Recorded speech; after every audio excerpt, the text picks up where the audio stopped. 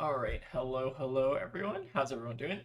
We're gonna be doing some draft today. I kind of wanted to spice up the stream a little bit just to kind of give away some of these drinking buddies that we got from LSS. So this will be a fun stream. Um, I know like a lot of people are kind of hesitant about Fab Draft, but I think this is actually like a really good format. So wanted to kind of play it a little bit on stream, and I feel like also it's like pretty constructive if like people in chat want to like give me tips and stuff like that. But yeah, let me go ahead and just grab a draft real quick. So we're gonna be waiting a lot this stream, but normally the drafts like fire off like pretty fast, so we might not have to wait for too long. But yeah, normally the drafting, I guess like kind of a common question is where do these like drafts like kind of occur? And most of the time it's on the Rantaways server, I think is the new name for it, but formerly the Runaways. So they have like a draft queue set up that you can like join their Discord and join as well. But yeah, we're gonna go ahead and get into the draft here in a second. But yeah, let me pull up the latest file because I think there was like an update last night. Let me grab this one. Yeah, but the way the stream is going to work for the giveaways is I think we have a Nightbot set up. So Tegan, do you want to try to explain that? Give me 1 second. Chewing food. Okay, fair enough. Tegan will explain it once they're done chewing their food. Now I feel pressure. Okay, your pressure. It should work where I have it set up so if you're active in chat, so like, you type in chat and stuff, and you're like watching for at least 10 minutes, it should enter you. Yeah. If this does not work because I don't know, it could just not work, then what we're gonna do is I'll have the chat up and I'll put the names into a list at a certain point and then do like a random picker. We're also going to, even if you don't go 0-1, we're gonna give away at least one, right? Yeah, I mean, I assume I'm gonna get at least 1-0, given my track record. If I was Paul Van Gjissel, I'd probably do for every 3-0, I'd give one away, but not quite there yet. Just got a pack 3 T-Kiss. How lucky am I? Nice. Pack 3 T-Kiss is pretty good. It works.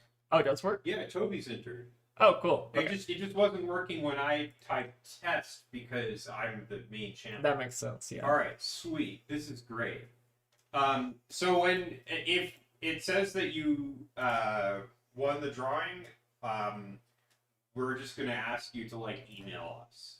Yeah, or you can email us at flashandbad@gmail.com, or you can message us on Discord. I think those are probably the two best ways. Discord's probably better. Yeah, Discord might be a little bit better. Message us with proof that it is indeed your YouTube account that won, and then we will get it to you. Yep. But yeah, I figured this would be at least a fun way to get maybe people a little bit excited about draft, because I'm also just a big draft fan. I feel like Fab Draft in particular is like kind of an acquired skill. But it is like a lot of fun when you kind of like know what to look for. I guess it is like a bit different from like Magic Draft in the sense that like Magic Draft has like a lot of like bombs and stuff where it's like feels like it's like less bad in Fab Draft, but there definitely are some bums. The one thing that's weird about Fab Draft is it feels like it's harder to like pivot. Yeah, that's the one downside is it feels like there's like not enough cards in the pack if you want to like switch at some point. It makes it very difficult to pivot, which means like your first couple picks are, I feel like, very important.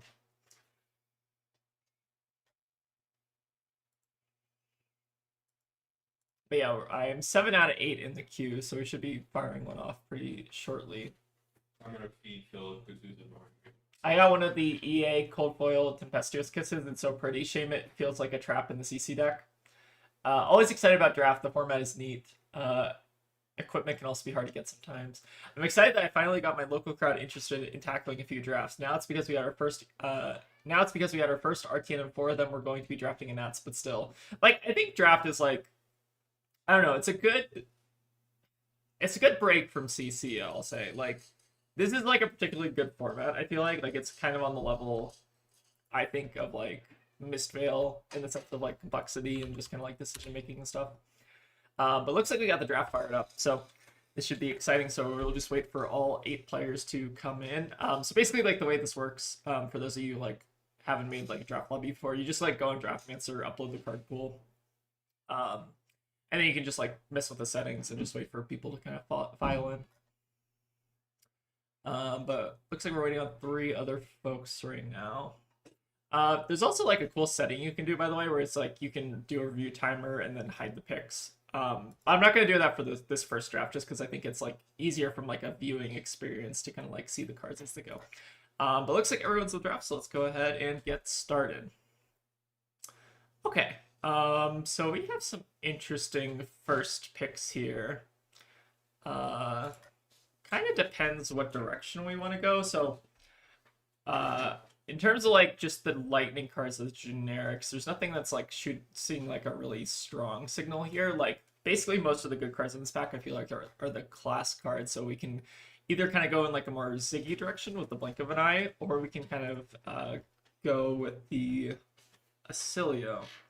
I think like the 2 probably highest quality cards in this pack are like Blink and Comet Collision. However, if we wanted to stay like open, we could take the Robes, but I feel like that's like kind of mid.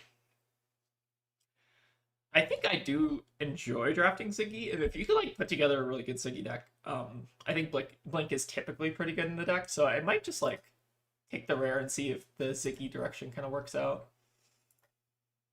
I've been drafting a lot of Acilio lately, so like that's kind of why I don't maybe want to take the Comet Collision. But we're also sending like a pretty strong Wizard pack to the right, so I think I'm gonna stick with the Blink of Eye and just kind of see how it works out. All right, we got some decent picks for pack 2. Probably best cards in the pack are like Stealth Flow Slide's really good, Singing Flow Stride also really good. Lightning Form, Visionary of Orbits also both fairly high quality. Kind of depends. Like Visionary of Orbits, I feel like just as a 3/7 has like a very nice base, and you can like put instants back on the bottom, which is fairly relevant, especially if you go to Fatigue. So I think it's between that and the Lightning Form, but I think Lightning Form is like a little bit better in like Aurora. It's definitely not bad in Ziggy though. You can like make Embodiment, go again, do some stuff. I don't know, chat. What do we think on this pick? I think I'm like kind of leaning towards the Visionary here. I think Elliptical Complex is pretty good, but that might wheel. Kind of want to just take like the highest quality card in the pack for now. And we also don't have to be like super attached to the Ziggy card, so let's go ahead and take it for now. And then in our next pack, let's take a look at what was taken here. So looks like potentially a Runeblade card was taken. I know you can sometimes only have like 1 Runeblade card in the pack. Not a huge fan of a Road Authority. Force Field's fine. Duality is like fine. Kind of leaning between the Sigil and the Starlight Road. Both fairly similar cards. I guess the Sigil Lightning has like a bit more synergy for Acilio in general. Starlight Road is also like fairly flexible.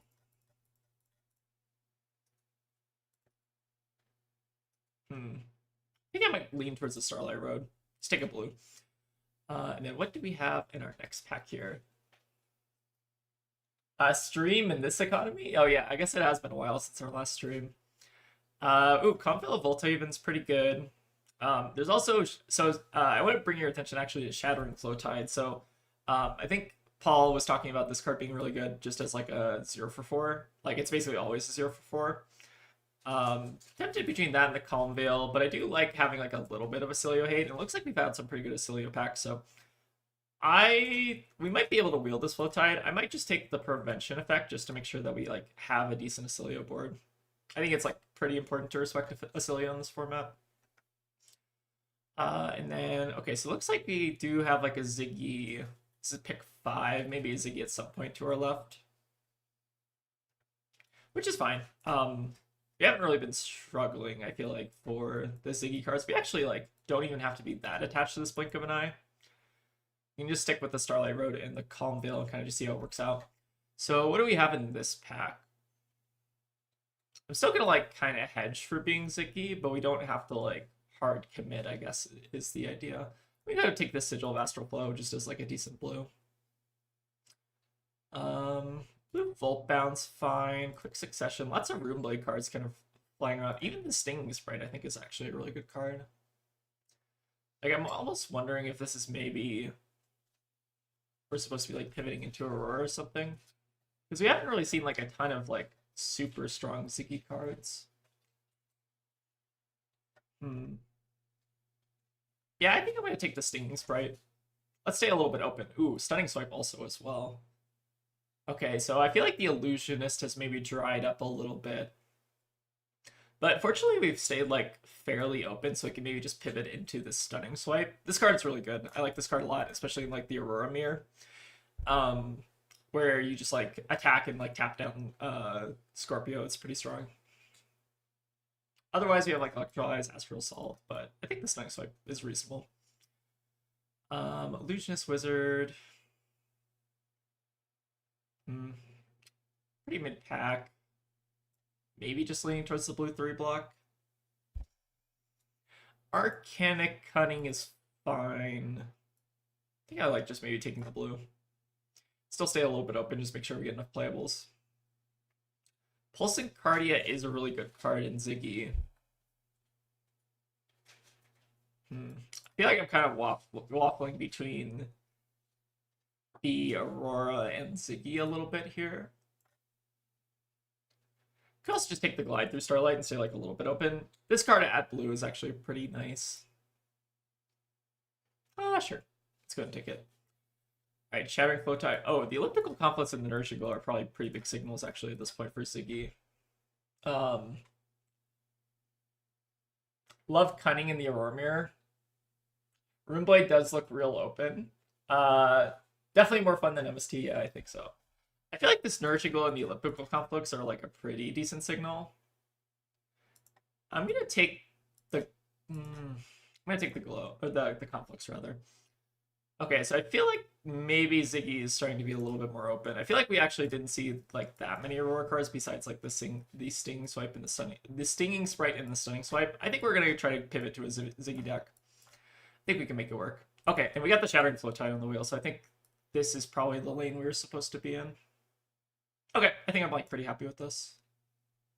Yellow Orc is like surprisingly playable. Okay, in a quick succession. Okay, I think we're Ziggy now.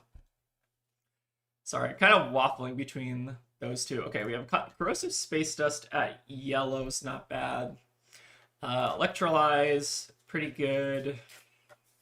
Duality at red is like actually surprisingly fine. And then there's like the Seeker's Hood. We do need some equipment, but I feel like Seeker's Hood is not like super high priority. Kind of leaning just towards taking the Space Dust just to get a bit more damage in the deck. It also just synergizes pretty nice with like the Blink of an Eye and stuff. Let's go ahead and take the Space Dust. It is yellow, like the red one's obviously a little bit better, but I think yellow is still pretty reasonable. Alright, we'll take the Dust. What do we have for our next pack here? Blue Duality is pretty good.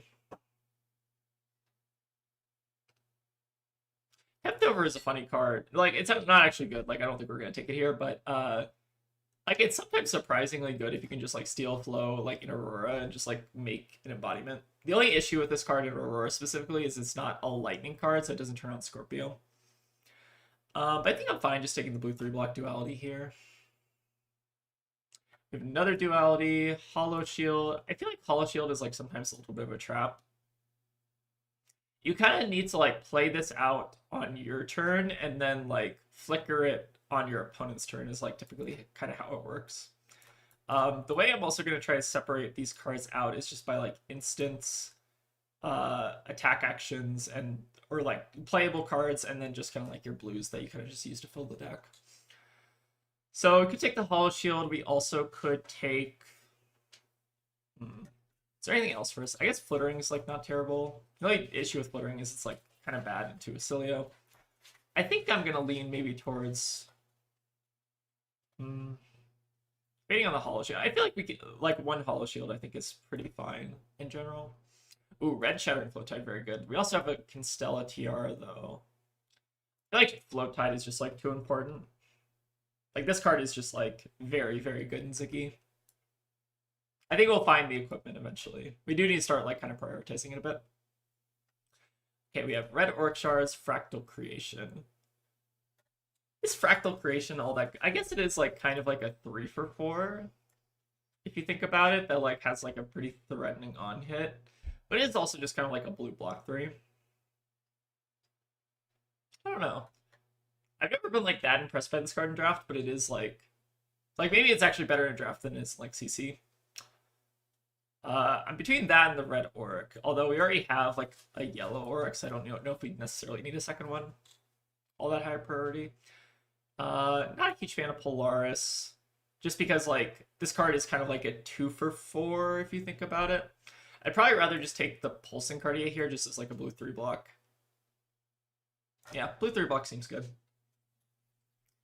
And then we have Stellar Glide Yellow is probably going to be the pick here. There's also this blue Astral Assault, which is like a 2 for 4-ish if you're like considering like sacking a flow to be like roughly 1 value. Probably like a little bit more than 1 value. So it's like fine. I think Stellar Glide is just like better in terms of like going wider though. Like Stellar Glide with like Shattering Flow Tide I think is like more so something I want to be doing. Alright, having Arc Stride is fine as like a blue. There's also this Nebula Duality is also just really sick. Do we want an Ominous Excavation for any reason? It's good with Dust, but I don't know if it's like good in our deck just yet. I think I'd rather just take the blue 3 block for now. Okay, this is our wheel pack. So we have Duality on the wheel, which is fine. Card, like, I feel like you mostly just use it for the instant mode, but like it's still really good at the instant mode. Then blue Auric, blue Stellar Glide. Electrolyze at blue is also like not terrible, but I feel like Ziggy wants to be like a little bit more defensive. So like having the no block in your deck is a little bit rough. Oh, hello, Dang. Hold on, I can't read that username. Hello, Dangil Ease. How are you doing? Hope I pronounced that correctly. I guess we can take Tempt over Rare Draft. Okay, blue Astral Assault Wheel, we can play that. Glide through Starlight's fine. Oh, blue Shattering Flow Tide, okay. So we got our blues pretty much locked down. We need to pick up some equipment, and then we also need to hopefully just find some goodies in this next pack. Okay, Figures of Fragmentation is pretty good here. There is a Tempestuous Kiss, which are passing, which feels pretty rough. But I guess we just hope we don't pair into the Aurora who grabs this. This card is very good. I'm like halfway tempted to hate draft that, but it's probably not correct. I think we just want to take the equipment here. Unfortunately, this is like Riftbreaker is also pretty nice in general. Like this card is actually pretty good. It's just like a 2 for 7. But I think what our deck needs is just like more on board action. So let's go ahead and take the fingers for this pack. All right, we now have a Tiara, which is fine. Tiara is like a little bit weird, but it is still like good prevention against Acilio. How much Acilio hate do we have at this point? We have the one Calm Veil, which is good. We do have a lot of flow generation, which can help into the Acilio matchup. Hollow Shield's not bad. You could use like a couple more cards to kind of help out the Acilio matchup, but I think I'll just go ahead and take the Tiara here. Another Fingers of Fragmentation, unfortunate. We do have a Calm Veil, which I think is good. There's also Fleeing Starbreeze, but that card often wheels.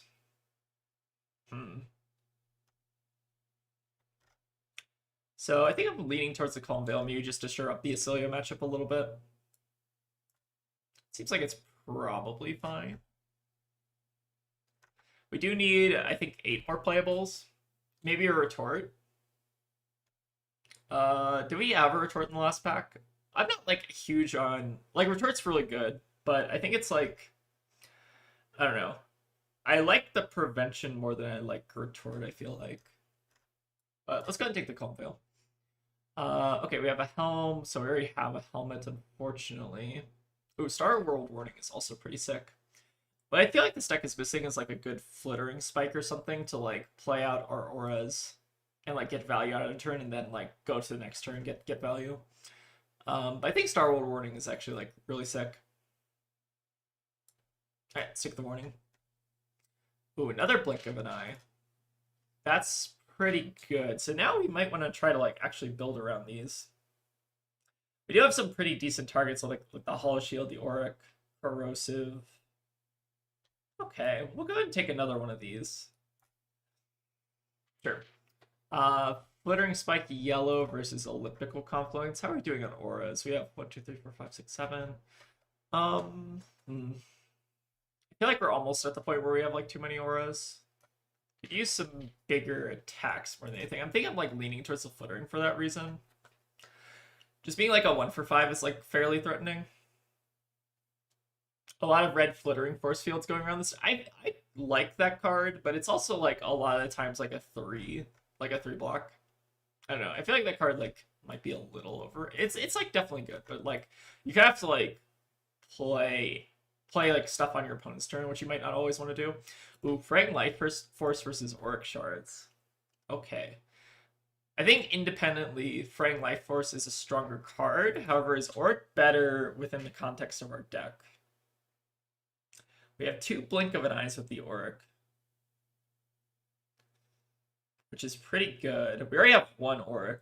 So the question is, do we need another, or do we want to just take like the consistently good card? I feel like Fraying is probably just consistently better than Auric. And like we already have that 1 effect, so I don't know if we're necessarily strained for another one. I think that seems fine. Ooh, Yellow Shattering Flowtide is great. Just 0 for 4 is always excellent. And then we have Sigil of Lightning, which I think is fine. How are we doing on blues? We're pretty good on blues. We have like 10 blues or something like that. Yeah, I think we could have definitely used like another piece of equipment this draft. I don't think this is terrible. Nebulous Cycle, fine. Yeah, I think the fraying makes a lot of sense. I feel like Auric is like one of those effects where you don't want like too many of them unless you have like the deck to kind of support it. Like what I'm looking for with like Auric is typically like the Pulsing Cardias, I think, are like the best with those. All right, kind of just leaning towards taking this Nebula Cycle. I don't know if I guess we do need like a couple more playables, so maybe it's fine. Beckoning Brilliant. Oh, Beckoning Brilliant's actually kind of nasty with their deck. We do have like a lot of 1 cost, right? Okay, card seems actually pretty good. And then Fleeing Starbreeze. I think this is one of those effects where you don't want to have like too many, just because like the no block on it's really rough. But I think as a 1-of, I think this card is like really, really good. Okay, Pulsicardia for the wheel. Yep. Okay, and then we got Auric, Hollow. We're probably not playing either of those. Okay, but I think this is like a pretty reasonable deck. We got enough playables, I think, into Aurora, and then we have these like 2 Calm Veils on the side for Acilio. I think if anything, maybe I was supposed to like not waffle too much in the beginning between Aurora and Ziggy, but I feel like we kind of like found the lane after a little bit. You kind of gotta like be careful about like committing too hard, especially in this draft format. I feel like it's a little bit rough. But yeah, I think we actually came up with like a pretty solid deck. So let's go ahead and export it, and then we'll get into the games. But yeah, place your bets in chat. What do we think that the win rate of this deck is? Are you all going to be getting some drinking buddies, I guess is the big question. Okay, what are we going to cut here? So, forget what we had in our sideboard. Okay, Tempt Over is sideboard. Auric Shards, blue is sideboard. Damn, I am so bad at draft. Draft is like a hard skill to master. Like, I don't even think I'm particularly good at draft. I think I'm like okay. I'm not like the best draft player in the world. I also like don't have like a ton of practice specifically into this draft format. Like I got like maybe like 20 games under my belt or something like that. But it's like a hard thing to kind of like master, right? Takes a lot of like learning and patience. What were we cutting? Hold on. Okay, the Calm Veils are inventory, and then we have like 1 more cut. We can maybe trim. How many blues do we have? We have a lot of blues. Maybe trim on like this blue Astral Assault, although the card's like not terrible. I need to spread the content creator of. Oh, thank you, Rose. You never have to do that. But we definitely appreciate it. Rose is the goat. Goddamn. Yeah, I know. Rose is awesome. Okay, let's go ahead, and I think I'm debating between like these 2.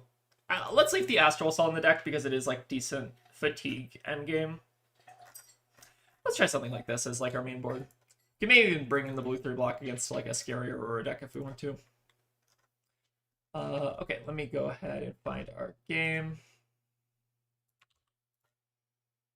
Okay, playing against Aurora. I think I typically like going second, because you can kind of like play out auras at the end of the turn and like kind of force them into some awkward scenarios. Give them a good luck, have fun. Okay. So now the question is like, do we want the blue 3 block into Aurora over the, where is that card? The oh, Astral Assault blue. I think this is like reasonable just to make sure we're not like dying too hard. Seems fine. I don't think we need the Calm Veils. More is Soliotech than anything. Let's go ahead and just run it like this.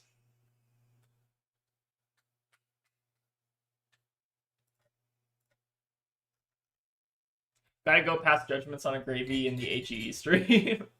Fair enough. Okay. Looks like they're gonna just filter turn 1. Kind of unfortunate, but we don't really have like the punish for this. I think I'm actually considering just like discarding this glide just to like filter into like a better card. It's like a bit awkward, but I want to just get like, I'm basically like trimming a card on my deck just to get like one card filtering deeper, because I want to like try to capitalize on the tempo here if we can. Okay, so what are we doing here? We can go like Shattering Flow Tide into Elliptical Confluence, or Elliptical Conflux rather. Could also just send the Visionary of Orbits and then like play out the Conflux end of turn. I think both are reasonable. We could go Flow Tide, send.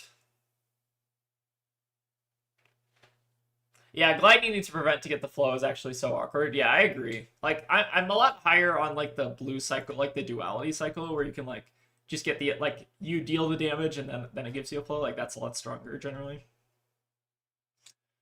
I think I'm just gonna try. It's still really awkward here though. Maybe we're just gonna like Arsenal the Visionary. I don't like the idea of getting like the flow generation online here and then just like playing out the complex though. Because now we can like flicker on their turn and maybe just send like 2-card 8 on our opponent's turn. Do something like this, I think. I don't think we want to flicker here just because we're not going to be able to get the Aphrodite unless we like pitch this.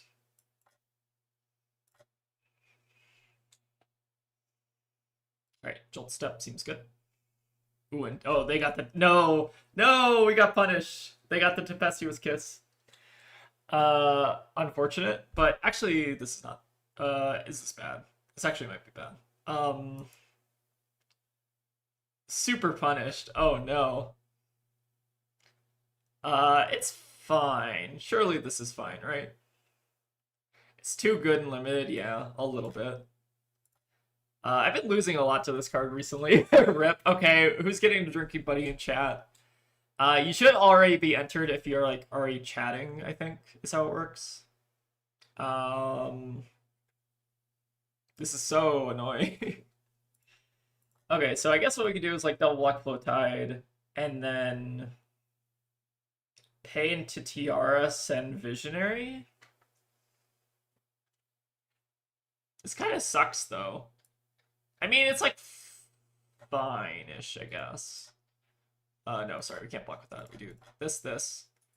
Pay into the Tiara. And then let the Conflux die. I guess we don't get to use the Go again as the awkward part. Oh, I missed the draft. Next time they should just move all the M's to expansion and remove them from the drafts. Yeah, this card's pretty good. I don't know. This card is scary. Imagine I get hit by the second Tempestuous Kiss. Interesting. What do the Snap Fingers do here? So it would eat our flow, basically? Huh. What if we just, like, played out the Sigil of Astral Flow or just, like, Ziggy Aphrodite? Maybe that's, like, the best play we can do here and just, like, clear out the hand. So I don't actually, like, want to give them the flow. I think we do, like, something like this, I guess. And then taking 3 damage from this plus another 1 here. So I take 3 damage total, or I take 4 damage total, versus if I pay the flow block, I'm still taking 3 damage. So I guess I think this is better, right? It's better in terms of deck, I think, right? And then I guess we just get to like set up the embodiment next turn. Oh, if anything, what I should have done is actually thought about the snap fingers and then actually use the head on the Scorpio. I think that was the play.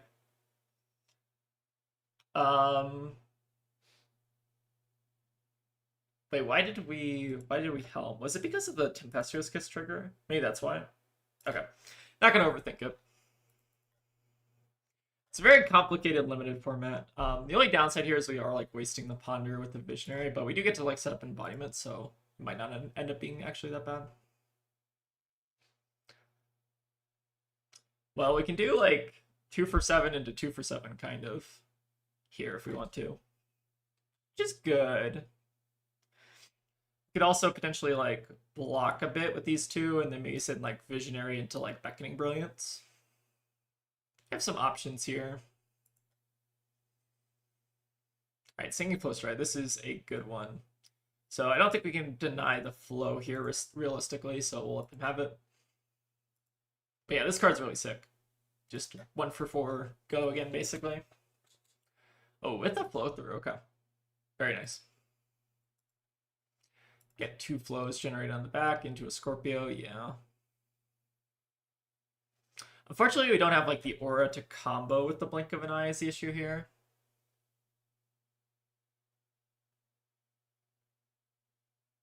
Only being -2 health with them on full tempo isn't the worst off in this for the strongest card in the format. That is true. Card is pretty good.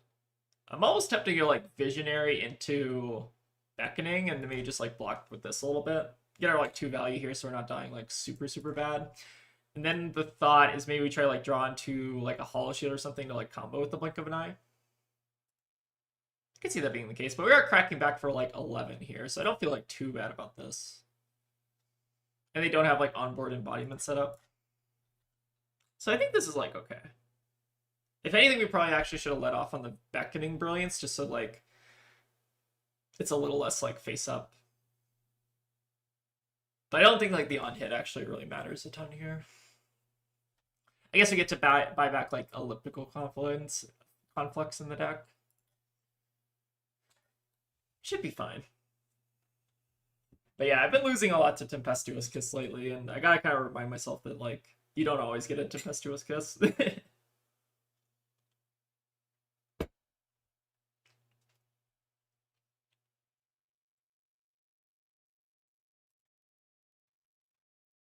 All right. Smacking in. Okay, we've evened out the life totals a little bit here.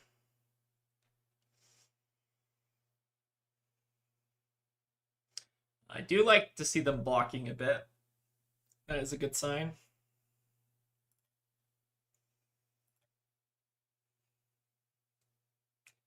It does seem more often than the other Majestics. I don't know if that's like just the draft file though. Could be. The draft file is not always like an indicator of like real life, I guess. Okay, so I think the play here is going to be block with these two dualities, and then like do blink of an eye, hold up the hollow shield. The only downside with this is that this is actually like a clean block. We do give them a flow, which is like a little unfortunate, but not the end of the world here. Let's go ahead and just block 6, get our little points of value. They're going to attack him with Scorpio, but so be it. Sure. Having the equipment to like block out Scorpio, I feel like is also really important in this format. I feel like equipment is just like maybe at a very big premium for that reason. All right, we got the blink combo, so we can maybe set up our hollow shield. The only downside is a lot of their stuff like will do arcane damage, so the hollow shield gets like a little bit less good for that reason. It's still like fine though. If you can find like some prevention effect, you can normally get the value out of it. If you can prevent one type of ad or commercial, what are you targeting?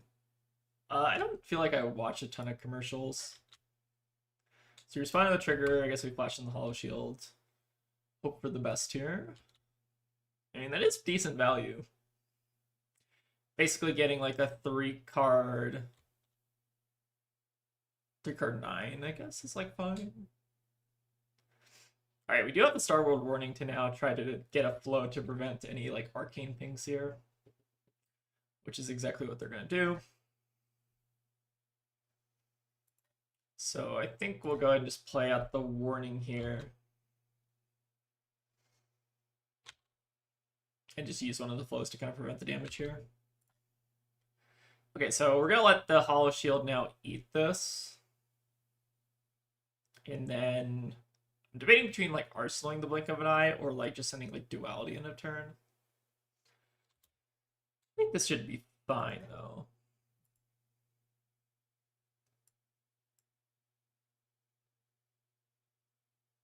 We could also just send this as like 2-card 5-ish. It's not super impressive. Ozempic ads are getting on my nerves. Being killed on my own turn because of lack of equipment has happened to me more often than I admit, lol. Yeah, equipment is pretty good in this format. Equipment is pretty good in, I feel like, most formats, actually. I think I might just Duality them here end of turn and just, like, Arsenal Blink. Try to take, like, a little bit of a setup turn. Like, I think the ideal thing is we draw, like, our Space Dust or something. And they draw, like... Oh, whoops. Arsenal that. Pay no attention to the Blink of an Eye that I attempted to play with no mana. Alright. Duality. I've been taking it, taking equipment very early in the draft since the generic support is so good. Yeah, I feel like equipment is definitely, like, really important.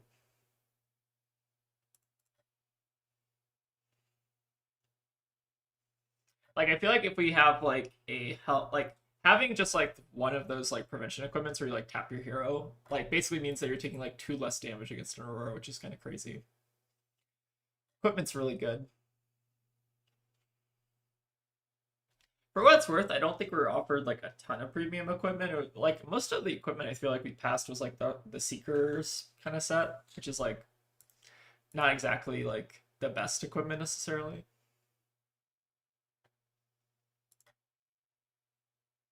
This would be a really good hand if we were at like a little bit of higher life here. I kind of want to make sure I'm just like not dying here. Not dying seems really good. I feel like these Blink of an Eyes are maybe like a little bit worse than I kind of like initially estimated them to be, because they're like, you have to like keep an extra card for them, which is awkward. Like, seeing the one early, I think, was good because we could try to like get the support for it, but you need like a lot of support, I feel like, to actually like make Blink's effect kind of threatening, if that makes sense. Let's go and block with the Arc Stride here. I just don't want them to like lightning press this and just like blow us out.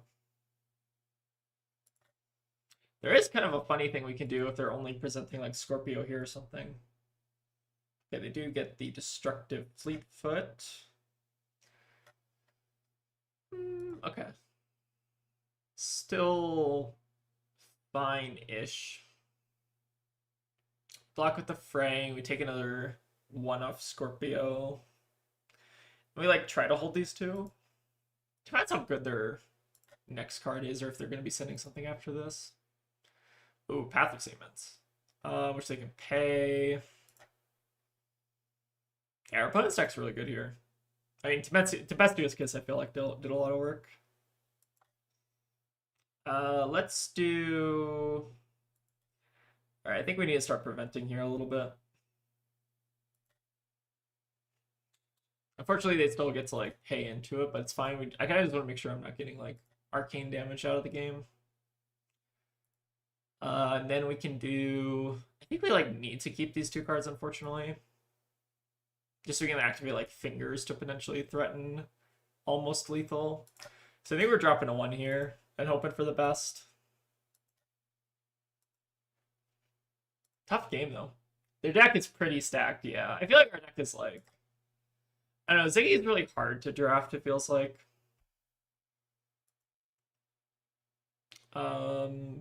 These two. I guess we hold open this... I guess it doesn't matter because we're most likely going to be pitching anyways, but let's go to the Blink of an Eye, I guess, first. We will force a card here, which is relevant. If I can put them to, like, 2...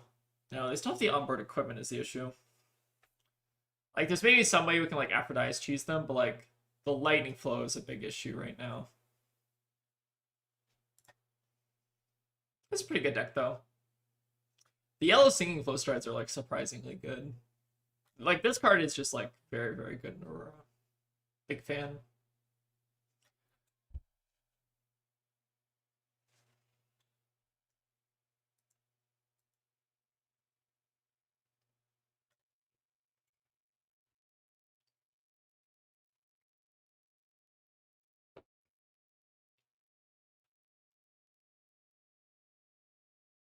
Oh, wow, they're going to give us 2 equipment here. Okay.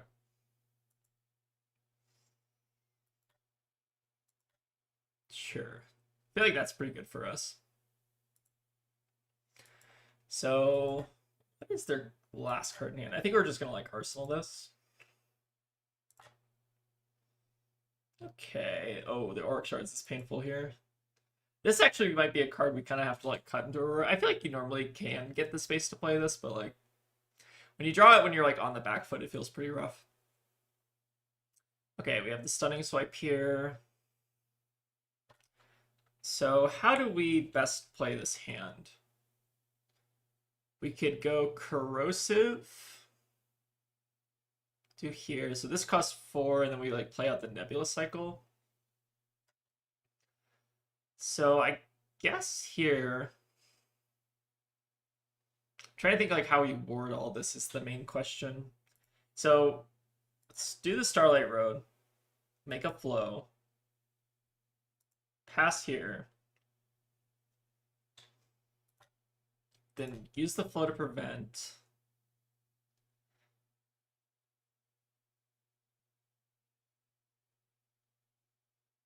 The problem is we're always going to have to, like, prevent the Scorpio here, which is the unfortunate part. But I think this still kind of works out. So we play out the Nebulous. I'm actually not very keen on this card. Not my favorite. Alright, now we got the Comet Tail to follow up. So I guess we just, like, have to play out the Space Dust and Flicker. Which I guess does get them a little bit closer to being dead, but we still have to, like, use the Space Dust to eat the damage. Drinking buddies, I know. Alright, who in chat wants a drinking buddy? Very likely here, given the Tempestuous Kiss. Alright, looks like they're going to prevent. Seems good. Alright, Aphrodite.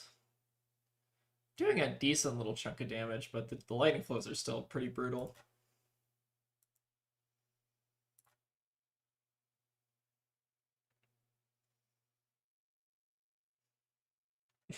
Let's drink. See, this is the good theme for the stream because you know, like, the sadder we get, the more we drink, right? So losing induces sadness, that kind of thing. That is dark, yeah. Okay, they just killed us with the Wolfbound Duality. Typical. Okay, yeah, let's go ahead and see who entered for... Alright, Tegan's gonna do it in a second. Drinking buddies for everyone. Okay, that's not the stipulation. GG's though. That was a pretty good one. I think without the Tempestuous Kiss we can maybe get there. I feel like our deck definitely, like, had some issues though. Like, I feel like Blink is maybe not as strong of, like, a Ziggy single as you would initially think, you know what I mean?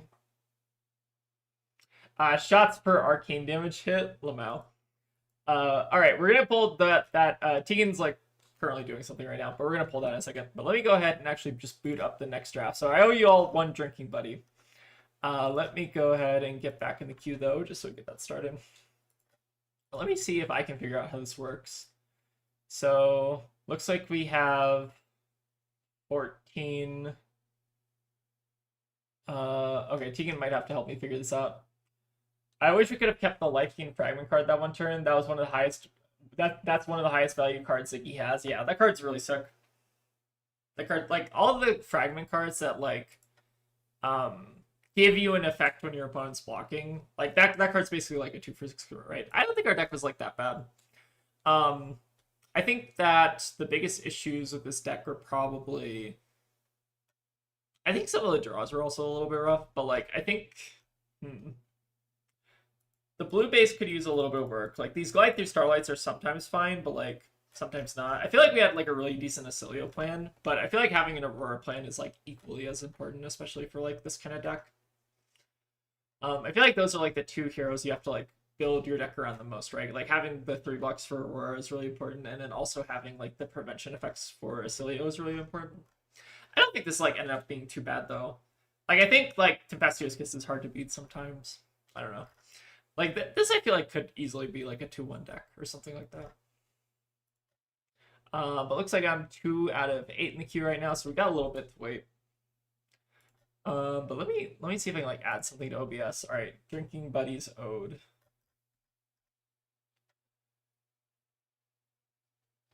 Hollow Shield is a bit deceiving. I feel, yeah, I don't really like this card as like more than a one of. I feel like it's sometimes really good. It's like this card is at its best when you can do something like Flittering Spike, right?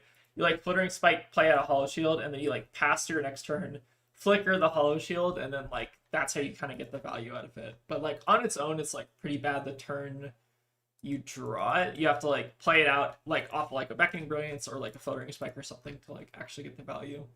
It's kind of like a hard card to like make use of. It's pretty good with like Blink of an Eye though. Like you blink off the Hollow Shield, you turn it into like a 2-card 9. I guess it's like not even that good.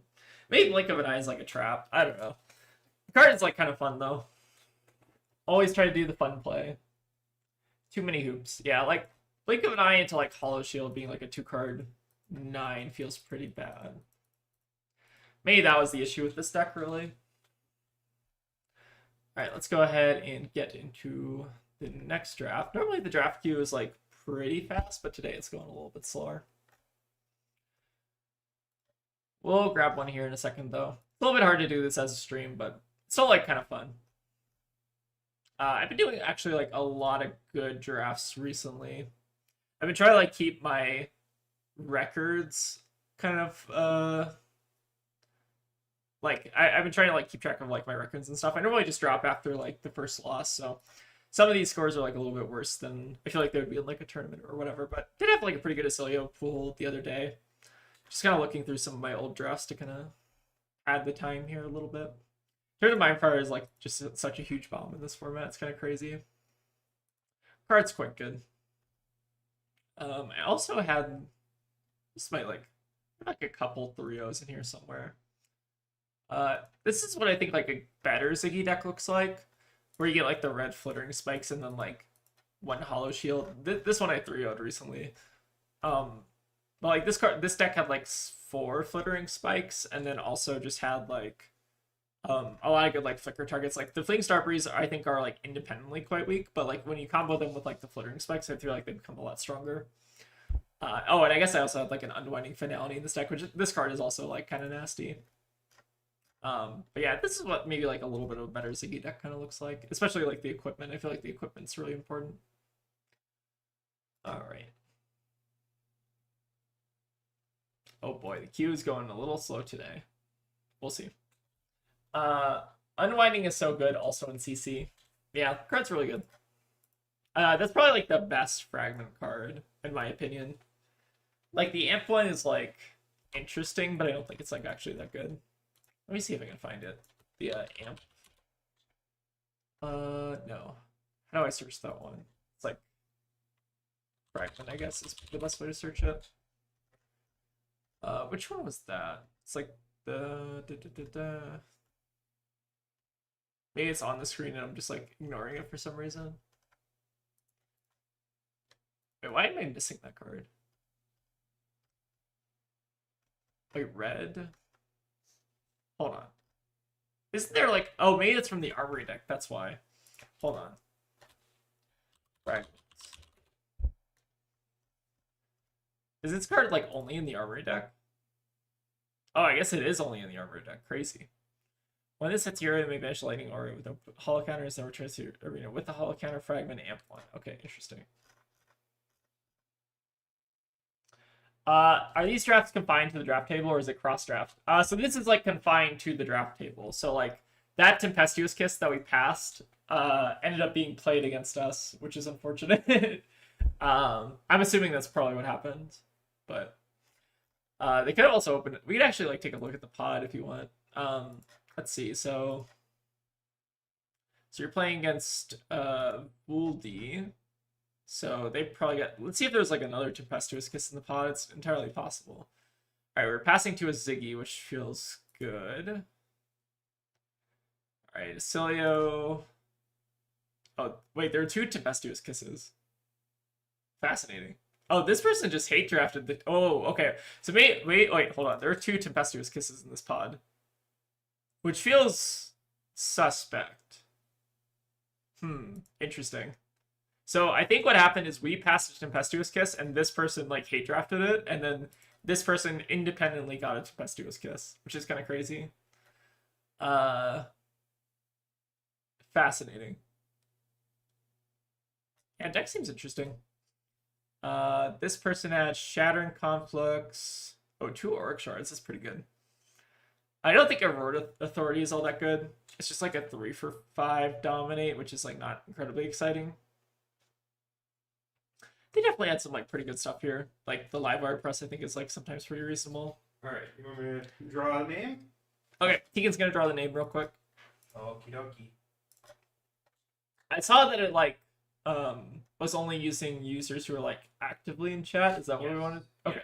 You gotta keep participating. Okay, cool. We're going to pull the drinking buddy now. Choose winner. Milk bread. Milk bread. So yeah. Message us on Discord. Send Aurora or I a DM on Discord with proof that that is your YouTube account, and we will get contact info and send you out a drinking buddy. Cool. All right, but yeah, we'll go into the next draft here in a bit. All right, we got 4 out of 8 in the queue, so it's okay. 5 out of 8 in the queue. We're starting to pick up some steam here. I'm also gonna write your name down. Yeah. But congrats on the drinking buddy. Trying to look and see like what other decks were pretty good. Ooh, double Stellar Glide's pretty good. We turned a double turn to Mindfire. Oh my god. We were maybe the Ziggy seat was like I feel like the Ziggy rares and majestics are like not quite as good as just like the Acilio and the Aurora Majestics. Oh, and if you're not on Discord, just email us at fleshandbad@gmail.com. We also have email if you want to use that. I think it's like on our YouTube page as well. But we need proof that it's actually you. So yeah, make sure you have proof. All right, 5 out of 8 in the queue. We'll fire up here in a couple seconds, but like this is kind of like an interesting thing to maybe talk about. Like Turn to Mindfire is like if you're looking at Ziggy from like a rare drafting perspective, like a lot of their rares are just like not as good as like other class rares. Like Double Turn to Mindfire is like kind of nasty. Like Aether Sling's nasty. I don't know, it's very hard to draft like a good Ziggy deck, I feel like. I feel like we're close, but maybe like these Blink of an Eyes had to be like Fraying Life Force or something like that to like really get that over the edge. I feel like the kind of benefit of Ziggy is that you're trying to kind of prey on the Acilios, which often do quite well. I feel like Ziggy's Acilio matchup is typically pretty good, but your Aurora matchup I feel like can sometimes be a bit of a struggle. Yeah, it's pretty good decks around the table. All right, should be firing up here in a second.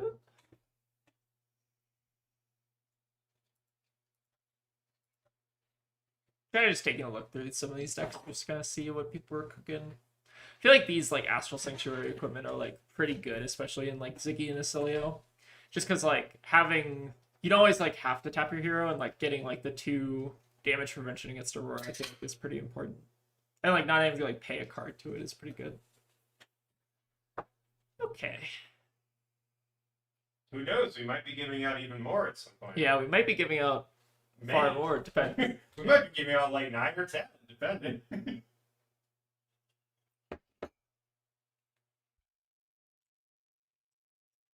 Yeah, we're probably gonna stream for like a couple hours at least. So buckle in.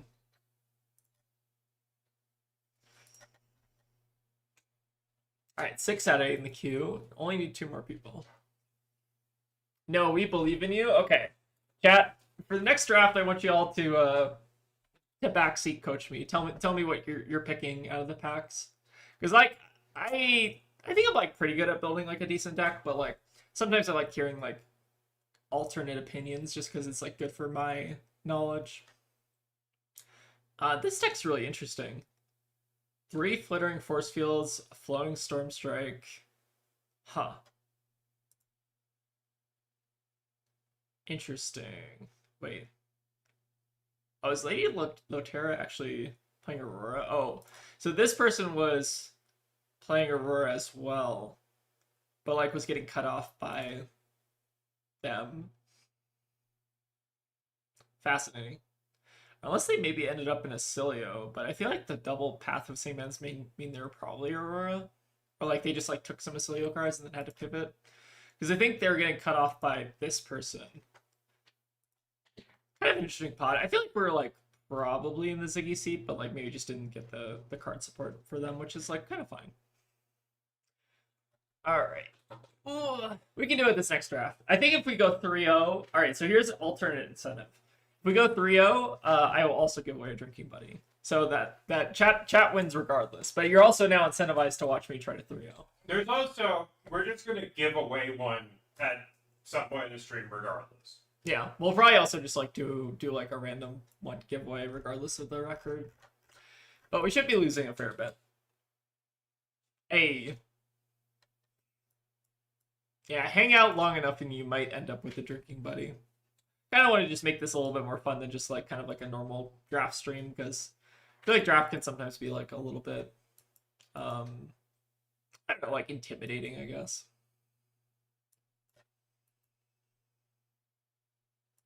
All right, we got your email, Milk Bread. Cool. So we'll send that out pretty soon. Yeah, we'll respond in a little bit. Also, you got to make sure you post in chat, because it's not going to pull it from people who are just lurking. Yeah. You gotta put a comment in chat like around the time that we start the giveaway, I think. Omen's draft has been amazing IMO. They really cooked with limited this set. Yeah, I think they definitely did. Like, it's one of the best, or like I guess it's the only limited set since High Seas, but I still think it's like just really good. Like, it's basically like I think it might even be better than High Seas. Like, I'm having more fun with this limited set than High Seas, I feel like. Just because the High Seas, I feel like, got really grindy towards the end, and this feels like it's a little bit more faster, but also has like a little bit of that grind to it. Yeah, limited feels really good. The macro is very nice. I feel like the macro is also like a lot more intuitive than Treasure Island. Like Treasure Island, I feel like was kind of a nightmare to keep track of sometimes. I don't know. I think I'm like more of a fan of like Omens of Arcana than Treasure Island, if I'm being honest. How come? I think just like the dice on top of it, it's kind of awkward. I like the mini game of Treasure Island, but I think Omens is neat just because it's like it's not as complicated. I think Lady Lotera is actually going 2-0 right now, so shout out to them. I think they're in our Discord, right? That's pretty cool. I think their deck seems like really good. Like it seems like they may like pivoted into Aurora at some point and like got like a decent smattering of cards to kind of support that. Double Spellbane Sigil is fascinating. Yeah, like their deck seems solid. Pretty cool.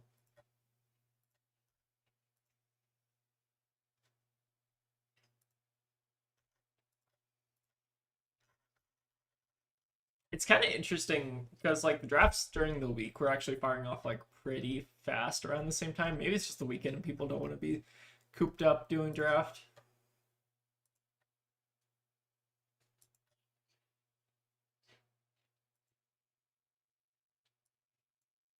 Ooh, Rob's been cooking some interesting Acilia decks as well.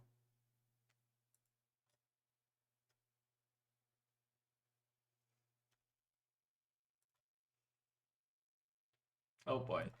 Cue time. Most likely people are watching the AG or drafting a paper now that it's weekend. That's true. Yeah, paper draft is also pretty good. I don't have anything better, or I don't even know if there are any like paper drafts necessarily being like organized around us. I'm sure there probably are, but I don't know if I'm invited. I feel like it's a lot easier generally to like get Kalashar drafts firing, but I don't know.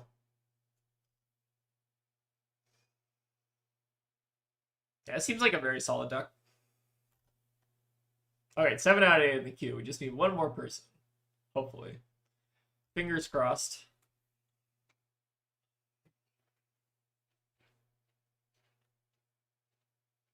Should be loading up here in a sec.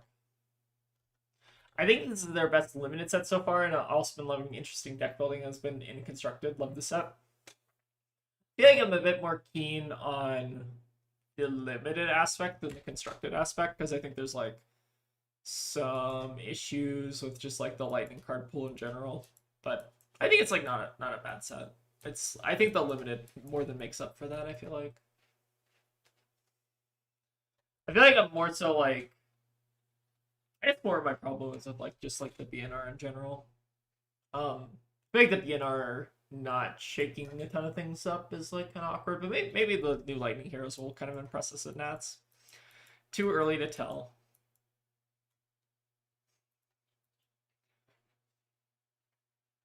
All right, I think for this next draft, I'm gonna try to prioritize like equipment a little bit heavier, just because like having good equipment, I feel like is really important. On an unrelated note, for Alexi last night at Sage, and I wish they had made her a Lightning Ranger for the set instead of Acilia. I think a lot of people were expecting like some kind of Lightning Ranger. I know she's like on a lot of the cards, which is pretty surprising. But I feel like people were like waiting for new Lexi more than they were waiting for like new Acilio, if that makes sense.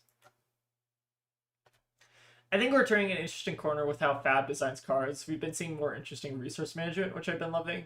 Yeah, the flow generation is I think really cool. It's like gold management kind of, but like a little bit trickier to kind of like get off. I do like lightning flow as a mechanic. I think it's pretty interesting. All right, we got the draft all fired up here, so let me go ahead and make the lobby here. Oh, we're playing with Scott Howling Mines. Cool. So we should be loading up here in a second.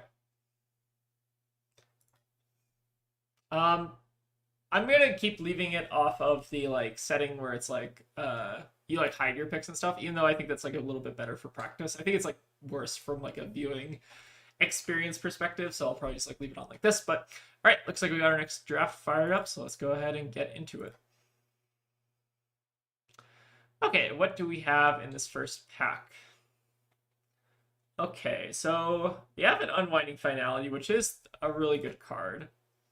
But we did just play Ziggy and go a 1-drop. So the question is, do we want to commit again? So what other cards do we have in this pack that are good? I feel like this pack in general is like pretty mid. Like the best cards in this pack are probably Stellar Flowside, Unwinding Finality is the rare. Voltbound Duality, I think a blue is like pretty reasonable. Like, but not like a pack one, pick one kind of card. And I feel like Glide Through Starlight is like also fine, but also not pack one, pick one. Finality is mid and limited. I think I take Flowside or Glide Through Starlight. Glide Through Starlight, I like the card, it's fine, but I feel like the power level is just like weird. The only issue with like taking Flowside is like we're cutting out the wizard signal to our right. This is just kind of like a mid pack. We could spec on the Flowside. I think like Flowside is reasonable, and like you can often get like 3 Acilios in a pod and still come out with a pretty decent deck. Let's take the Flowslide, I think. A little bit of a tough choice. Oh, we would have gotten the Fraying Life Force to follow up, which is unfortunate. But all right, what was taken out of this pack? Looks like just a lightning, or no, is there a rare taken out of this pack? Sorry, lightning, illusionist, Blade. I think it was the rare, right? There's Fraying Life Force, but then we can also, like, all these Acilio cards are pretty bad. Celtic Fraying Life Force is just like the independently strongest card. I think I like that. No great Acilio cards in this pack. I could also take Sigil Lightning and stay open, but like Fraying Life Force is like an independently very strong card. Yeah, I think I try to follow like I don't know if y'all know like Kenji from like Magic, but I typically try to like follow his philosophy of just taking the best card in the pack. I think I kind of seeing like where it ends up. So let's go and take the best card in the pack there. Ooh, okay, we have Lace Lightning. Very premium piece of equipment in basically all of the heroes. So I really like Lace Lightning. Yeah, I stay open but won't sacrifice power. I think that's like a reasonable way to look at it. We are passing some really good Ziggy cards here, but I really do like Lace Lightning just as a card. Red Jolt Step is very good, but now we're kind of like different. I think I want to be between Acilio and Ziggy maybe here. Wait, are the packs seeded to have at least 1 to 2 cards for each hero? Yeah, that's typically how it works. Like, I think the way it works is like you're at minimum guaranteed to have 1 card from each hero, and then you can have up to 3 cards from each other hero. But yeah, I think I like the Laced Lightning here just as a good boot slot. Very good. Okay, we have Leech Renown is pretty good. So let's look at our signals here. So looks like Runeblade. There might have been a Runeblade card, or actually, it looks like Acilio's maybe getting cut off because we only have 1 wizard card in this pack, which you can sometimes have it, but like it looks like Leech Renown I feel like is a fairly high pickup for Aurora, just as like a 1 for functionally 4. Which is an interesting signal. I think you take Quick Succession. We've seen a lot of Aurora cards pass so far. That's also true. But Mind Meld is like also fairly like ignore the text on Mind Meld, but like Mind Meld as just like a 1 for 5 is also like really solid. I think I prefer Renown though a bit. All right, let's take the best card in the pack and then let's try to commit next pack. I think. All right, Pulsing Cardia is not bad. Blink Starbreeze fine. This Red Voltbound, it feels like the Runeblade is maybe a bit open. I feel like we're maybe pivoting back into Aurora. Like, we're kind of like staying a bit open here, but that's like kind of fine for the first couple picks. Succession is a glue piece, even for now is good. I take the Red Voltbound. Yeah, I think I like the Voltbound here. Just a very flexible card. I think Stinging Sprite's like also reasonable even at yellow, just because you get like a 2-block, deal 1 damage. But let's take the Voltbound. Just take our 0 for 4s. All right, let's try to commit to Aurora now. Ooh, okay. Yellow Path of Sigmund's I think is really reasonable.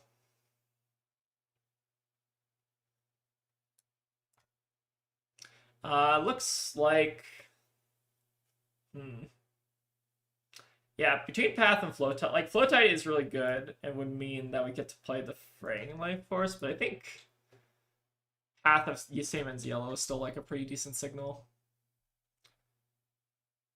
All right, Sigil Lightning, I think is going to be the pick here. These Stunning Swipes I think are also reasonable. But yeah, let's take the Sigil Lightning. Then we have Duality versus Blue Path. I like Blue Path of Sigmund's even as a blue, just because you can sometimes do like this as like a 0 for, or like 0 for 2 into like Scorpio or whatever. Yeah, I like the path here. Mercurial is fine, but not amazing. We could just take a blue 3-block, or we could take a Stellar Glide. Stellar Glide yellow is like a little bit less premium, and I feel like you do get a little bit starved for flows in Aurora. So I'm between like the blue 3-block and the Stellar Glide, I think, at this point. Yeah, I think Mercurial is also reasonable. I think let's take the Mercurial just for Gogan. I think that's fine. Jolt Step is probably better than second Sigil. Sigil is pretty good, though. You don't like too many blue no blocks, though. And like Jolt Step does have like the nice floor of being a 3-block. Or Jolt Step or Blue Heaven. I think I like the Jolt Step here. Yellow Singing Flow Stride I think is still really good. This is basically just a 1 for 4. Okay, looks like someone might have disconnected. There's also Yellow Stunning Swipe, which also has like a fairly decent stat line. You think Jolt Step Yellow is eh? It is like fairly eh, but it's like sometimes you just need like the flow generation. I think I'm a little bit more inclined to take the Singing Flow Stride. Yeah, we wield the Quick Succession. That's really huge for us. Oh, and the Singing's right. Okay. Got a lot of yellows, but we can kind of make this work. We just need to pick up the good reds and the blues. Yeah, wheeling the yellow Quick Succession I think is huge there. Alright, so we are firmly locked into Aurora now. What do we have in this next pack? So we have 3 unplayables in the board, so we currently have 10 playables. So we could be a little bit more frugal with what we pick here. I do like Red Stunning Swipe a lot, just as like a 0 for 4. That also is really good into the Aurora Mirror. Yeah, I think this is looking pretty solid so far. We have the Seeker's Hood as well, which I think is good, but like Seeker's equipment is nice when you pair it with the Lace Lightning, but I don't think it's like pack one, pick one. I think we more so just want to take the swipe and just kind of like keep forcing. We need the reds more than we need the equipment, I think. You actually like the Seekers here? I think we need more playables, is my only issue. Equip is hard to come by. I think we can get another Seeker's piece of equipment. I'm not too stressed about that. Oh, another Lace Light. Oh, Red Path of Seamans. Fantastic. Flowchart, I think... I want to talk about this card. Flowchart, I think, is really good in Ziggy and Cilio, but a little bit less good in Aurora. But yeah, I really like Path of Seamans, I think, here. Yeah, Red Path is getting slammed in the deck. I think it's definitely better than the Jolt Step. Okay, we got Destructive is a decent red, just as like a 0 for 4 with like 0 for 5 upside. I think that's reasonable. How much Cilio hate do we have right now? None, basically, so we could consider the Retort. I think it's between Retort here and the Destructive, but Retort might wheel. I'm tempted to take the Retort. The only issue is like I do want to make sure we get enough red, like good reds. Yeah, I think let's take the Fleetfoot here. I'm gonna hope to wheel a Retort or just pick one up some point down the line. Oh, okay, we get a Path of Seamans. Fantastic. Okay, I think we're firmly in the. I think we eventually kind of found our seat there after kind of waffling a bit in the beginning. Astral Assault, not bad either. I think Path is just a little bit too good though. Yeah, another Path is great. We got a Yellow Path now. I mean, Yellow Path is still a 0 for 3 go again. Never sad to see a Yellow Path. All right, let's go ahead and snag that up. Then we got a Red Voltbound, and not much else. I guess we could take the Spellbane Sigil. Do need like a little bit of a Cilio hate, but Flow Generation is also a Cilio hate if you think about it. So I think I'm leaning towards Duality. Yeah, I think Duality makes sense. Blue. Oh, we got Snap Fingers. Okay, that's a very premium piece of equipment. I would definitely play another blue path, and we especially do need a couple more blues to kind of round out the deck here. But Snap Fingers, I think, is great. Storm Shatter can help close out games as well. Isn't that the one that I think you're thinking of the other one. The Storm Shard is the one that does damage, right? Storm Shatter is like the functional D-React kind of. But yeah, Snap Fingers I think is great. Oh my god. All right, Path of Seamans on the wheel is crazy to me. Okay, we're definitely in the Aurora seat, I feel like. Then what do we have? So we're currently at 6 Path of Seamans, which is fantastic. Jolt Step I think is reasonable. Singing Flow Stride I think is reasonable. How much flow generation do we have at this point? I'm kind of debating whether or not the Jolt Step or the Flow Stride is better. Yeah, I think the Jolt Step is maybe just like a little bit better statted. Just because like having the flexibility of not having to like give a card go again is sometimes kind of nice. Yeah, I think we're kind of missing like a little bit of like go again enablers for the other one. Okay, Brush Off is decent. We can even like main deck this card if we want to. What we do need in this deck is a couple more blues, but we can hopefully pick them up down the line. Flittering. Did we even end up playing Flittering? I'm awfully tempted to just take another Stunning Swipe. Let's take the Flittering, I guess. Is Cutting a good card? I feel like a lot of people end up passing on the card. The equipment is by far the best thing to pick up early. Take another Stunning Swipe, and then blue Calmville. We might just honestly play this as a blue. Alright, and the Storm Shatter will probably get the cut. Okay. Oh, Tempestuous Kiss. Okay. I guess we'll take that card, and then we need to take every blue we see, basically, at this point. Yeah, we're really low on blues, but I think we could pick up some here. Alright, we're taking the Tempestuous Kiss and hoping for the best. Maybe that's the Aurora strat, is you just always draft Tempestuous Kiss and then you're cooking. Very nasty. I mean, the yellows do kind of help with the blue situation right now, but we definitely need some higher quality blues, I think. Yeah, I think we're looking for like one Seeker's equipment and then basically all blues from this point. All decent blues. Like our red card quality, I think, is pretty insane at this point. There was a blue Voltbound duality in the pack, but I think Tempestuous is just a little bit too good here. I think we're in a good seat, though. Or it felt like the last pack was definitely flowing. And, like, the nice part about needing blues is, like, we don't have to worry about getting cut off if there's, like, an Aurora to our left. Which is kind of nice. Like, we have enough red playables, I think. Think you piloted this draft really well. Holy bonkers, Batman. This deck looks insane. We need more blues, though, right? We definitely need more blues, for sure. Which we have a blue Jolt Step here. There's also these robes, but we just really need to pick every blue we see, I think, at this point. No Drinking Buddy this time. I hope so. We need to, like, get the blues to actually, like... Well, if it's a 3-0, you'll get a... Someone. Oh, yeah. If it's a 3-0, you also get a Drinking Buddy, by the way. So you can't lose. Oh my god, another... Can we pass this card? Oh, Chad, am I allowed to take double Tempestuous Kiss? Is it too good? Like... Okay, we can pretend this is a blue. I think we pass Kiss, keep it. Oh god, I don't think you can pass this card. Can you? Oh, the humanity. Oh, the humanity. All right, we're taking another Tempestuous. I don't care. Okay, we're punting. That's fine. All right, we're taking Browbeat as blue. I'm putting every blue I see in my deck. Blue Destructive Fleetfoot.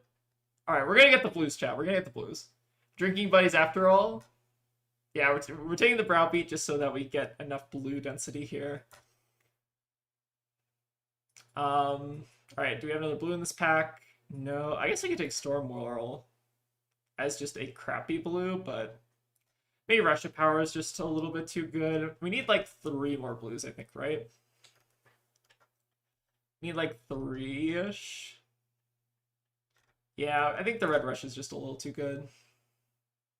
Alright, Conflicting Thoughts. We'll get in the deck. Passing a yellow Succession is rough, but we just need the blues. We have Brush Off for Acilio. What would be really nice is like a blue... trying to think. Like a blue... What is that card called? The Thunderous Retort or something like that? That'd be pretty nice. Okay, we have... Pack 3. You need more blues, dog. We found the blues. We found the blues. It's fine. Okay. Astral Flow or Stunning Swipe? How's our flow generation doing? I don't feel like we need all that much, though. With how many Path of Samens we have?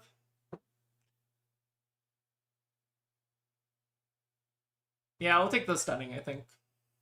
Duality is great. Okay. We got our blues, chat. We got our blues. And then we can take just a random Duality, I think is fine. Can even play this Calmville Bolt Haven, even though I don't love it, just to like get to the prerequisite amount of blues. I think this deck turned out pretty good though. The only issue is we do have to like pay for the Tempestuous Kiss, so like getting that to work might be a little bit dicey, but we'll see. Glide Through Starlight is a decent blue. Yeah, deck seems cracked. We could have used like one more piece of equipment, but that's fine. Red Stunning Swipe is very good. Oh, Yellow Path of Sacred Wheeling. Okay, sure. Take every yellow path I see. That card's nuts. Storm. Is this card actually good? I don't know if this card is actually good. We'll see. This deck is actually insane. We have the blues we need. Okay. Also probably want to Arsenal Quick Succession for Kiss. Okay, keep that in mind. All right, let's go and export it and take a gander at this deck. All right. So what are we cutting here? Chromatic Refinement goes. Storm Shatter goes.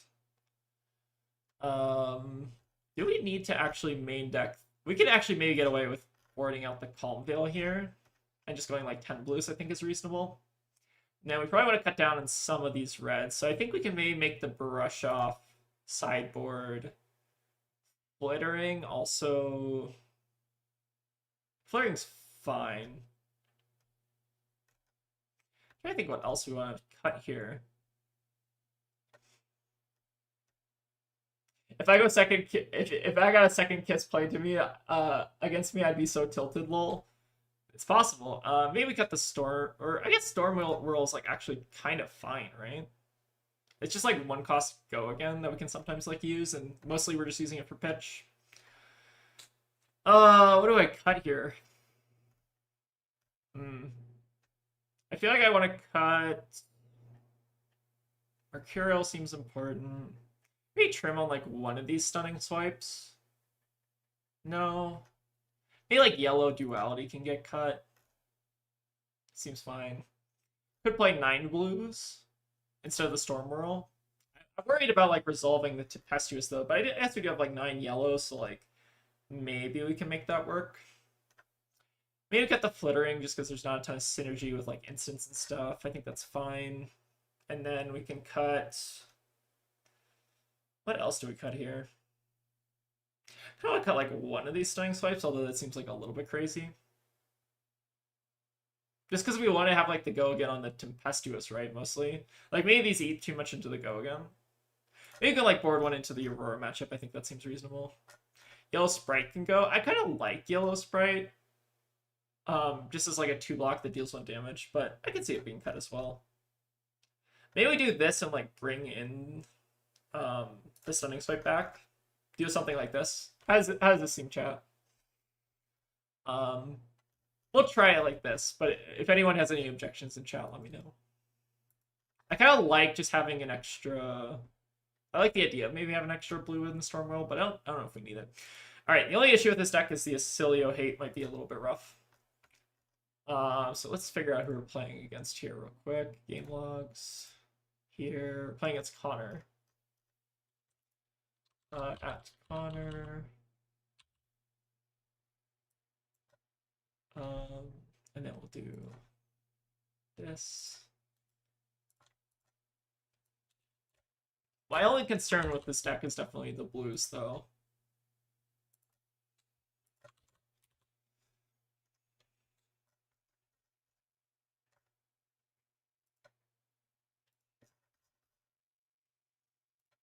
Double Tempestuous is kind of hilarious, though, not gonna lie. Alright, sorry, let me catch up on chat real quick. Don't need Acilio hate if you kill them in 3 turns. That's so true. So true. I mean, look at this. This is disgusting, by the way. Just 7 Path of Same Ends. This card is like bonkers, by the way. I'd play like any color of this card. Like, the blue is good in the late game because you got to go like 1 into 1 into 1 into 1 base, or like 1 into 1 into 1, which is like really fucking annoying.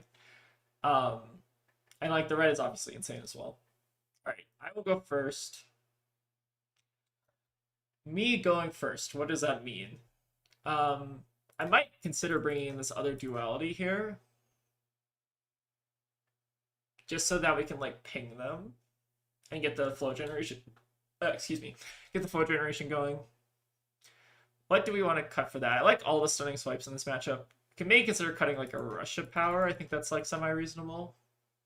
Just because we want to like keep the Stunning Swipes and like maybe just ping them turn 1 just to get the flows going. I think that seems kind of reasonable.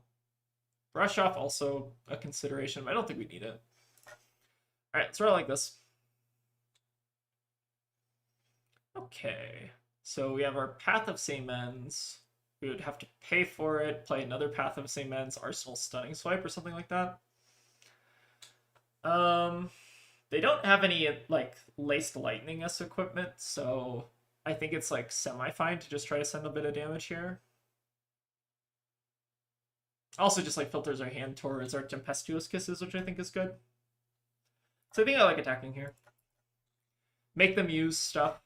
And like if they're tapping their Astral Sanctuary, then they're not tapping Aurora, which I think is probably not correct. Should be able to push some decent damage here though.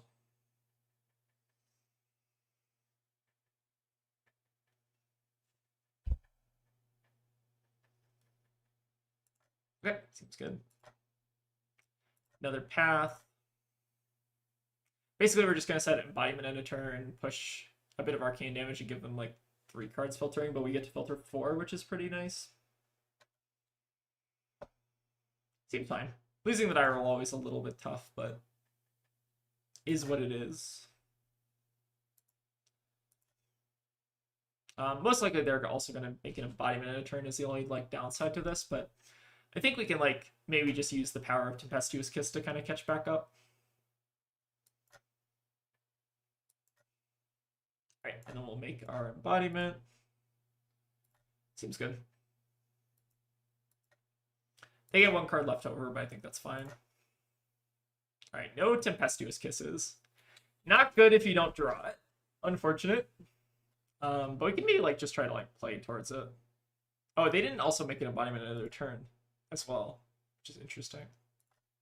Sure. Ooh, Prophetic Quickstep, sure. It's a good one. So I think next turn, we can actually kind of take like a little bit of an off turn here and kind of just like block out. So they will get a Ponder off this.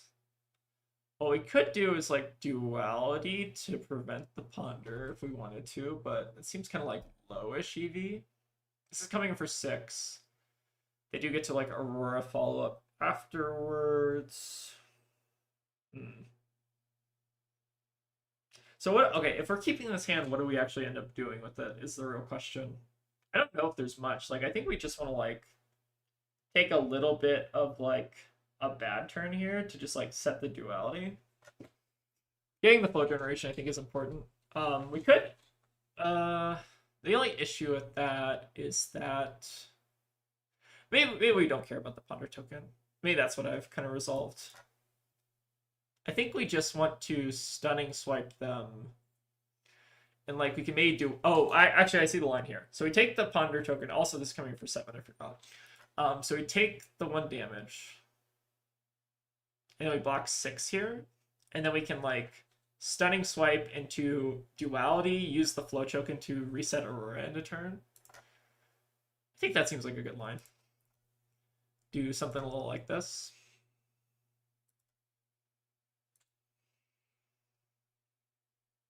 Okay, so they're going to hit with this. So the play is going to be Stunning Swipe into Scorpio, Duality end a turn, reset the Embodiment, and then pass back. They are getting the Ponder token, which is a little scary, but they don't get the onboard flow, which is nice. And we could also tap down their Scorpio, which I think is pretty huge.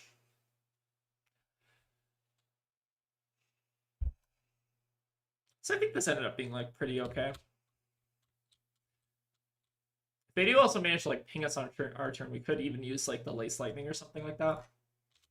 But we'll take like a little bit of an off turn just to kind of be annoying.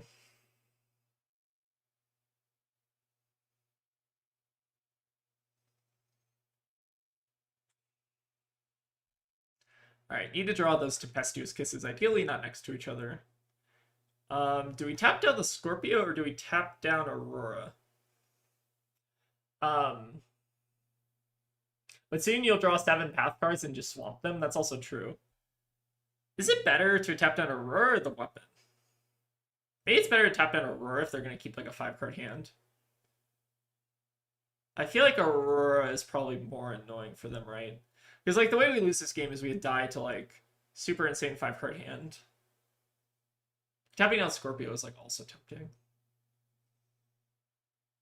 I'm gonna go for Aurora so they can't convert. Yeah, I think denying the embodiment seems like just a little bit stronger there. There we go. Scorpio, Volt down in a turn.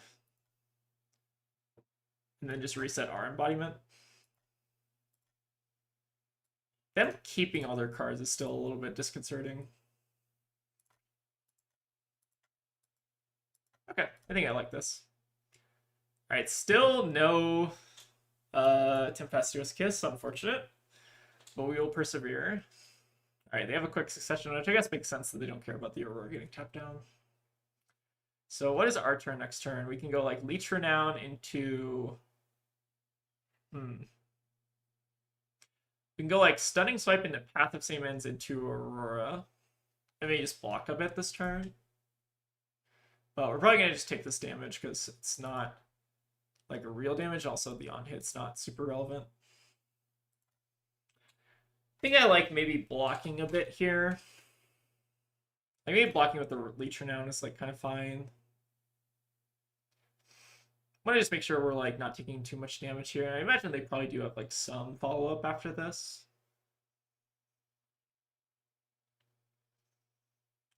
Worst case scenario, we can also like play out the Volt Down duality next turn, like do the same thing we kind of did last turn. Let's hook up a little bit of damage here. I think that seems reasonable. Like this card doesn't really convert super well next turn, it seems like. Like we'd have to like pitch the path or something like that. Kind of want to also just like make sure we're getting to the point where we draw our Tempestuous Kisses. All right, Path of Same Ends annoying, but acceptable. Sure. So we might try to get another block on this. And just keep trying to tap them down with the Stunning Swipe seems fine.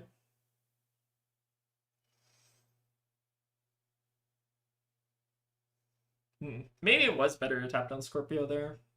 But I guess like the flow is still like pretty annoying. I don't know. Yeah, let's keep just blocking a little bit. Seems okay.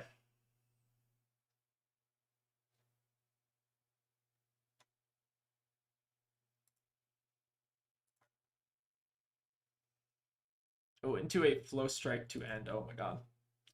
Crazy turn. Did we just like full block here? Full block to try to draw into Tempestuous Kiss is like kind of reasonable. Because like otherwise we're not setting the embodiment, which is really awkward, and then we're like potentially taking a bunch of damage next turn.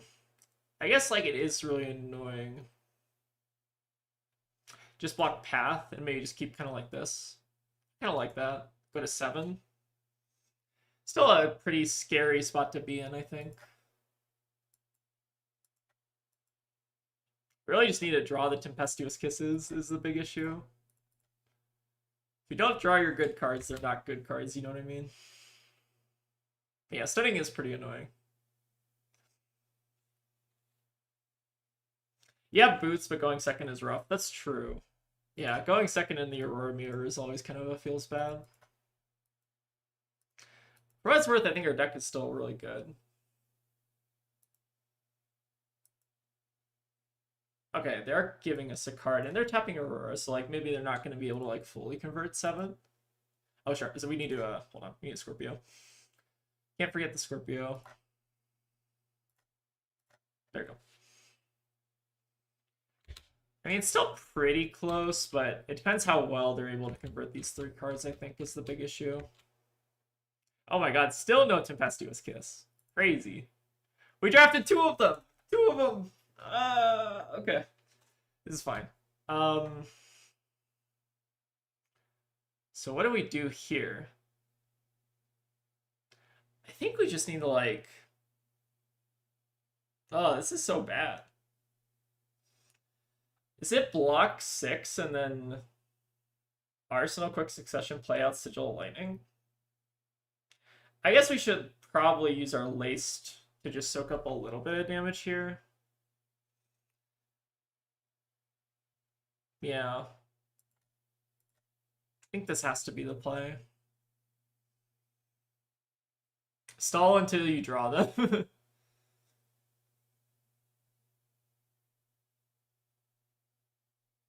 Wait, hold on. Why did this prevent the next one damage that we dealt to you this turn? Oh, they snap fingered it. Oh, gotcha. That's really annoying. Okay, sure. So he's still getting life here. Go to 10, and we arsenal quick succession and hope for the best. All right, we're gonna need some help here. So, wow, they're like the bottom of my deck. Crazy. This is bad. Coming for 8 now. Brutal. We can block 3 and take. The problem is these Path of Samans are really bad with all their flows up. Is this like a full block scenario? Oh, we're so dead here. This is sad. God, this is sad. This is brutal. No Tempestuous Kiss in the top. Like, we pitched some cards, right? So it's like, terrible. And they are also like threatening the embodiment, which is rough.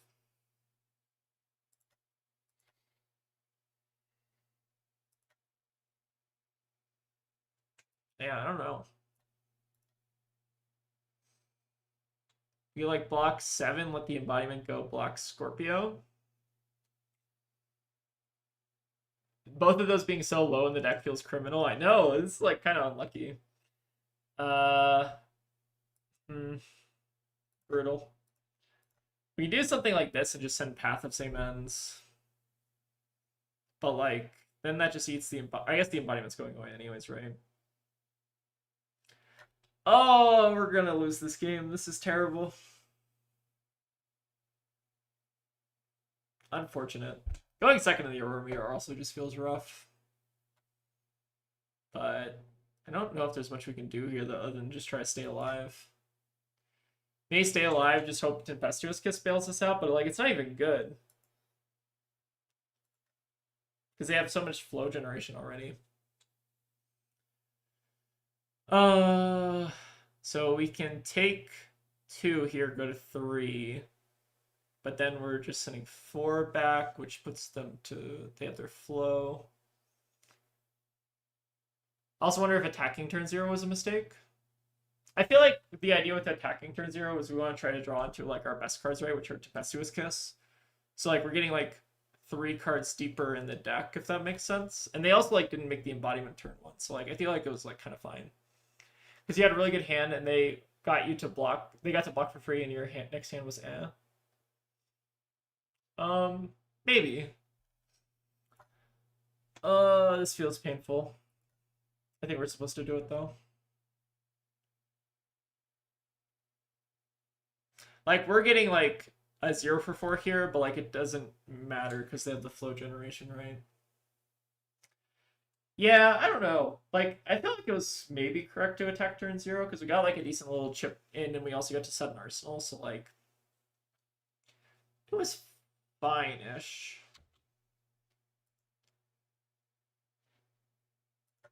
Alright, go ahead and pass it back.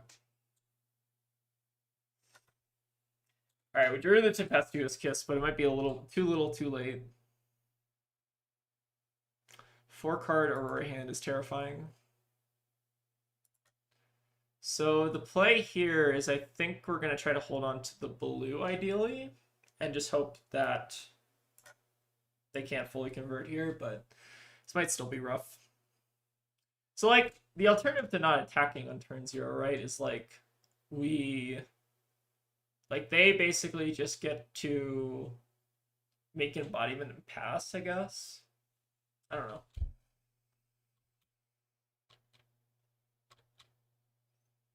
Another Jolt Step, okay. Feels like whoever wins this is 3-0 and the loser is 2-1. Yeah, it's kind of true. So we can block here. The rest of the Reaper when steals damage here, destroy target target, sure. I think the only out here is we pray they brick, right? Because there's no way to keep this hand and also play the Tempestuous. All right, blocking out. At least I didn't draw both in the same hand. I would have at least liked to draw one of them at like an opportune time. Yeah, one at all. One at all. At Would have all. been nice. But I think we're just kind of like in a losing pattern here. All right, we do another one. So like maybe if their turn is bad here, we can kind of convert, but they just need to like not have another go against source. Yeah, another path, brutal. Unfortunate. I think this person's like also gonna go 3-0. It's kind of crazy. If they make embodiment, then you attack, I think. Maybe. Maybe that's reasonable. But then we're having to make the embodiment on that turn as well, right? So like like the way that would work, right, is like we want to set an embodiment, they want to set an embodiment. So we would like embodiment pass, and then they would try to set their embodiment. Then we'd have to use our embodiment to attack in, right? So like it feels otherwise we're just passing and not making an embodiment. I don't know. Feels still a little bit weird.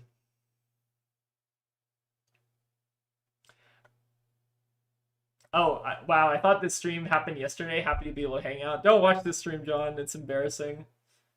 I wonder if there are only 2 Auroras in the draft. We could look afterwards. Neither of us felt good yesterday, so it's happening today. Oh my god, another Jolt Step. Crazy. Tempestuous Kiss. Brutal. I guess we can, like, Path of Same Ends, but it's still not good. By the way, John, we had 2 Tempestuous Kisses in our deck, but we just, like, did not draw either of them this game. I want my drinking buddy. Fair enough. Wait, can we live here? No. We can't live and keep Tempestuous, right? We just, like, have to do this. Unfortunate.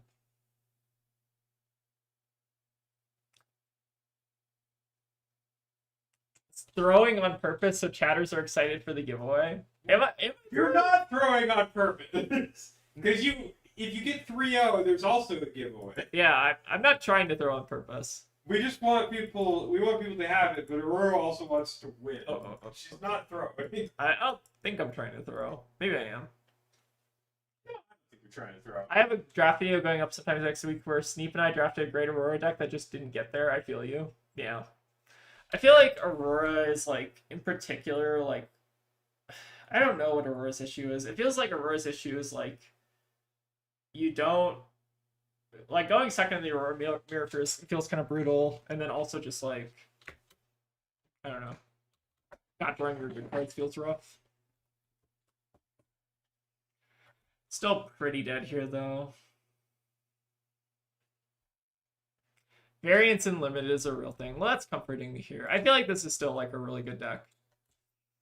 I don't know if you're here for the draft portion, John, but like take a look at this Aurora deck and tell me what you think the win percentage on this one is, or like what do you think the record of this deck is in like paper? I think it's probably like 2-1, right? All right, a 2-1 at minimum, if not 3-1. Having to go first in the mirror is rough, yeah. Unlucky. Okay, they're making embodiments, sure. 2 destructive, also fine. So we can block this one at least. Yeah, we're kind of like almost just getting fatigued at this point. And we're behind on flows, which is also equally as important. Actually, maybe we weren't supposed to block with this one. I don't know. Might not matter. Yeah, if this deck doesn't at least 2-1, I'm shocked. I feel like we're drafting really well, but like maybe the play is rough. Alright, so this we're getting dealt 1-1. Maybe there's like an argument to keep that glide path, but I feel like it's still like too little, too late. I guess we like go to 1 and maybe just send like duality succession and try to like do something off of that. Feels rough. Block.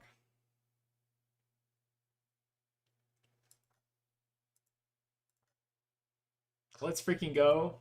More draft content. Not the draft content I wanted to make, but it's still like pretty reasonable, I guess.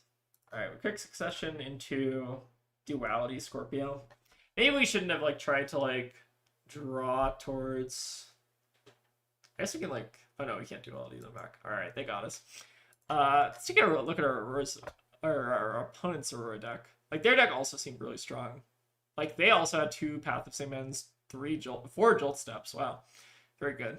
And then also had some other goodies. The Leech Vitality that one turn was like also pretty nasty. Okay, early losses will be below late losses.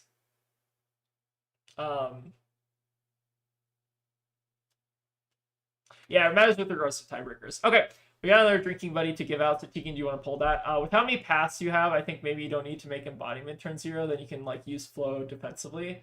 I think going first in the mirror, taking a defensive posture and playing good small hands has been good for me, but it's tough. Yeah, I think I maybe just need to practice the Aurora mirror like a little bit more.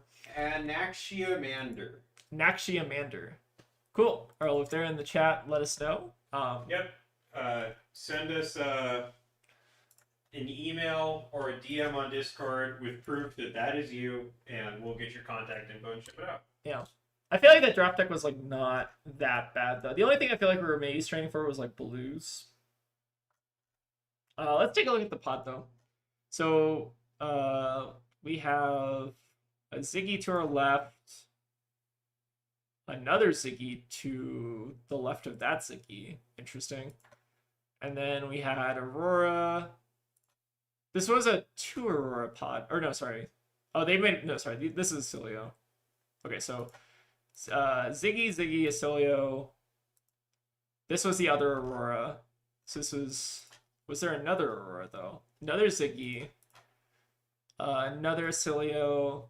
Another Acilio. Okay, so we were definitely 2 Aurora pod. So we were actually in like a really good seat, I think. Like it definitely felt like the lightning cards for Aurora were flowing. It looks like they were more like on the Jolt steps. Like a little bit higher on this card, which I think is reasonable. Lots of Path of Same Ends, Singing Flow Strides. Like their deck was also quite nasty, it looks like. Yeah, they had a lot of goodies. How many blues did they end up picking up? 1, 2, 3, 4, 5, 6, 7, 8, 9, 10, 12. Okay, so they had a bit more blues than us as well. But yeah, congrats on the drinking buddy. We'll go ahead and fire up the next draft here and just keep going. All right, promise I'm not trying to just throw for content and or drinking buddy purposes, but we're gonna do our best here. All right, we're gonna lock in for the next couple drafts. Can't be, not everyone can be Paul Van Gjissel, right? He's too good. All right, I think we can definitely pick up some wins here though.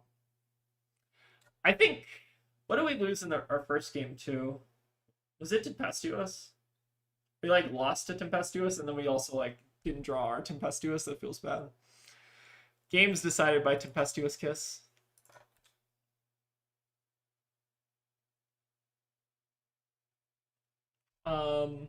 Sorry, let me keep up with chat here.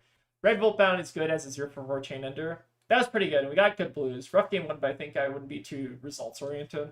Yeah, it's like hard to kind of like detach yourself from doing the Runaways queue, because like the Runaways queue typically like what people do is like you just drop after the first loss and that's basically it. I feel like that's at least like a 2-1 deck in like paper where you have to like actually like play out the other games. I think that's like not that bad of a deck. All right, we got our next queue fired up, so let me go ahead and make the new lobby. All right. Looks like we're also.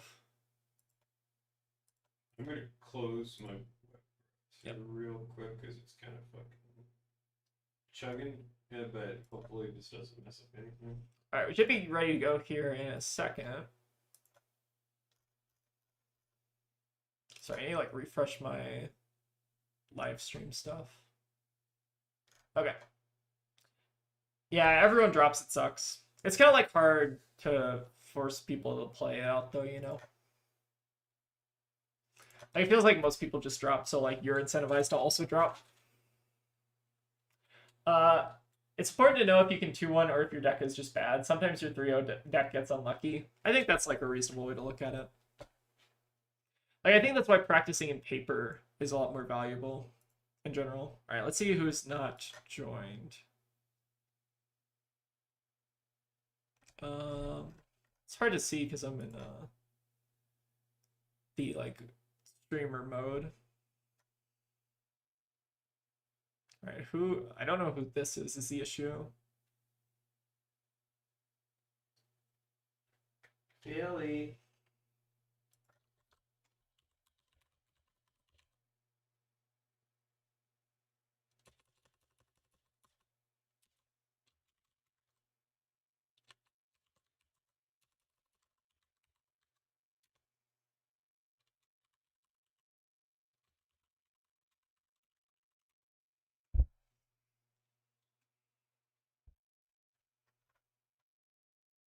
Okay, so we're waiting on one more person. I don't know who this other player is right here.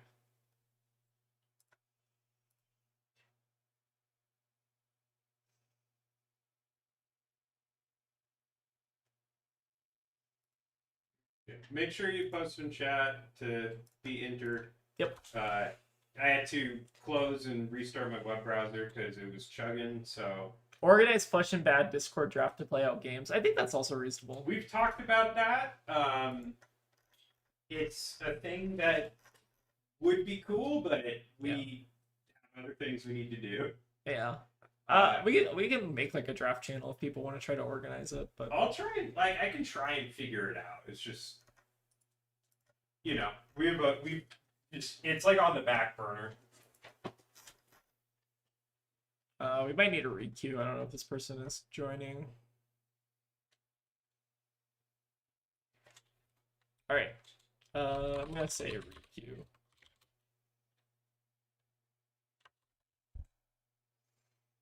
All right, I'm gonna jump back in the queue.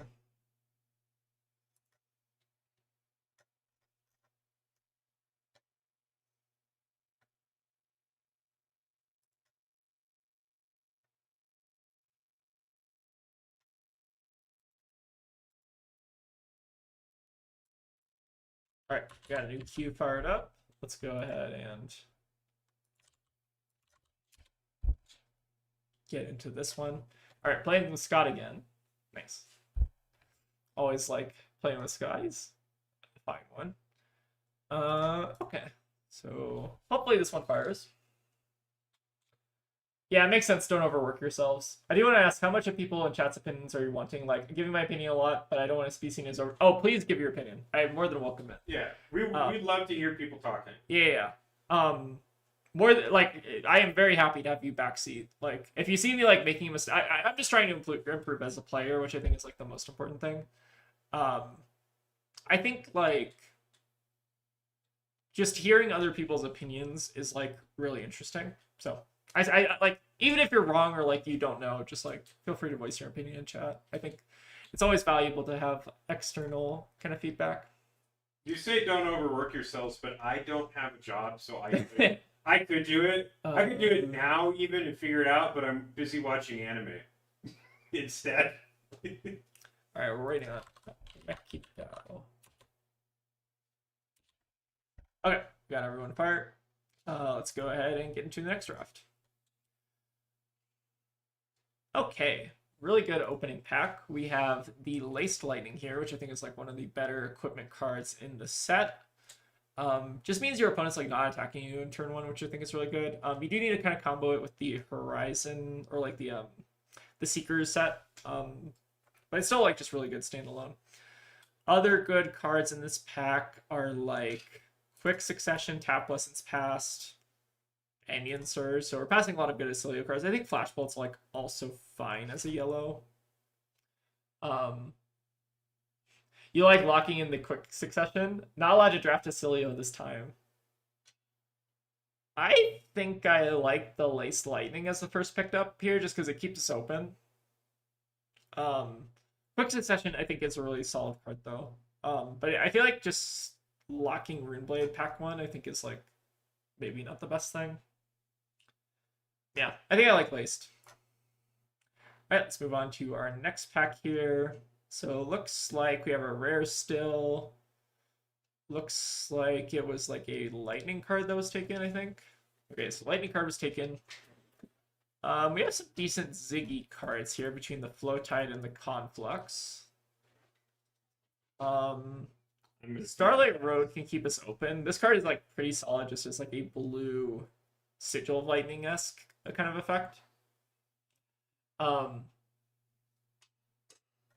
I wanted to mention we didn't take another piece of equipment last draft because we wanted playables, but at the end of the draft we ended up with no equipment and plenty of playables. Okay, so yeah, maybe let's try to prioritize the equipment a little bit heavier this draft. I think that's reasonable. I think I like trying to take the Starlight Road here. Ominous Respite is like also fine because you can kind of like build like an interesting like fatigue Acilio type of thing with it. I think in between like these two kind of.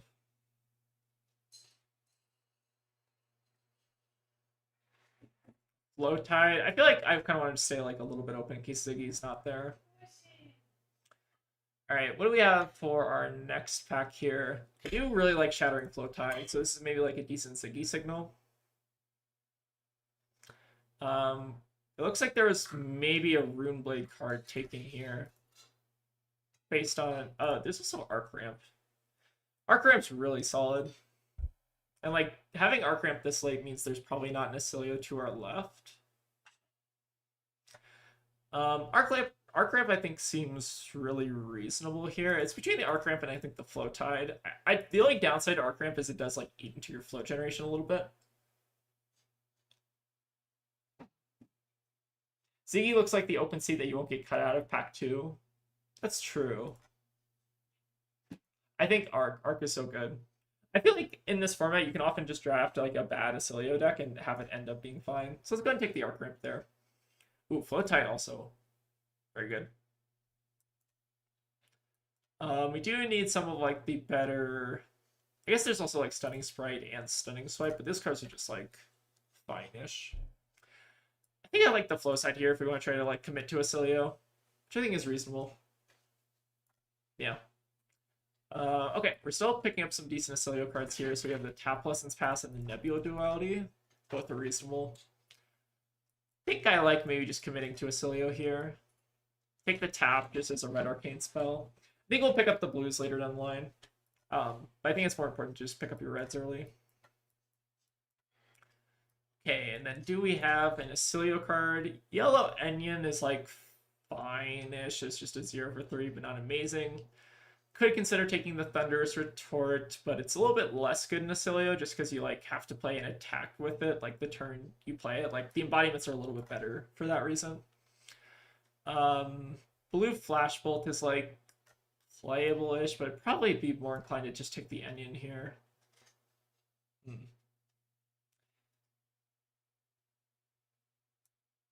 I think it's between like Onion and the Calm Veil, just as like random Acilio hate, but yeah. Definitely a little bit on the weaker end here. Let's see. We could take the Lightning Overload just as like crappy yellow, I think is fine.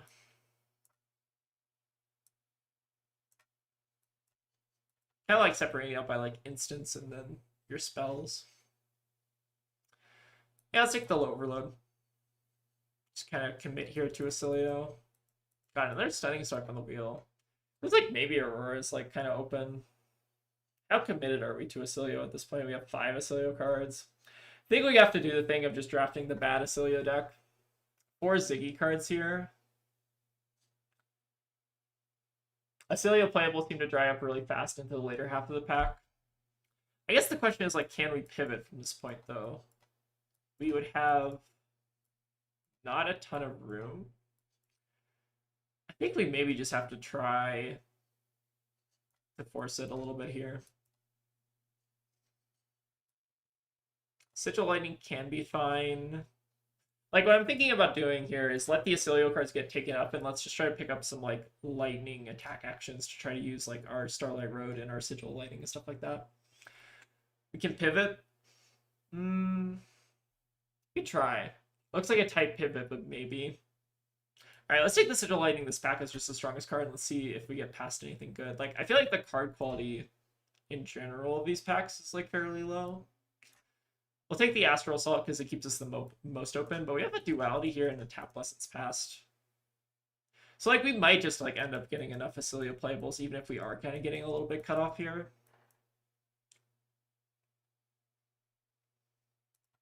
Hmm. 7 cards is the number. Let's just make sure we're getting enough playables. I think we're like maybe in a bad seat.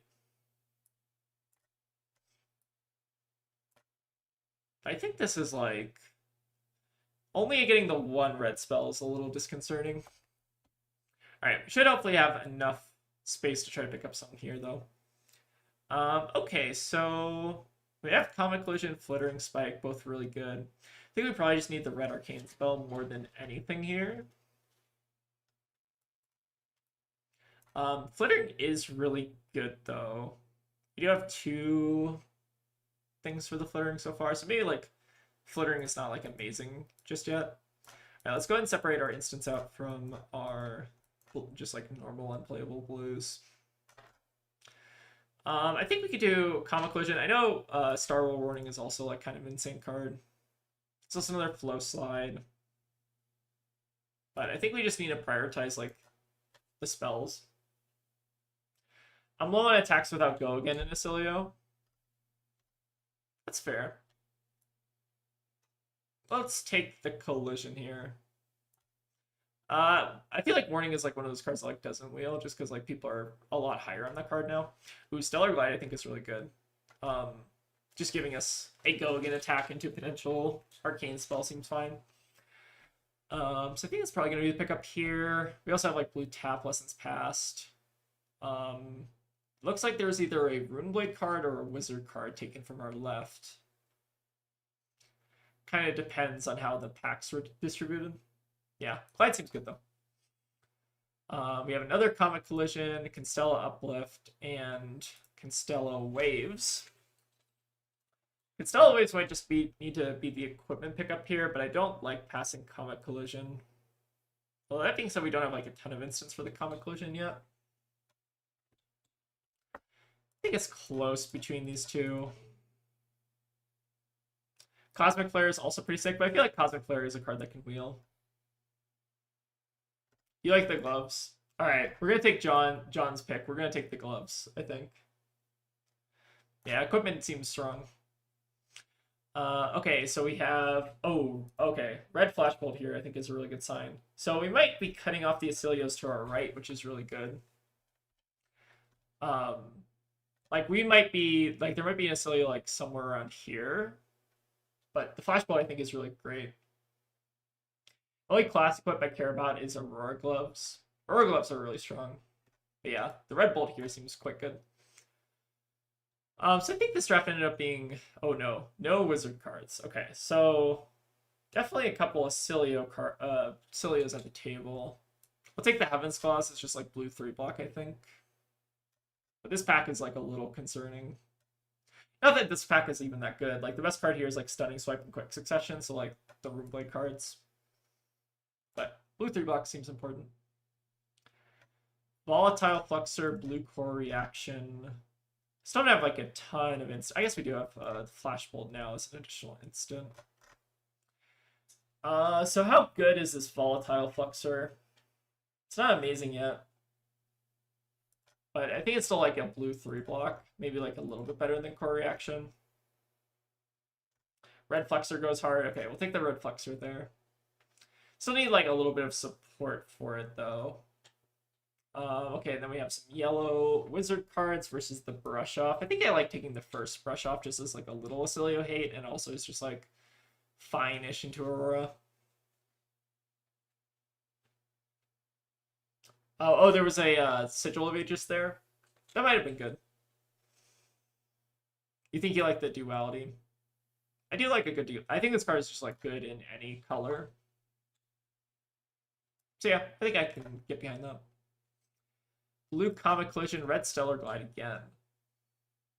I am a big fan of red Stellar Glide, but we do also need a couple more blues. I think it's close between these two.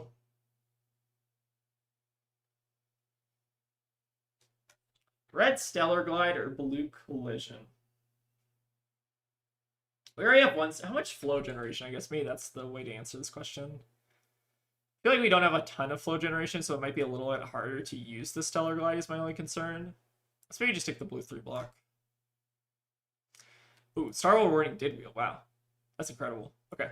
We're jamming that in the deck because that card is very good. Storm Shatters, whatever. Might just take another blue. Random blue seems fine. How good is Storm Shatter? I feel like this card is like largely unimpressive. Yeah, let's take the blue glide. I feel like Storm Shatter is not a great card. Ooh, the Cosmic Flare wheel. That's pretty good actually. Blue Flittering is pretty reasonable. We also have the Enion. I think I don't mind the blue. Yeah, I don't think the card is very good. Take the Spike. Can like hate draft Hollow Shield, I guess. Take the Refinement. Okay, so we have, it looks like we need to pick up like 8 more playables next pack.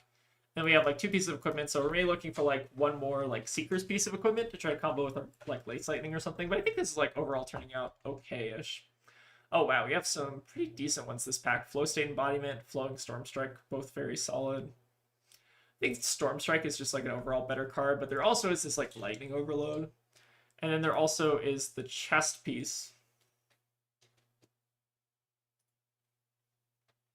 Yellow Refinement for the Yellow Overload. I don't know if that's worth it. Oh, maybe. How many yellows do we have? 1, 2. I don't think that's worth it. Okay, this is kind of a tough pack. I think it's like, I do really like Flowing Storm Strike though. Like we do have some Go Again generation that makes the Flow Strike like a little bit better. I think it's between these 3 cards: the Overload, the Flow Strike, and the Robes. The equipment is definitely pretty premium, and like we have been losing a lot to Aurora, so like the Robe I think is very good. I think taking the first Robe, especially for Acilio, like Acilio doesn't really necessarily have to tap every turn, so like you'll normally get a good opportunity to play that. We already have a glove slot, so the only thing we're missing is head slot at this point. Ooh, Riftbreaker I think is really solid. This is basically like just a 2 for 7 that you don't really have to work for. 2 for 7 that you don't have to work for I think is really good. Let's get to Stella Contemplation, but I'm not super high on this card. And what card was taken out of this pack? It looks like it was maybe a rare. A random rare was taken. Yellow Meteoric. I really do like Riftbreaker though. Like this card seems like very, very good. Contemplation is booty. Yeah, I think so too. I think it's close between these 2, but I kind of like the attack. Still 5 damage. That's true, but like this is like 7 damage. Like 2 card 7. I'm gonna stick to my guns here and take the Riftbreaker. I really like this card. Okay, red Meteoric. That's fantastic. Okay. I think Meteoric is better than the Lightning Overload for sure. How are we doing on blues in general? We have like 1, 2, 3, 4, 5, 6, 7, 8. I think it's 9 blues. And Cosmic Flare is like kind of a blue. Yeah, Red Meteor seems good. I think Red Meteor is like just slightly better than the Overload here. Like they're both, I think, pretty reasonable. They're both kind of like 1 for 5-ish. But like this is a little bit more defensive 1 for 5. Let's take the Impact. Yellow Core, Red Fluttering. Ooh. Or the Spellbane Sigil. It's kind of a tough one. Flickering I do really like a lot, and we do have a decent amount of instance for it. But I don't know if we have enough is the issue. Maybe it's just not quite good enough. Core Reaction I think is yellow. Gotta eat your veggies, Spellbane good. I think it's close between these 2. I think, but the problem with this deck is that we don't really have like a lot of like anti-Acilio hate, which we know there's probably at least 2 other Acilios in the pod. But I think Core Reaction is like an independently strong card. Can maybe try to wield the Sigil. I think I'm gonna take the Core. I think it's close between those 2. Ooh, okay, we have Some interesting ones here. Age is reasonable. Yeah, I think it's close between those two. Meteoric Impact, Blue Suture, Starfall Robes, and then the Flittering Spike as well. I already do have the robe, so like the Starfall, like this card's very good, but obviously very heavy equipment. Yeah, punish for taking the chest. Blue Meteoric, I think. Do need a couple more blues. I think that's reasonable. Definitely a little bit worried about the Acilio Mirror at this point. Astral Salt. How much flow generation do we have still? We have not a ton of flow generation. That's why I'm kind of not considering this card. Like maybe just want another blue. Feel like the Astral Assault is really good if you do get the flow generation, but like we're kind of like a little bit starved for flow at this point. Oh, Blue Meteor? You think over the Blue Impact? Okay, we can take the Blue Impact over the Overload. I think that seems fine. Haven. Oh, okay, we got some anti-Acilio hate. I think we kind of needed that. Sure, we can pick up 3 more playables, I think. Haven Veil is really good though in the mirror. And then we have yellow Rift Breaker versus blue Astral Assault. We have like enough blues at this point, I think. We're considering Cosmic Flare to also be kind of a blue. I do.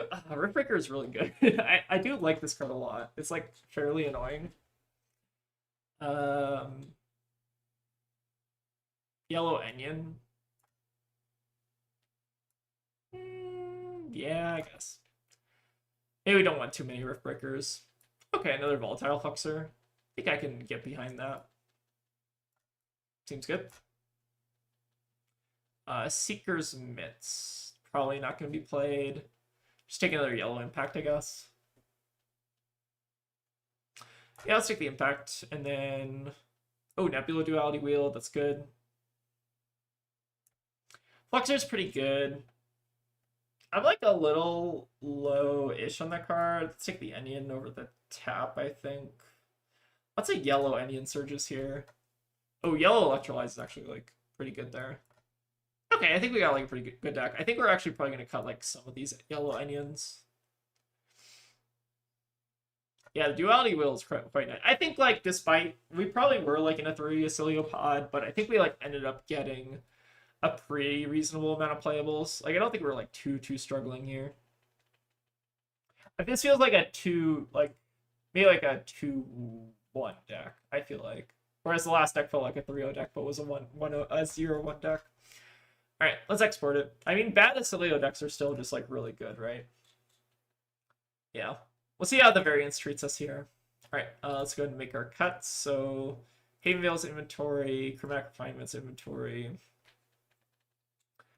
Yellow Onions. We probably want to trim at least like one of those, right? Brush Off can go on the sideboard. Retort is like probably bad in our deck, right? Yeah, Retort's not very good. Okay, I think I can get behind this. And then like, what else are we cutting here? I do like the yellow like this is often best I read, but like yellow Electrolyze still has one of I think is really solid. And then we can maybe try to cut some random yellows. Red card quality is fine-ish. What's the cut here? I don't know if we have enough damage. Yeah, Ziggy might seem like a little bit of a struggle. We do have like a decent amount. I think this like will probably do okay into Aurora at least, which is I think fine. Let's maybe cut like one more Onion maybe. And then let's maybe try to find like a random blue to cut. Blue Flittering seems fine. Blue Heavens. Like the tap. Maybe yellow tap is like also like for Ziggy specifically. Get behind cutting like a yellow tap. I think that seems fine. I just kind of run it like this, like 11-11. Yeah, we definitely need to pick up like a couple more reds this one. But overall, I think this is salvageable, I think. Alright, let's give it a shot. Let me go here. Alright, who are we playing against? We're playing against Hickey Mesent. I don't know how to pronounce that name. Alright, let's go to Maker Lobby.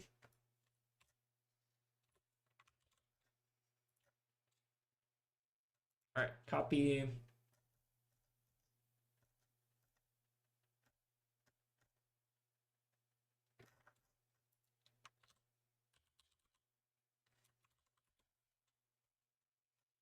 Alright, should be joining here in a second. I feel like we did a little bit better at drafting the equipment that round, but the playables, I feel like, are definitely a little bit rough. Probably has 3 Acilio pod, though, if I had to imagine. Alright, speaking of Acilio,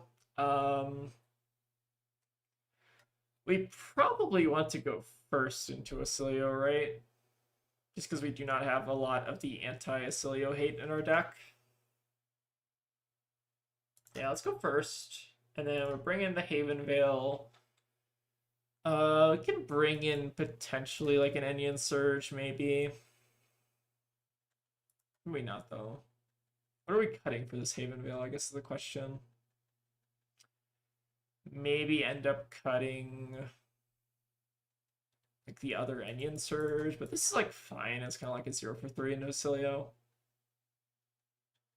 It's like yellow lightning overload. Oh, this card's like not bad. Maybe it's the Onion. Yeah, I think I can get behind this. And then we want to bring anything else. I think this seems fine. DM set for the draw. Finally joined the channel Discord. Took me long enough, given how many Marlin streams I watch. Oh, it's gonna be fun. Kind of love the Acilio, assuming the 2 decks are even. All right, let's go ahead and see how this plays out. All right, so we can. We got an interesting opener here, where we could just like slam the Meteoric, but I think it's better to just like play out Sigil Lightning and pass, and just kind of see what they do. Because I don't want to like necessarily attack into their robes. Like I kind of want to just like take like a little bit of an off turn here. We could also like Acilio Ponder, but we already have this that we kind of want to set. So I feel like using our flow is probably not correct. I think I like just doing this and trying to arsenal the Meteoric here. You kind of like going for it here. I feel like we get really blown out if they have prevention, though. It's the only issue. Acilio Sigil play Sigil Bulls impact. So that's like 6 damage, right? But they get to prevent 3 of that. Hold on, maybe that is better. The only issue is we don't use the Ponder and we're also losing the flow.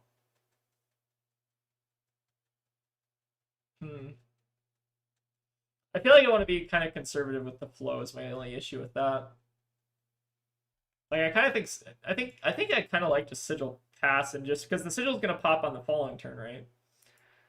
I don't want to attack into their equipment. I think because we want them to like try to use that at a later point in the game. And we could also, if they try to go for a spell at the end of our turn, we could Acilio like the Haven Veil. Alright, they're gonna get their own Sigil though, that's fine.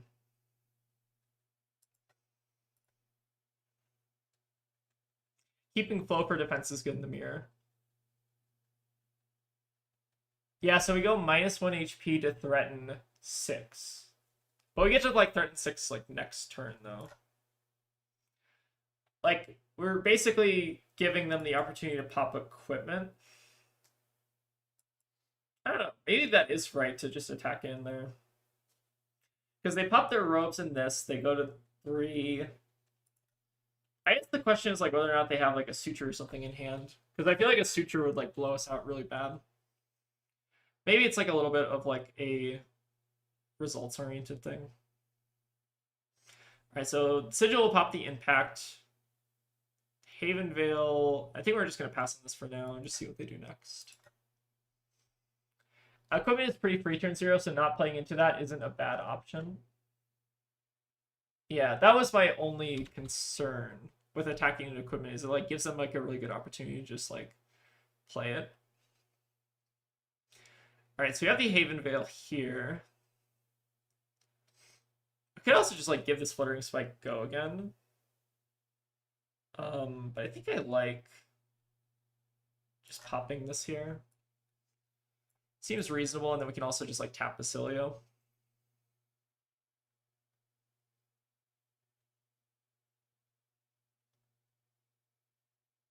Yeah, that was my thought. I think we like want to rope here. I think we rope so we just keep the lightning flow around. I think this ended up being kind of fine for us.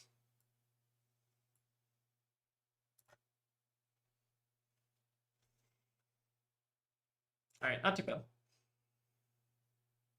Alright, so both our auroras pop. Fortunately, it's like a little bit redundant here, but it should simply be fine. And then we can go flittering, which they might like over-respect here. Like this at least buys a 3-block from them. Oh, hold on. We probably should actually... Hold on. We should probably keep the tap lessons passed over the Comet Collision, right? It's maybe a little bit better. I actually don't know which one of these I'd rather Arsenal more. I feel like they're both kind of bad. But I feel like we do need to like play out the impact here just because we might not get the opportunity for another instant hitting the bin in the future.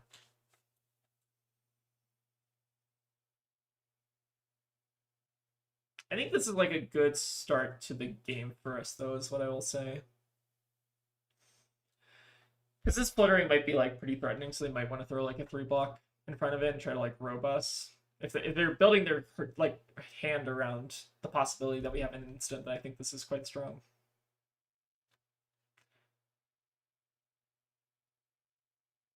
So they don't know our arsenal though. But yeah, I did accidentally show them that we don't have like an instant in hand.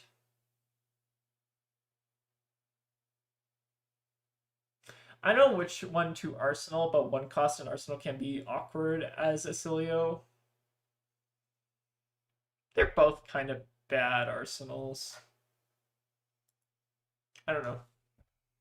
We'll see how it works out. Alright, we get duality out of them. Unfortunately, we don't have like to punish, but that's fine. And then we can go full Tsar into Meteoric. Yeah, I'm not sure which of these is better to Arsenal, but I feel like the tap is maybe slightly more threatening than Blue Comet Collision.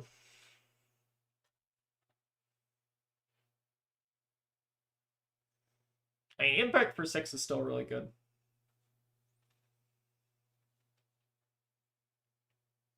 So basically to like a 3-card 8 set in Arsenal. Not too bad.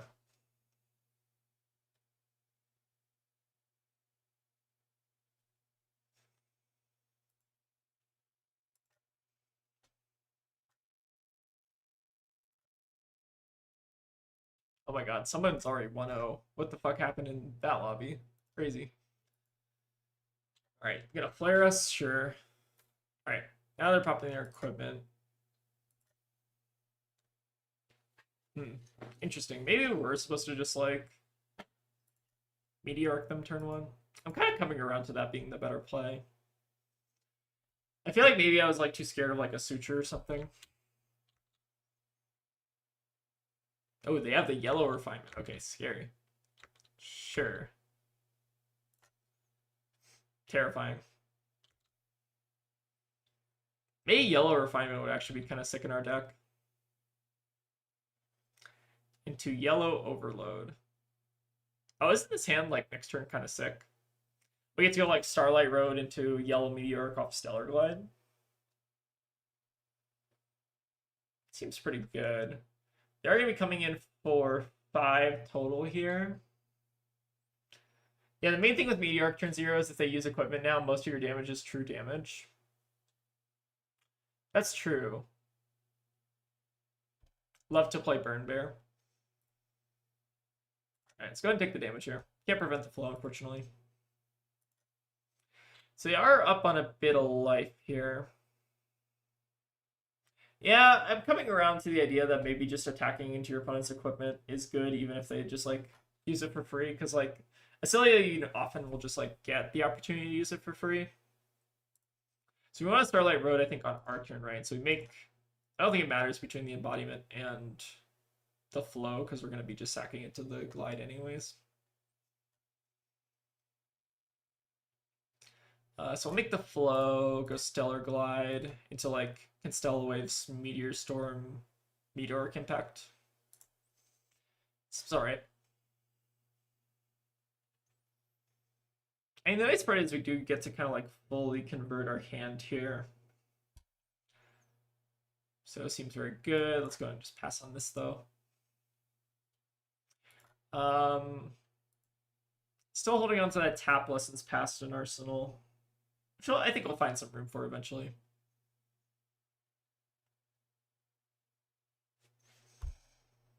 Sure. We go Meteor Storm into the impact here. Oh, we should also waves this, right? Just get the value in now.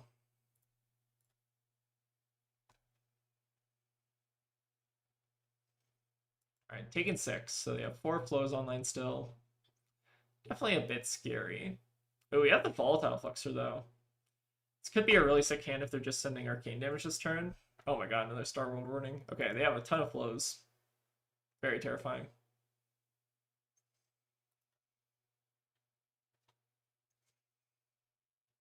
Ooh, Lightning Overload. Okay, yeah. They have some goodies in their deck. Fortunately, our hand's also pretty good. But yeah, that's very scary. Alright, let's go for the Fluxer here. Their deck is also pretty cracked, I feel like.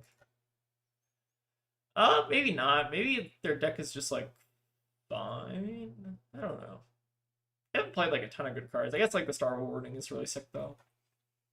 I guess we have our own technically. Yeah, the amount of flow they have is really nasty. 7 flows, kind of disgusting. Like these lightning overloads, I think are really good.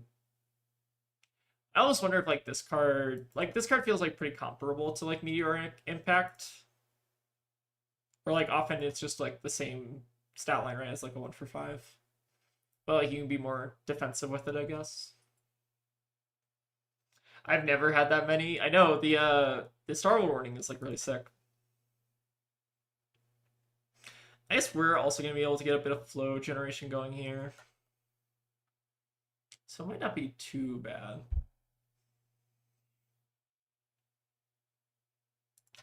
Let's go ahead and flashbolt them. I imagine they're going to just soak this up with some of their flows. I guess they don't even have to necessarily. But this is like pretty fine. Oh, okay. They also have the Ciliotech Brutal. Well, I guess this is just preventing... Huh. I guess the Volatile is still potentially hitting here. Interesting. I think I've been underrating Overload. I think Overload's really sick. Definitely pretty good in the mirror.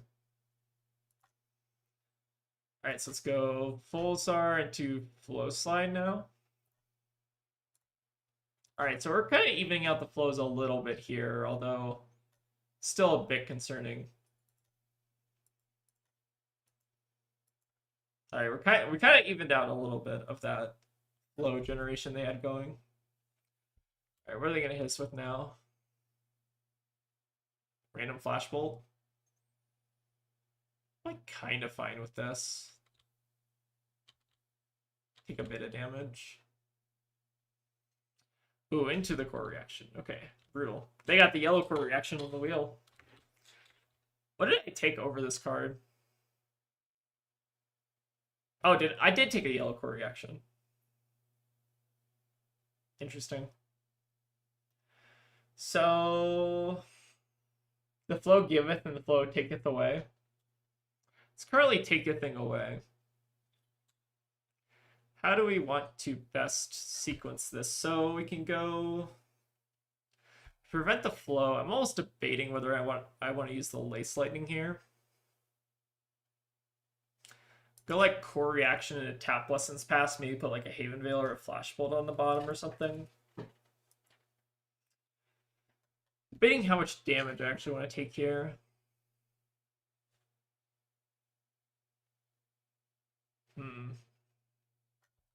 What is the line here? Give them a thinking. So we can go core reaction on our turn, or core reaction on their turn. They have to pay back into it, and then we go lightning overload maybe? Pitching duality? The one cost here are kind of awkward. You could also just like play out the duality, prevent with the lace lightning, and then play out the core off the overload. I think that might be the line here. Let's just set up like an embodiment. And just like play this out.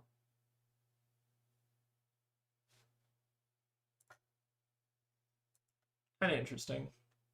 I want to just make sure I'm not like dying though. I think we'll give them like a flow, just sort of staying out of like a random attack range. So go to 4, play out the core reaction on our turn, and then duality. Something like this, I think.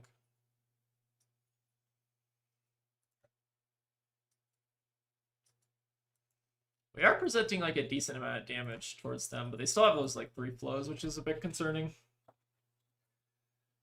Okay, so still don't think we're in a terrible spot. It depends like how good this next hand of theirs is at converting fully. But it feels like pretty even Acilio decks. I do think that their reds are definitely a bit better.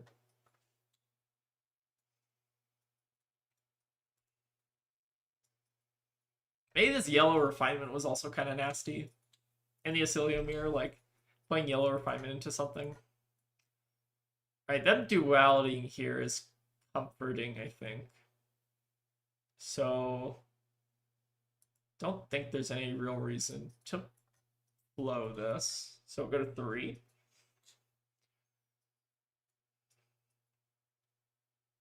Okay, I feel like this ended up being fairly efficient. We just kind of need to close out the game from here. Like them pitching to duality, I think is a really good sign for us. Then we can Volzar send our own duality. Or sorry, we want to do the hold on. I want to do the action side of this. Okay, so it's still pretty close here. So we're dealing 4. We're basically both at 5.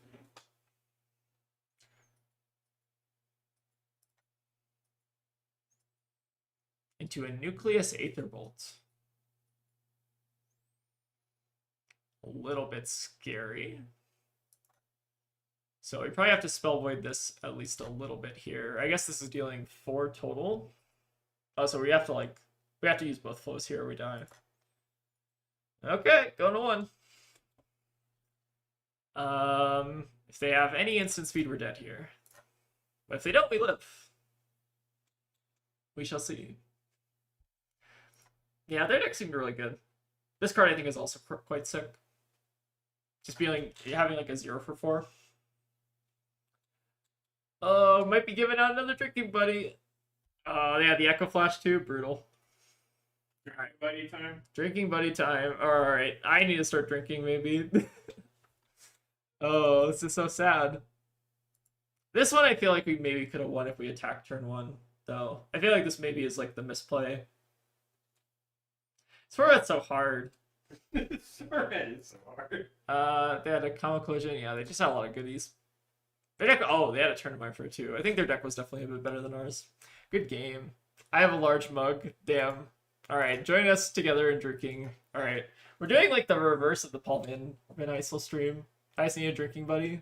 El Marxinista, you got a drinking buddy. El Marxinista. Thank you for your drinking patrons. That was a rough go. Please send us an email or a DM with your info and we will do the thing. Alright, we got a new queue fired up though. Let's lock in. we can't do all O1s. We gotta get one win on the board, surely. Well, we are giving them away and people are enjoying it, so That's true. that's positive.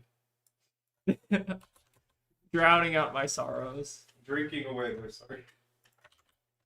All right, this is gonna be the run, chat. We gotta lock in. Surely now we can do it.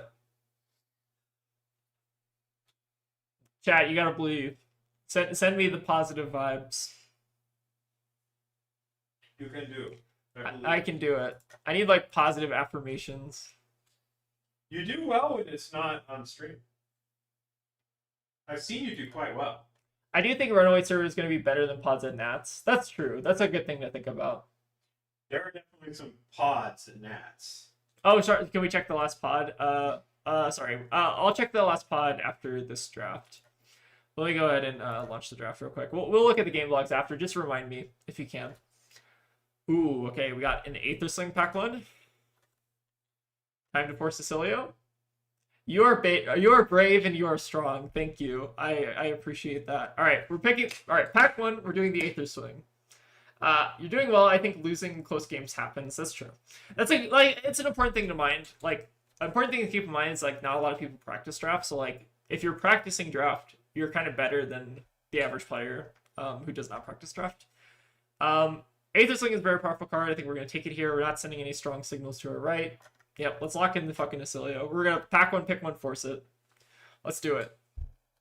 And before we see a wizard card taken in, then we pivot. I definitely don't think Aether Sling as pack one would be forcing Acilio. Yeah, we don't need to necessarily force it, but like Aether Sling is like a very powerful card. Alright, so we have one wizard card in this pack, which means both. Okay, so the person to our left literally took a wizard card, I think. Not necessarily. I'm better than the average player because I'm a content creator. I'm better. Yeah, exactly. That's what I'm saying, John. Okay, so this is terrifying. So we have the Flashbolt. Okay, so there's an issue with specs. A class card was taken. It was not a Runeblade card. So he's either a Lucius card or a wizard card. But the Flashbolt was not taken, and the Constellar Waves is also not taken. 6 class commons, so maybe just one wizard common. All right, let's lock in the Flashbolt. We have no wizard cards in this pack. Okay. So, chat, I think we're pivoting. There's definitely a wizard directly to the left of us, I think. So we're going to take these cards and we're going to pretend they don't exist. Otherwise, we're going to be cut off for the entirety of the draft. Tiara is a safe grab. Tiara's not bad. Could take Tiara and then stay open, although the Stilt Step is kind of speaking to me. I kind of like the red Jolts. Let's just pivot into Aurora. I think that seems reasonable. We have another wizard card taken. It's a rope here if we want to stay a little bit open. Or stay the course and be paid off pack 2. Tiara worth 2 cost equipment. Kind of like just taking the rope here and staying a little bit open. Praying Life Force also not bad, but like I think we don't really need to pick that up. Kind of like the rope here. Rope seems decent. Ooh, we got Singing Flow Stride. Okay, one of the better Aurora commons, so that's comforting. Lots of Runeblade cards also in this pack. Oh, I guess there's all the class cards are in this pack. Interesting. This pack had to be like kind of stacked. Yeah, Flow Stride seems good. All right, pivoting into Aurora. Let's take a Rush of Power here. I think that seems excellent. Just a 0 for 4, potentially 5. Ooh, we got some Path of Same Ends. Do I like blue path or yellow path more? They're both kind of annoying. Which one's better? I feel like yellow being like a 0 for 3 is like surprisingly annoying. I feel like we're gonna get the Aurora hookup here. I think yellow path. Yeah, yellow path seems to me like slightly better. That's kind of what I was leaning to. Blue Singing is pretty annoying. Blue Rush of Power is like less annoying. I think I like blue singing because it's like split damage. Then we got blue electrolyze is like surprisingly playable. I like electrolyze.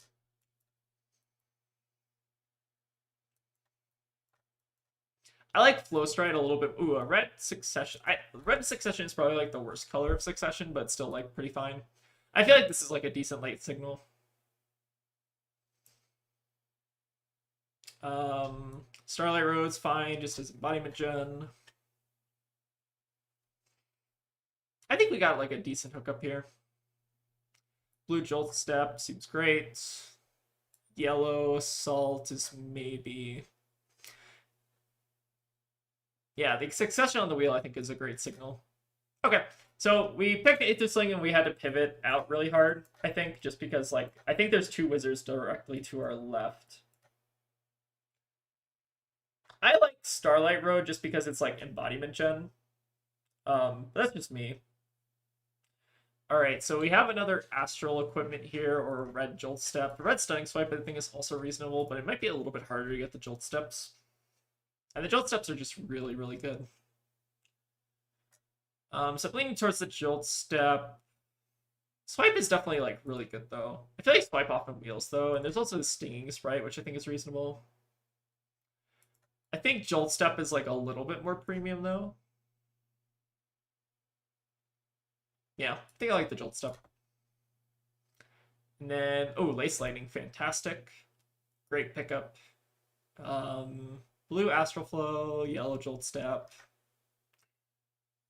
See red jolt step, draft red jolt step. Yeah, I think that's a good point. Lace lightning, super good there though.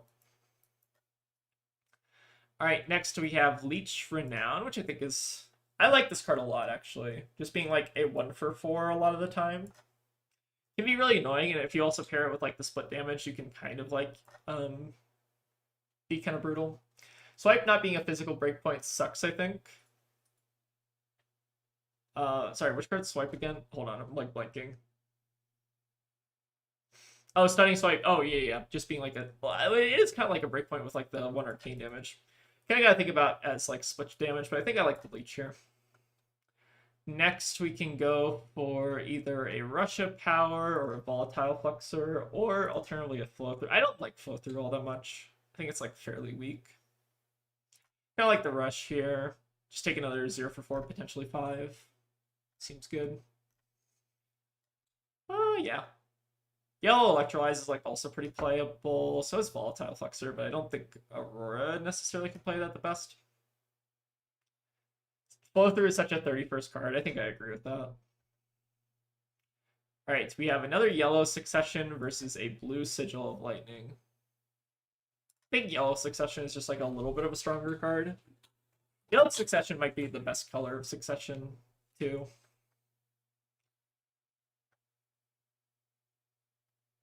Yeah, I think I like the Succession here.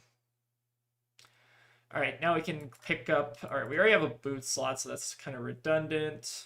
I think yellow... So between yellow duality here, there's a red Heaven's Claw and a blue Singing Flow Stride.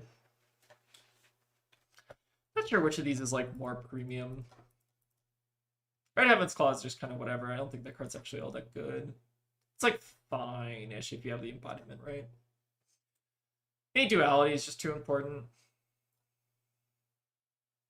Blue 3-block. I think these two are pretty close.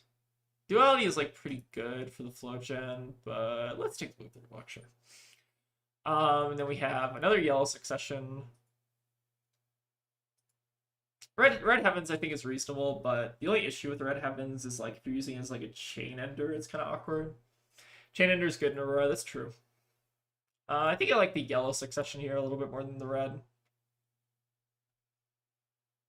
Wow, Aurora is open, holy cow. Yeah, I think we pivoted to the right lane. Next, I think we need to probably pay the Acilio tax here with the Spellbane Sigil. I think we need a little bit of prevention, even though the path is decent here. I think we take our first little piece of Acilio hate. I think we need to respect Acilio probably a little bit more than we're doing. I think I like the Sigil. And then we have Calm Veil as more Acilio hate, seems fine. Blue Retort is just like kind of playable, to be honest. Probably better than Destructive, although Conflicting Thoughts is also like not bad. We do want to make sure we're not taking too many blue no blocks. We have like 3 currently. So let's try to minimize that. But like a lot of these are like just flow generation. Oscillation. Alright, we'll take a yellow swipe there. Might not end up playing it. Blue Stellar Glide might be playable. Yeah, and some crappy Ziggy cards. Oh, the Duality Wield. Okay, sure. I think we got a decent setup here. Definitely looking for a few more of the premium reds, though. Alright, what do we have in this pack for us? This pack is kind of mid. I think like Fluttering Spike is the best card. We're in a good seat. I think so too. There's the Arcanic Cunning, blue flitter or red flittering. I think that like I'm doing pretty well. I think at the drafting portion, it's just maybe the play portion has just felt a little bit awkward. What do we like here, chat? Red Flittering Spike or the blue Cunning? I don't hate Cunning. I take blue here. Let's take the Cunning. I've like kind of been down on this card, but like maybe it's better than I'm giving it credit for. Ooh, we have a Caress of the Reaper. Another leg slot, which is not super helpful. Looks like there was either a Runeblade or an Illusionist card taken here, which is concerning. Maybe Caress of the Reaper is going to be the pick here.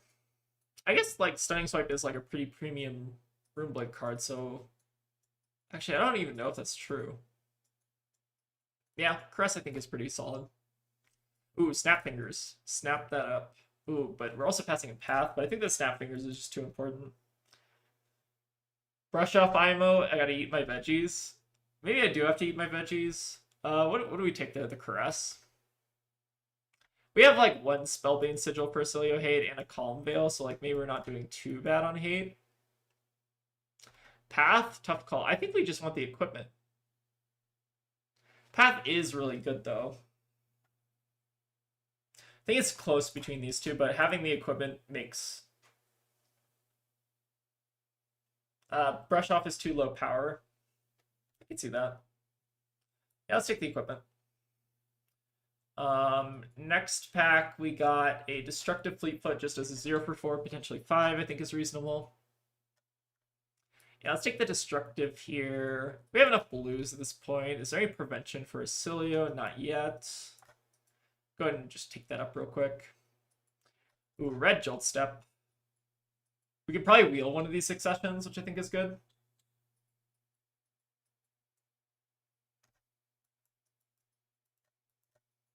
Yeah, I think we're in a pretty good spot here. They like the Jolt Step, yeah. Oh, red Path. Okay, fantastic. All right, we found our like seat, which is really good though. Like I think we read the signals pretty strongly there.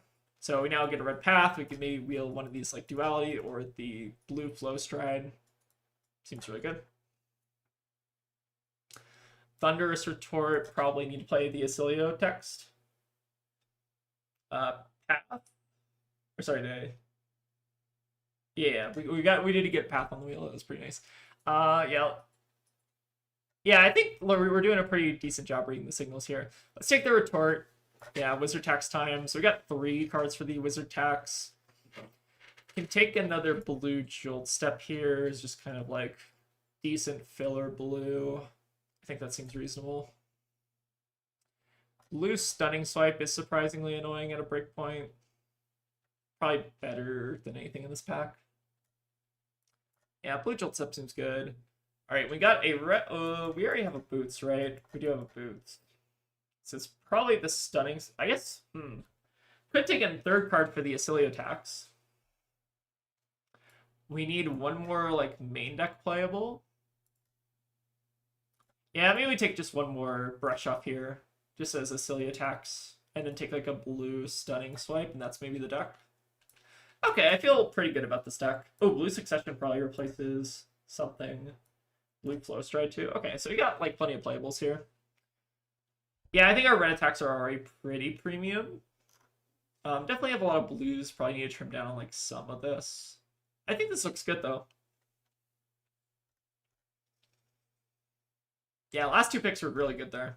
So we found. I feel like we're doing like a really good job of finding our lane. It's just like the games we need to like focus on a little bit more, I think. All right, so we're gonna 3-0 this one. Trust me, chat. Watch. I'm feeling it. Yeah, just like that's what I've noticed is you just kind of need to lock down and Yeah, focus a little bit. focus more on the game part. I think you understand the draft well. I think so too. I think we can maybe remove this retort to sideboard. This one can go sideboard. This can go sideboard. Brush off might be main deck playable. Could maybe try something like this. I think we got this. Is this yellow Astral Assault? I guess like maybe do something like this and just like bring in our least bad card. We have 12 blues, 12 reds, and 5 yellows. I think that's reasonable. Triple Jolt Steps is nice. You don't know about main deck brush off? Okay, we can like move that sideboard. I don't know what we bring in for it. Maybe just like yellow Astral Assault. Do something like that. Main deck brush off is awkward against Ziggy, for sure. I think I kind of like something like this. Although the retort's like not bad. It's like just a random sigil. It might be like fine main deck. Let's run it like this though, and maybe just bring in our like least bad card from the sideboard. Yeah, that's fair. I think like brush off is not like a super powerful card. All right, let me go ahead and make the game here real quick.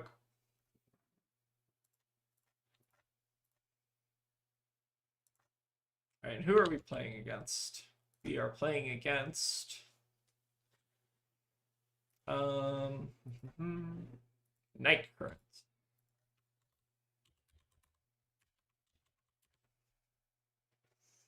Oh, sorry, I don't mean to look at their deck. I promise I was not looking. And let's get off the screen. Cool. Okay. Cool. Good luck, have fun.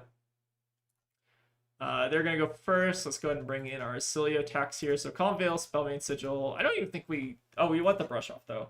So let's find 3 cards to cut now. What do we want to cut here? We're bringing in extra blue, so maybe we can like trim on like a random crap blue. Like maybe the Stellar Glide can go. And then we can cut down on... Blue Electrolyze seems relatively fine. Astral Assault seems fine. Maybe Astral Assault's like kind of bad. Need like one more cut here. Maybe cut like one yellow Stunning Swipe since we're playing against Acilio. The card's not like terrible. Let's maybe try it like this, I think. I don't even know if we want the... Blue Retort's probably not bad if we're going second though. Maybe find one more card for the blue retort. Maybe we can trim on like Electrolyze here or something. I think this seems fine. Let's try it like this.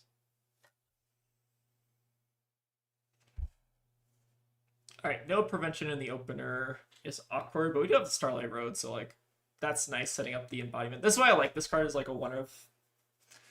Feels really solid, just like being able to instant speed make an embodiment. Crest of the Reaper also might end up being pretty decent here.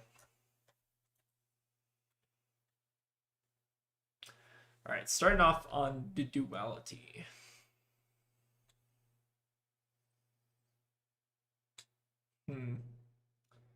Might go ahead and just like bottom the succession here to the Lace Lightning.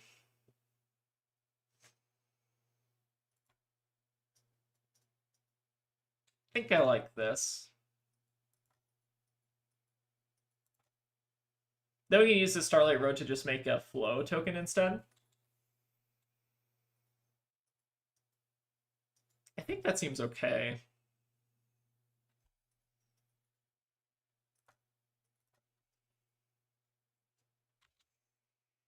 Because it's sometimes like a little bit awkward to try to use your boots throughout the game, so I like don't mind giving them up turn 0.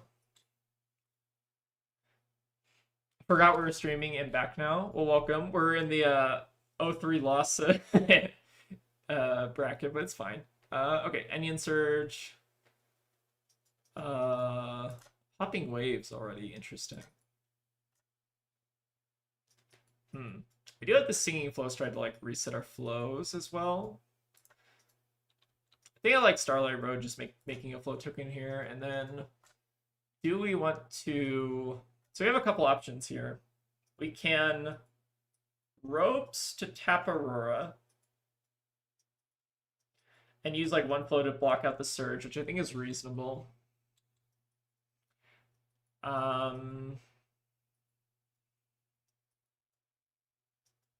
Hi John, hi Scorch Rose, how y'all doing? Let's go ahead and just Ropes here. I don't think we're gonna need the Aurora ability on our first turn here. Okay, this hand is, oh my god, this hand is gonna blow them up. All right, fantastic. Excellent hand. All right, I'm feeling the chat. We're gonna get our first win on stream. Let's go. About time. It's about fucking you just time. started the game. Oh no. This is a very good start though. It's like we're basically sending 13 damage at our opponent turn 1. Very good. Rose keeping the fab content creator ecosystem alive. Rose is so nice. Love Rose.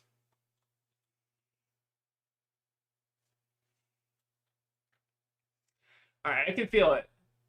I need this luck for Nats. I'm down for creator dinner. We should do a creator dinner. That'd be fun. We did that in San Diego with John and Rob, sorta.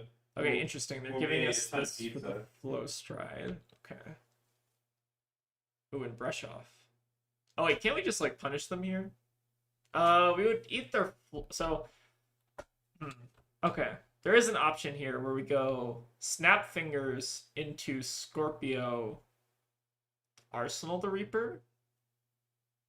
But then they could just use their flow token to prevent this. So I don't know if that actually accomplishes too much. I feel like the Snap Fingers is maybe bait, and we should just play out the Caress. I feel like sending good damage might be important.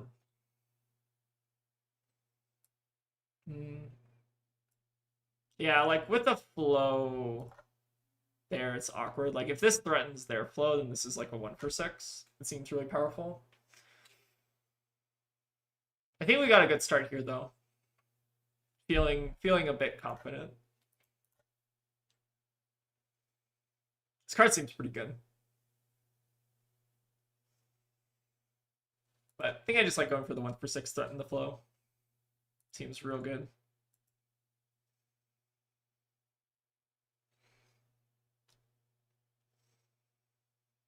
All right, we got double Jolt Step into Path of Same Ends Pay Scorpio. All right, send me the bill. Taking 5. Feeling good. Is there an argument to saving a Jolt Step for the next turn and just setting Embodiment here? Probably. Brazilian steak barbecue. I love picancha. I think single Jolt Step I think seems reasonable here because then we can Arsenal the other one. And then just set Embodiment for this turn and end on Scorpio. Don't think we want to use like both the Jolt Steps here. Like I don't think we need to. They don't prevent that you can go Aurora with the floating. That's true. The only I guess we can still like pay into this and Snap Fingers to like make the most use of our resources. The question is like, do I want to give this go again and also snap it? Because like it is kind of annoying to do that, right? We're like threatening an extra 2 and then we get to Arsenal the Jolt Step. We don't get to set up Embodiment, but like we might not need to. I think I maybe just like using the fingers here. Just to kind of like push an extra damage while sending Scorpio. I think that seems fine. I don't think we need to like save these to like force through like an on hit or something. And like we eat the 1 prevention, which would be annoying for Scorpio purposes, I feel like.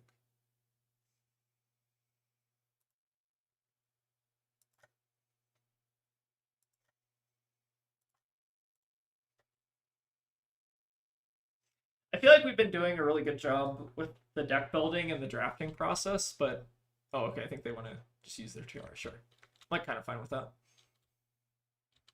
All right, tiara out of the way. But what I was saying is I think we're doing a lot better at the drafting process than we are doing at like the actual games themselves. That's just what you need to work on. Maybe, yeah. Okay, so we have the jolt step, but notably we do need to play an attack with it, so that probably has to be this duality. In which case, we're not. We're like, how do we make this work? I think we just take this damage, right? Or I guess we can like AV3 if we want to. AV3 to get rid of the flow seems reasonable, and then like I think my plan is to like play jolt step, pitching retort, play succession, Scorpio duality, do this.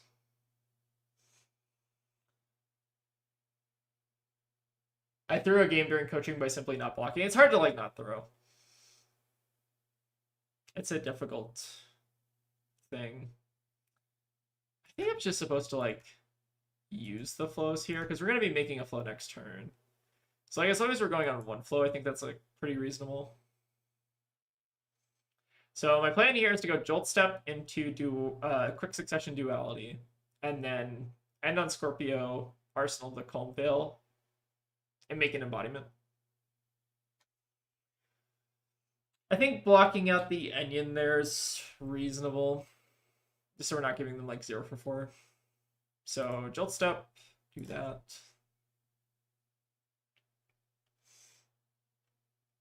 We've gotten a flow generation where I feel fairly comfortable.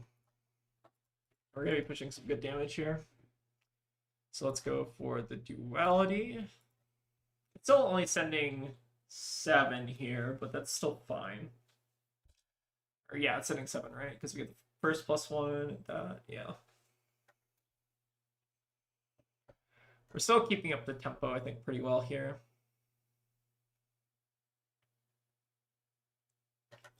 Hey, Tegan, would you do me a favor? What do you want? Can you just grab me some tea? Yeah, with lemonade? Yeah. We are Thirsty. Been yapping. Yeah, maxing. Yeah, maxing. Alright. So we make the embodiment. Scorpio. Cool. Alright, they got a 4-card hand, which is a little scary, but I'm hoping they can't do like a 4-card 15 here or something. Ooh, blue, red retort's great here. Oh, red retort is amazing here. Wow. Okay. The only downside is they are pushing 3 here, so like I think the plan here is to still just like retort this. It's like a little redundant, I suppose. But we should still be able to like AB their entire turn. Is it right to retort this? All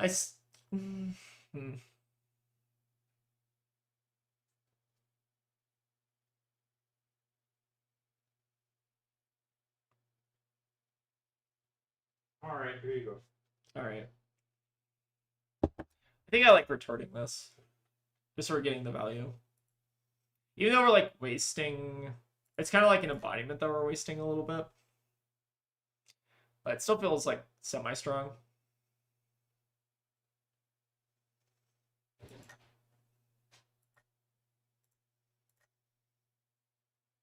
Definitely still a little concerned here.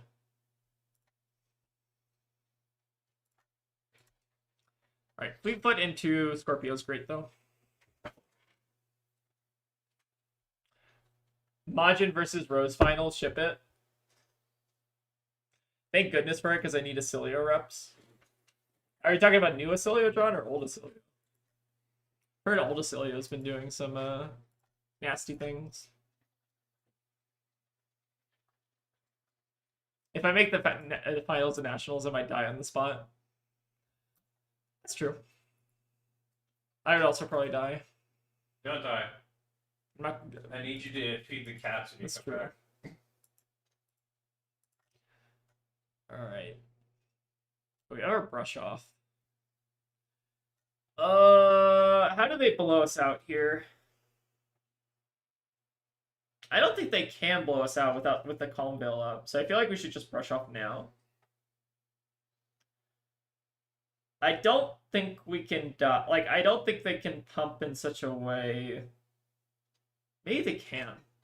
They like Constella Uplift. Does that do it? No.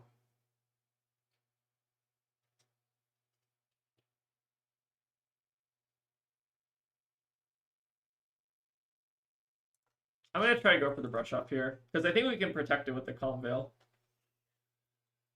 I'm like a little scared to do this though, because like brush off is always a little bit risky. But I think because we have this support for it, it should be fine. You about to win this game? Fucking hope so. It's been a while. Oh no, they have the Cosmic Flare? Okay, that's fine. It's been a while. Alright, we did plan for this contingency. Alright, so they're gonna Cosmic Flare Amp, sure. So now we Calm Veil. And then I guess our turn is like kind of bad. But maybe just like Embodiment Pass or something. Okay, into the Onion. That's pretty good. I'm a little bit concerned about dying now. Maybe we should have held back the brush off, but then like, I don't know, we still end up in the same play anyways, right? 0-1 is still good.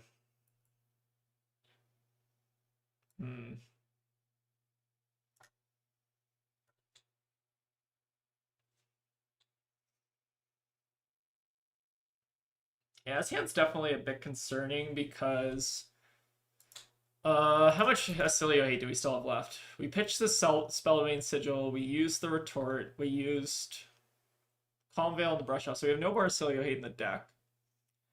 What we could end up doing here is just making an embodiment.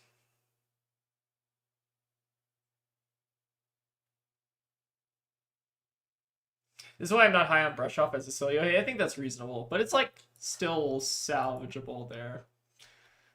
Okay, so we can Aurora here. But we are going like shields down, which is kind of scary. This is a tough spot. I think we're still supposed to Embodiment. But losing a life against Acilio does feel pretty bad.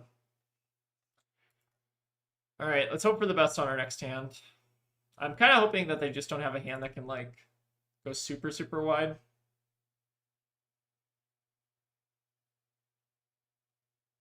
You think you just pass no embodiment?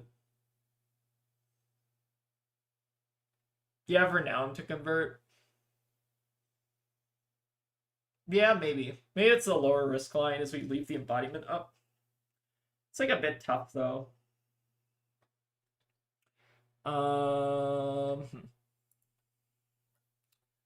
I think I like giving them 5 here, so we can keep the blue. How do we play this Renown is the problem. Could even just give them 6 here, play Quick Succession, or like pitch the Quick Succession to Renown.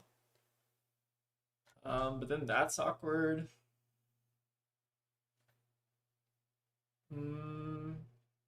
Interesting.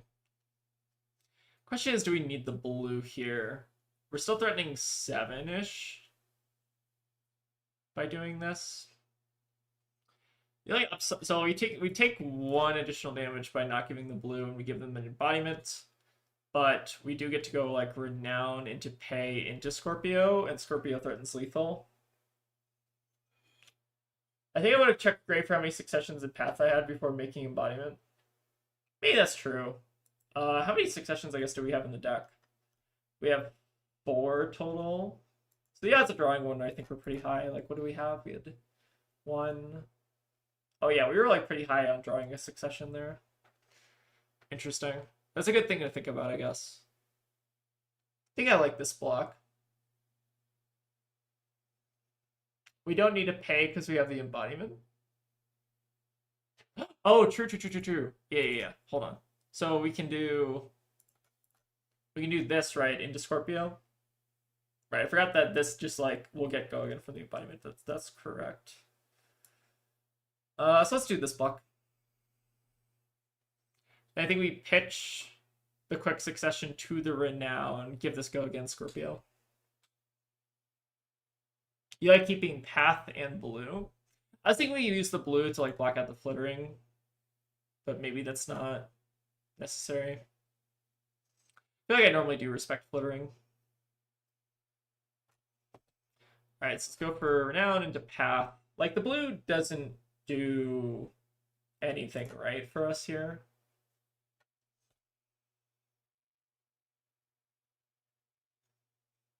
Yeah, I think I like this line. Because at least we're like, we eat one flow here, they have to give us 2 cards, and then we Scorpio, then go to 1 and keep 3 card hand. I think that seems reasonable. This is a tough first game. All these games have been so tough. I feel like the people on the Run Oasis Pro are just really good.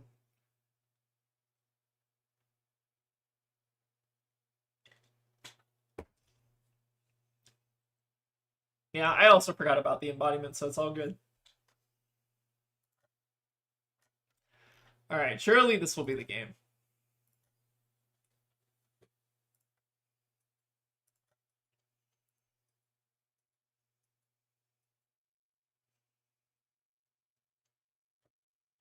They do also need like 2-3 blocks here.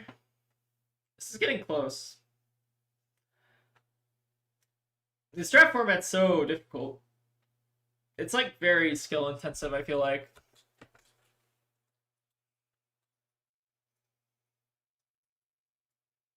Alright, so give us 2 free blocks, that's good.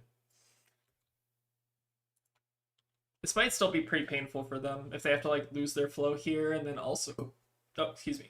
They have to like lose their flow here and go to 1. It's like pretty rough. It also like kind of puts them in Voltbound duality range. Which we have not, hold on, do we have a Voltbound somewhere in the deck? Yes, we do have a yellow one. Or no, sorry, this is the old Aurora deck. Hold on, where is our current Aurora deck? It's this one, right? Yeah.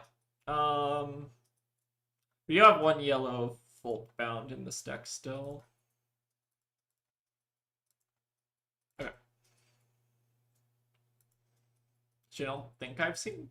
Oh no, we did see it. Okay, crap. So we don't have any. Oh, they're gonna suture us. Okay. Okay, they did have the instant. Yeah. It's pretty good. Puts us to 4. Okay, we have quick succession. Try to close out the game here. So how do we best sequence this? It's just like quick succession into Russia Power Scorpio or something. Yeah, we have a yellow, but I think we already used the yellow Voltbound. Is there any world where it's better here to play out Singing Flow Stride? No, right? Because like the breakpoint of this being 5 is like kind of annoying. Yeah, I think we just send it in here. Because we're still like, they have to give us 3 cards here unless it's a suture. Okay, so that's good for us. And the question is, can they close out the game? Like, do they have the spell needed?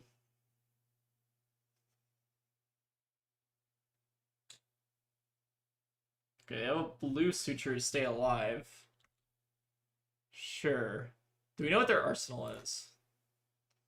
Oh, we have the Spellbeam Sigil still. Okay. I think we should be safe now. Let's go quick succession. Maybe I should have like managed my flows a little bit better this game. That's one thing I maybe am noticing. Let's hold the Spellbane Sigil here. And then just go Russia Power again. They have duality in hand this turn? Okay. So there's the duality. And then Scorpio is lethal, right? So they have to give us like one more card here, and then we can just hold the sigil. I think we're safe, relatively. Like sweating here, or not actually sweating, but like sweating in the gamer sense. Oh my god, turn to Mindfire. Okay, they were not playing around here. Okay, so we can do this into pitch the retort and the cunning. Or no, I think we'll like play the retort in a turn, right? Do something like that. Yep. Oh, we hold on. We need to play the retort end of turn, right? Play the retort. Pass. These die. Alright, they have 2 no bucks, I think. Oh my god. Fucking brutal games, holy. Think we got it? Just barely? Oh, pain. Crazy game. Yeah, people on the fucking Runaway server do not fucking play around, let me tell you. You got it? I think we maybe got it here. If chat is telling me correct. We got this? Alright, we got it! Yay! Yay! We don't have to give Roy a drinking buddy. Fuck you all. Alright, let's get our 1-0 game. That's an extremely funny thing to say. Yeah, get on chat. You fucking suck. Alright, now we got 3-0, and then I still have to give away a drinking buddy, right? Okay. Let's go ahead. Alright, so now you all are cheering for the 3-0. Let me see if this person already has game. Do they? Hold on. Maybe not.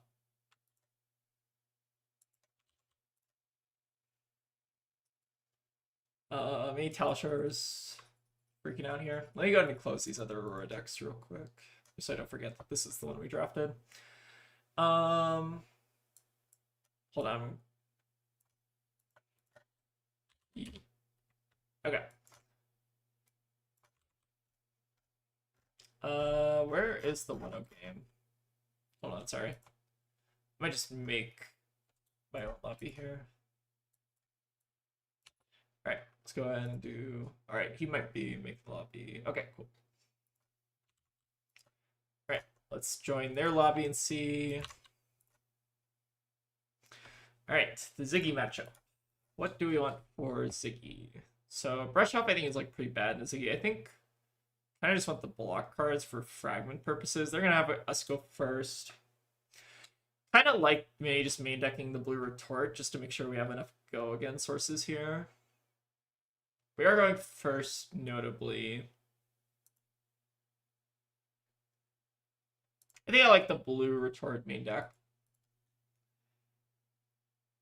God, playing against Acilio is so stressful. I know, right? It's like you have to play so perfectly. Otherwise, they just like arcane damage you out. It's kind of crazy. I think I like main decking the blue retort just as like a bad sigil lightning. I think that's fine. It's also a good like setup turn 1.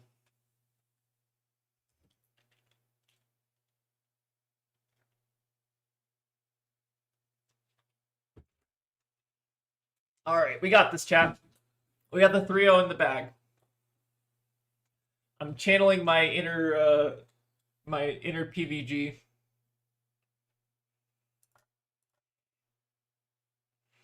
All gas, no brakes. It's true.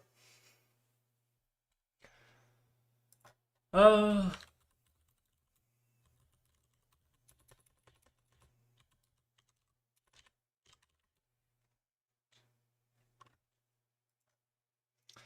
right, what we got here? So Embodiment Pass is the safe play.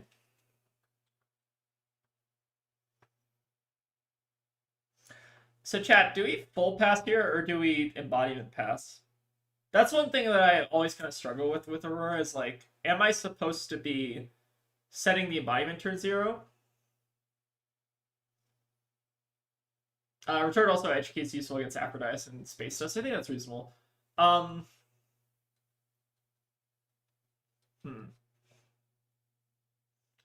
So the downside of making embodiment is that they can like set up an aura and like ping us and stuff.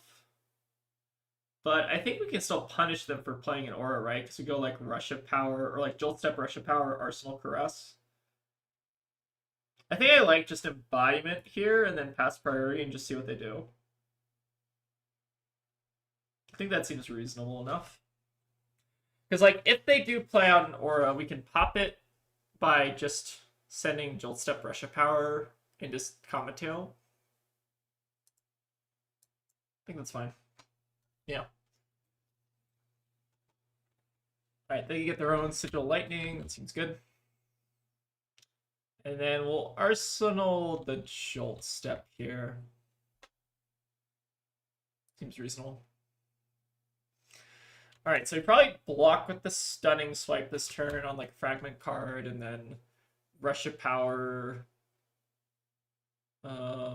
Jolts, or like we can like Rush of Power, Jolt Step, make embodiment, Arsenal this. We'll see what the hand ends up being. We could also go for like block Rush of Power, block Stunning Swipe, Caress into something. Okay, well, we probably want to block this one, right? This one seems like a pretty decent one to throw stuff in front of. So only question is whether or not we're holding on to the Rush of Power or we're holding on to the Caress. Holding on to the Rush does mean that we get to... Like, Caress is like an independently stronger card is the only issue. Like, this means we don't have to, like, play out the Jolt Step. Like, we just do this. And then they can't even fingers us.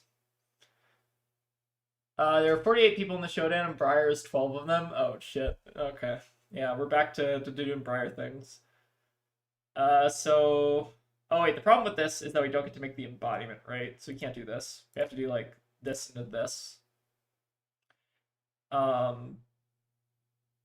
Which is fine. I think we can still just take like a little bit of a mid-turn. So I think we need to block with the Caress because we don't have the flow on board to like reset the embodiment.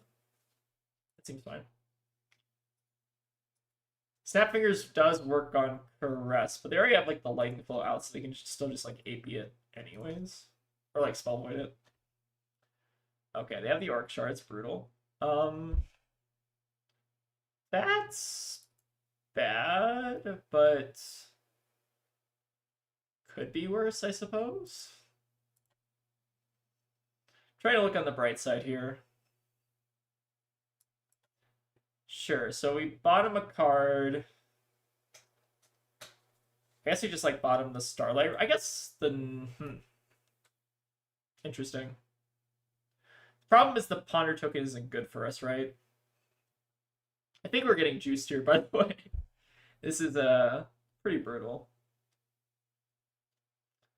I think we just go Rush of Power into Scorpio, right? That's like the best play we have to us. And then the Ponder token gets wasted, but so be it. I think we just like need to keep a hand that does something, unfortunately. God, very good turn from him. Holy. 2-card like 13 that we had to like throw in front of. Alright, we got a Rush of Power at least. Could be worse. Yeah, let's hope we can just like rely on the power of Aurora to carry us here. Maybe we can kind of break through the ward and stuff.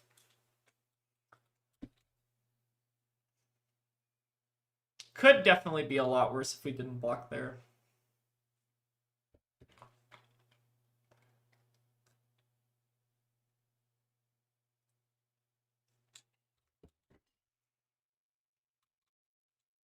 Alright, we get through with the Rush of Power, which is great. Alright, and then they're going to pop their Helm, which is good. So it means they can't flicker next turn, which is good. But them having a 5-card hand is definitely a little bit scary. Alright, Volatile Fluxer. Do we want to respect this? Probably. We have two Jolt Steps in our hand. I think there's no real reason why you can't just throw 3 in front of this, because I feel like most of the time we're going to just have the ability to pay into this. I feel like you need to respect this card against Ziggy because like they're more often than not have instants. Like I don't know if you necessarily need to respect this card until like Aurora. I think we have to respect the Fluxer though, and then our next turn is probably gonna be like Jolt Step, Path of Same Ends, Pay, Scorpio, something like that. Seems fine. We could also like maybe just use the Jolt Step to block and then reset the embodiment at a turn or something like that. See what they got going on. All right.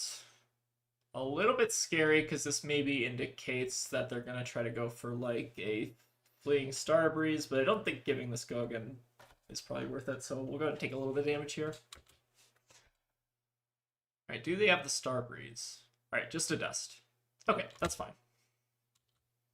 Not the end of the world here. Dust Flicker seems good.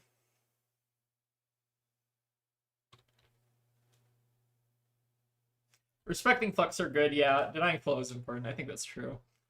Let's go.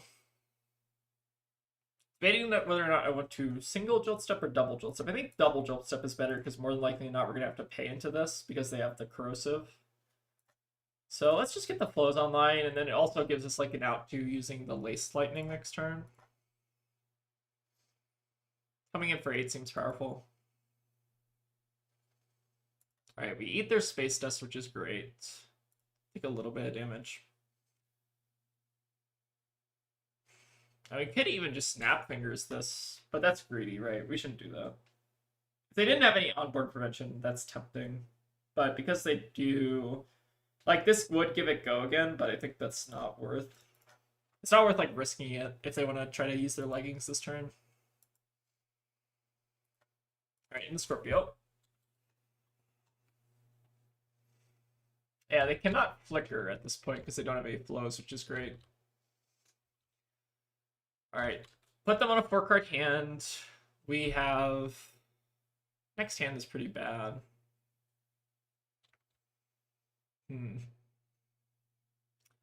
So I do think this is maybe a good opportunity for a bit of blocking. The question is like how much blocking? You can block with like the flow. Well, actually, isn't flow stride like one of the better ones that we don't actually use? Like maybe it's better to use Stunning Swipe and then like pitch the Stellar Glide to Lace Lightning. Or no. I think that's probably not. I think we like maybe are just kind of priced into like keeping these 2 cards. And then how do we do this? Laced Lightning, not very good this turn. Oh, Snap Fingers does. Hold on. Target lightning attack action on the active chain link deals 1 arcane damage to the defending hero. Path of Same Ends. When this attacks hero, do 1 arcane damage. If damage is dealt this way, this gets go again. It's not if any arcane damage is dealt, so that's actually a good point. Yes, correct. Stunning Swipe here. Could Fingers us. But I think I'm like fine sending like a blue Flow Stride. Is still like mildly annoying when they don't have any flows up. Yeah, I think I like this. We'll hold the Quick Succession for next turn.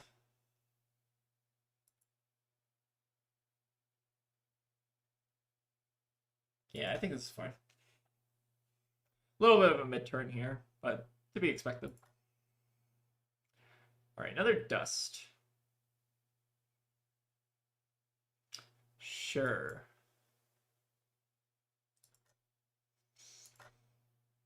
So we can at least threaten the Dust here unless they have some instant speed flow generation. So we'll start with the Aurora. Send Swinging Flow Stride into Scorpio, which should be really annoying for the Dust to interact with. How good are the yellow Dust in Ziggy? They still seem like pretty fine. Like I think red Dust is like the premium and like yellow is fine-ish.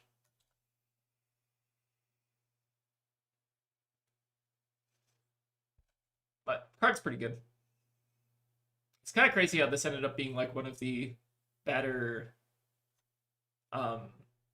just kind of ward cards that they have access to. Okay, so we lose the one, or lose one from the space dust. That's fine. And then this is at least threatening a flow on hit, so they might be incentivized to kind of block here. The yellow are still good. I think that's true. You can activate Snap after a prevention effect so that it eats the prevention and your path go again arcane hits. Yeah, that makes sense.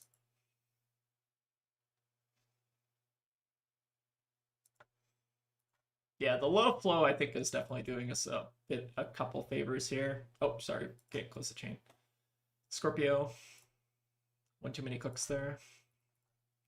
Wrestling the succession feels pretty good here, so we don't have to like be on embodiment next turn to convert our hand.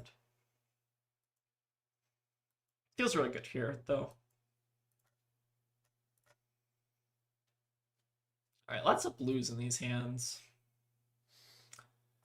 Ebbing Arc Stride. I think we're kind of supposed to block this. Do we have to block this, though? I think we do. We do have to worry about fingers.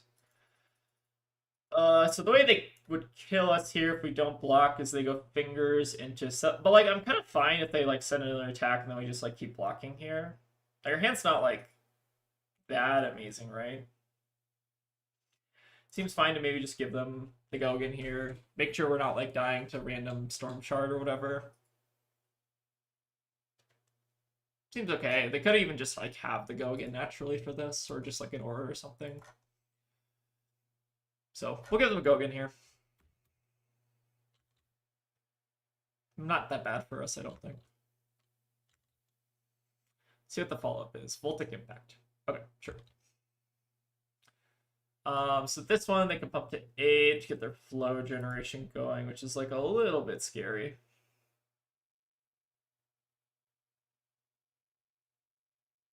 Fingers has to target something that is already fragmented, yeah. Oh, that's true. That's a good point. Target tech that has fragmented, yes. So we didn't have to play around fingers. I guess we had to play around like double Storm Shard or like a Live Wire Press or something. I think it's still like worth it to block there. So this we also do have to kind of respect here, right? You can like Arsenal the Electrolyze, or even just like pay Snap Fingers, Aurora, go again. That kind of thing. All right, take a little bit of damage here.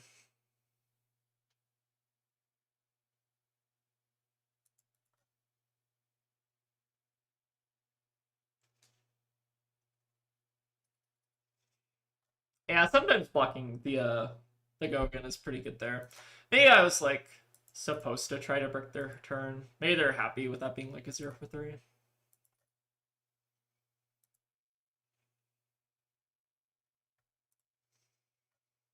All right, so we do. Do we need to play the quick succession here? I thought it's maybe we don't, and maybe we just like end up paying into this plus Aurora. Hold on to the quick succession for the turn when it matters. Could even Snap Fingers this turn, I think is reasonable.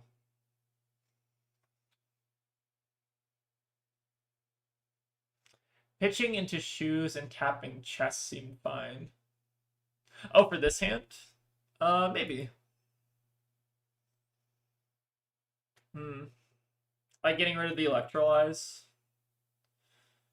Yeah, I could see that. We might even get the opportunity to use the shoes here still. I guess I guess we can kind of like try to eat into their flow here though. Like this is the line that I was kind of thinking about. So I eat that prevention and now they have to like potentially give us the flow here. Interesting.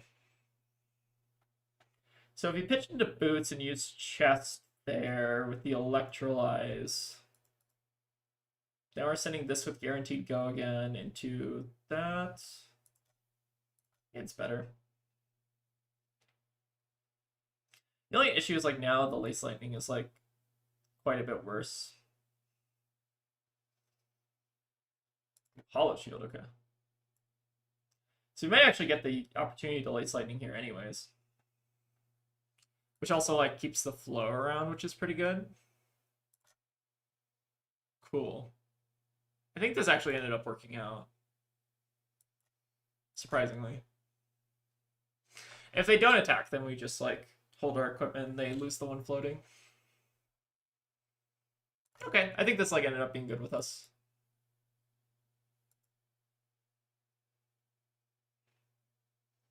All right, we can Lace Lightning. I think I like your play, John, of like doing that on our turn. But maybe like results oriented, this actually ended up being like fine for us still here. But I think like your play is like in a vacuum better, right? I think we just got like rewarded kind of for doing this. And we get to keep our flow generation around as well. So it still feels really strong. All right, Shattering Flow Tide seems good. They could pitch into their fingers here. Do we care though? I think we need to block with one of our one costs here, right? Block with one of our one costs, go like Singing Flow Stride into pitch one of these reds. Do this. Yeah, this ended up still being really good for us. But yeah, I think I need to like get in the mindset of like using the equipment before I lose it. Use it before you lose it. So alternative play here is we go destructive into Russia Power off quick succession Arsenal Flow Stride. Maybe that's better because we can just try to draw this with the blue. And we're sending like similar value math, but we get to keep an Arsenal. That seems better to me. Yeah, Arsenal singing. Yeah, I think we're on the same line. I was originally thinking like we block with the Jolt Step and try to play the Flow Stride, but I don't think there's any rush to play it, right? So now we're threatening the flow, and then like that makes the Russia Power better. Okay, Sigil Astroflow. A little scary here. So we're functionally back at 4, but we might just kill them here. I don't think they can deal 6 arcane damage. Hopefully not. Gulp.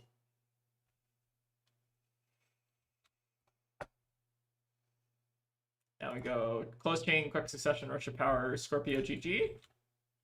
Hopefully.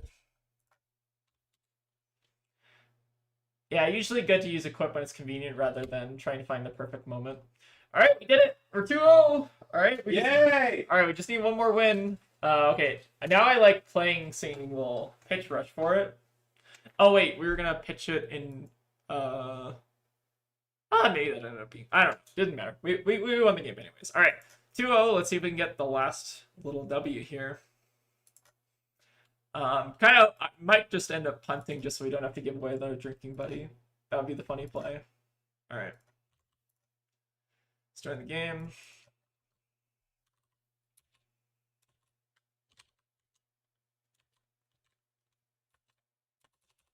All right, another Ziggy. What did we do against Ziggy last time? I think we just brought in a retort and called it a day. Yay, okay. I think we can do it, chat. All right, let's see if the Ziggy deck is a little bit scarier, though. Maybe just brought in the retort and just like left the sideboard the same. Deck seems real solid, though.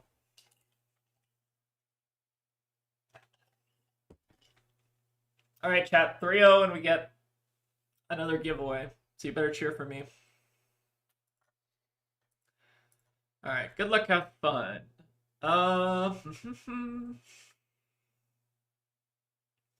So, what do we want to do here? There's always the solid play of just embodiment pass. And then if they do end up trying to do something, we can potentially just go like Electric Jolt Step into Russia Power into Scorpio, ruin their life. I think I like the embodiment pass strat. Seems reasonable, and then depending on what they do, if they play out an aura, we can try to punish that.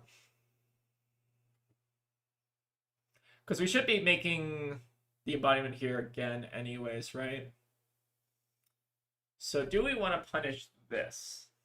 I guess we'll see what they do.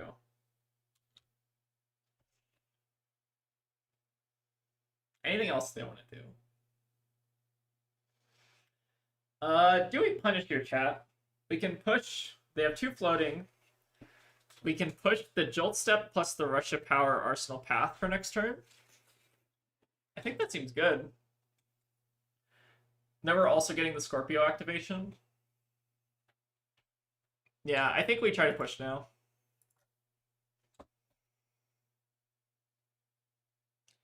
Like, now we want to just try to punish this because they took, like, they basically, like, got rid of a card in their hand.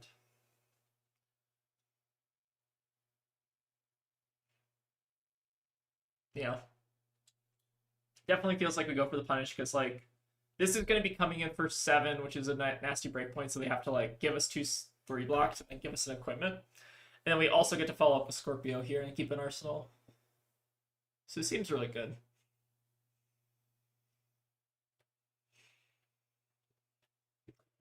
Yeah, there's like a delicate balance between like, oh, they had another duality. Wow. It's like a delicate balance between like filtering too much and filtering like not enough. Like I think maybe the better play for them there was to like play out Nourishing Glow and pass and just see if we end up doing anything. Now this feels like very strong for us. He also has double hero tap prevention, which is awkward. Definitely does seem awkward if they want to like start the game with like an Aphrodite or something. Oh, a Space Dust, okay. No way to punish that, right? Okay, so they get to keep this space. At least it's like a blue Space Dust. Alright, Fraying Life Force, sure. So most profitable thing we could probably do here is go this here. Awkward thing about the path.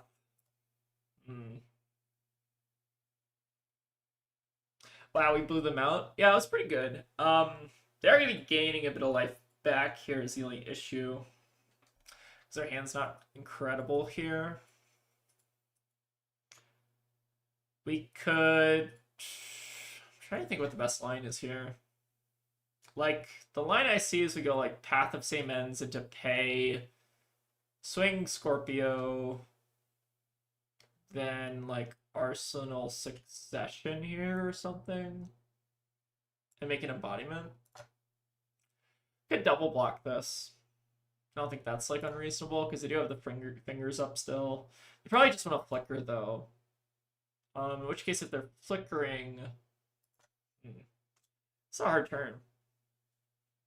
Maybe we hold the Flow Stride, because that's, like, threatening an arcane damage. Block Stunning keeps singing, I think. Okay, let's try this. So we fragment this down to 1. They can either try to go for the bounce on the Space Dust, or they can go for the fingers, but I think we're fine with either. I just don't want to, like, overblock this, I guess is the issue. Alright, Conflux is good. Now, the question is, do we want to play out this retort end of turn, or is there any reason to? I think not, right? So now we go...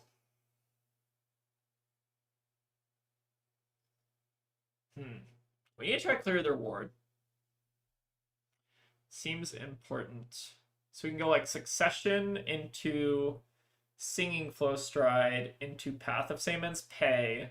Try to present the most awkward breakpoints for them here.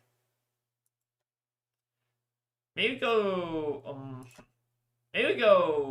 Path first. Because we want to pay into this anyways.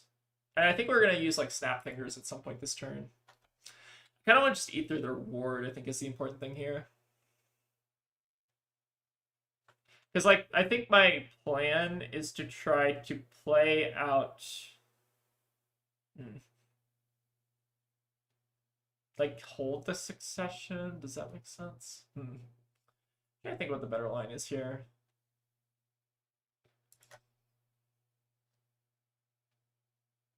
Could just like dump the hand and then try to like set up embodiment with like Lace Lightning on a future turn.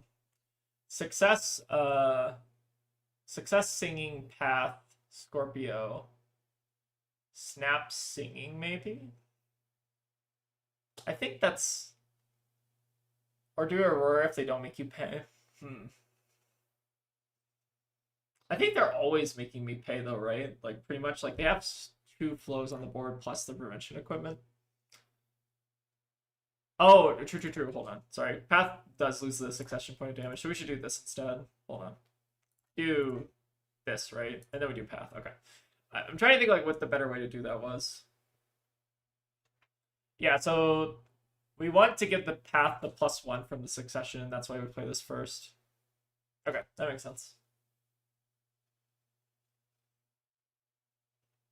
It's a little bit different. So then we snap this, we pay, we Scorpio. Okay. Figured it out. But that does now it does mean that they do like kind of know what we're trying to do. Alright, the Flicker the Dust, sure. It's hard to think about all these cards like interacting with each other. I guess that's like kind of the fun of the format though. Alright, so do this. Seeking Flow Stride. I imagine they give us embodiment here or something. They can't use their boots anymore, which is really good. They let the Conflux pop. Sure. Do we threaten the snap on this now? I don't think we do, right? Because then we were like opening ourselves up to potentially making embodiment off path. I think this ends up being fine. We also get a flow here, which is I think pretty nice. Some hard fucking games in this format. Holy. Snap Singing devalues their two ward 2 pieces. Oh, it's true. Yeah, because we get the 2 prevention, I guess. But the problem is they have that flow still. So maybe we're still like oh, sorry, I don't know if I actually wanted to threaten that break that flow. Probably should have thought about that. We can keep the flow for now. I think that's fine. Sure. So they hit us. Yeah. All right. So go to 13. And now the question is, do we even want to play out the path? I think threatening their lightning flow seems kind of worth it. The only downside is we could just Aurora here and then send Scorpio. But then we're losing like the 1 point of value off the succession. I think I'm supposed to try to go for it. If they do end up punishing us here with the flow, then I think that's fine, but they might not even want to give us the flow. Yeah, I think forcing the flow is also pretty reasonable. So this ends up being really good because we get to do like basically everything we want here. Yeah, this seems really good for us. Alright, we Scorpio. Play path, they get succession value. The only issue is that they do pop the flow, then it's like we have to like snaps plus do the 1 and then we don't get to set embodiment, but this does still feel really strong. Alright, Polaris. Okay.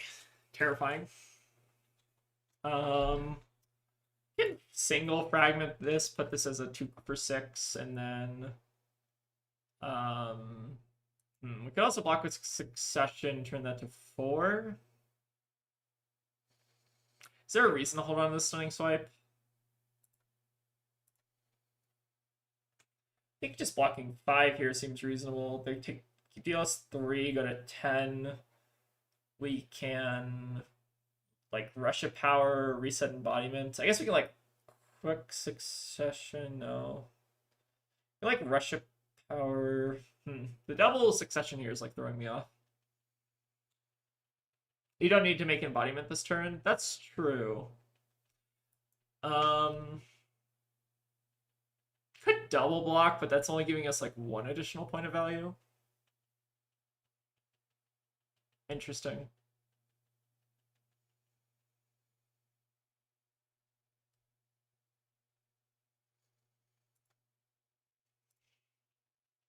Do something like this and we can play the stunning swipe and try to like tap down Aphrodite or something. This is weird.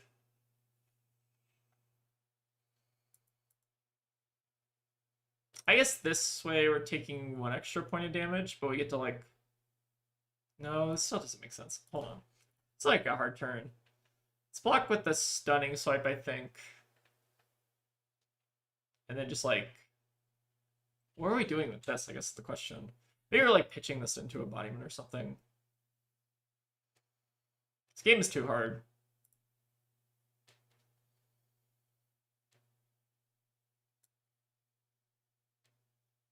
I think I'm doing this. I don't know. Oh, this feels weird. Because it's only giving us like one additional point of block value, kind of. I guess we could have also like held it for blocks, maybe. I don't know. Feels weird. Like I'm honestly thinking maybe we're supposed to like IP with that. Oh, this is kind of annoying. Maybe we're supposed to hold it for blocks in case they had follow-up. I forgot about the embodiment. Awkward. So now... I think we just like take a little bit of an off turn. No, that doesn't seem right. Maybe we just let them have the flow. Take 4, get a flow. We play Rush of Power, Scorpio, Arsenal, Succession. There's some chat log, by the way. Chat lag. Oh, chat lag. I don't know why that is. Yeah, I'm not sure either. This format is too fucking hard. It's like a really difficult format. I think doing this to push still makes sense, but taking the floating does feel bad.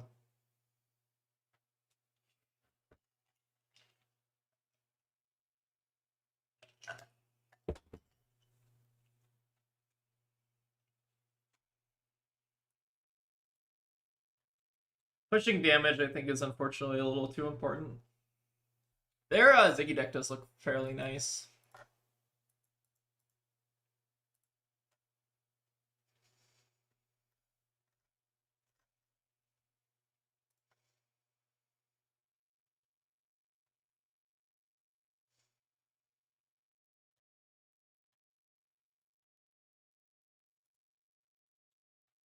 Let's see what they got for us here. Imagine the breakpoints here are still kind of annoying. Like, we're basically doing, like, 0 for 5 into 2, so, like, 1 card 7 still really good. I don't know. You imagine the embodiment is not an additional card we had to pay at some point. But yeah, this format is, like, so hard, especially when you're playing against, like, good players. I don't know. Very skill testing format, it feels like. Oh shit, we need a... Hold on, we need a Scorpio. Keep clicking through it too fast. There we go. Alright, Rush Power. Scorpio. Scorpio, go. The nice part is we can maybe try to use our Robe of Astral Sanctuary next turn to just like tap Aurora, get a little bit of value that way. Seems pretty good. We maybe even arguably should have used it last turn on like the Polaris or something. Oh, they're giving us block. That seems really good for us. Alright, we got a good turn lined up for us now. Hopefully.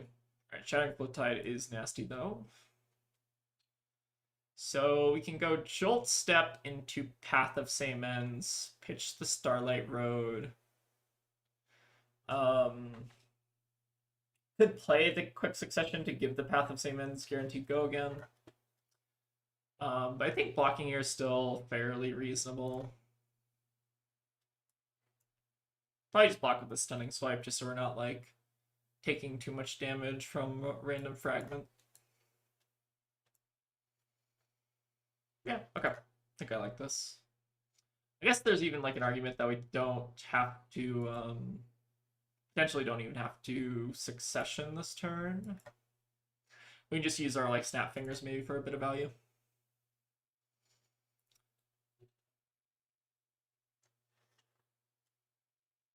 I think hard because blocking preventing decisions are pretty challenging. I think that's true.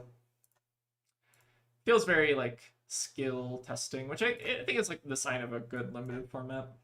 I think what I'm doing here is like Jolt Step, Snap Fingers, make sure we get the value, and then Scorpio. I don't like blocking Flow Tide, but you might have to. I think I had to, right? Because, like, I'd rather give them a 0 for 4 than a 0 for 5. Blocking is unfortunate, but we should be able to still get a decent bit of value this game. So the only concern I have here is mostly like tempo wise, I think. All right, let's go ahead and just snap, get a little bit of extra damage in, and then we can just pay to give this go again. We're still like sitting pretty healthy, I think, here.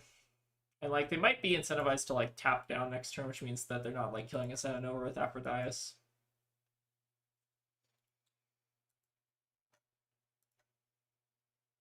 think we still have a lot of wiggle room this game. Not too concerned. We mostly just have to stay out of like random Aphrodite cheese range or also like random Auric Shards cheese. Oh, lots of dualities in their deck. Card's really good. I think like all the cards are like basically the same card, which is kind of funny. More or less.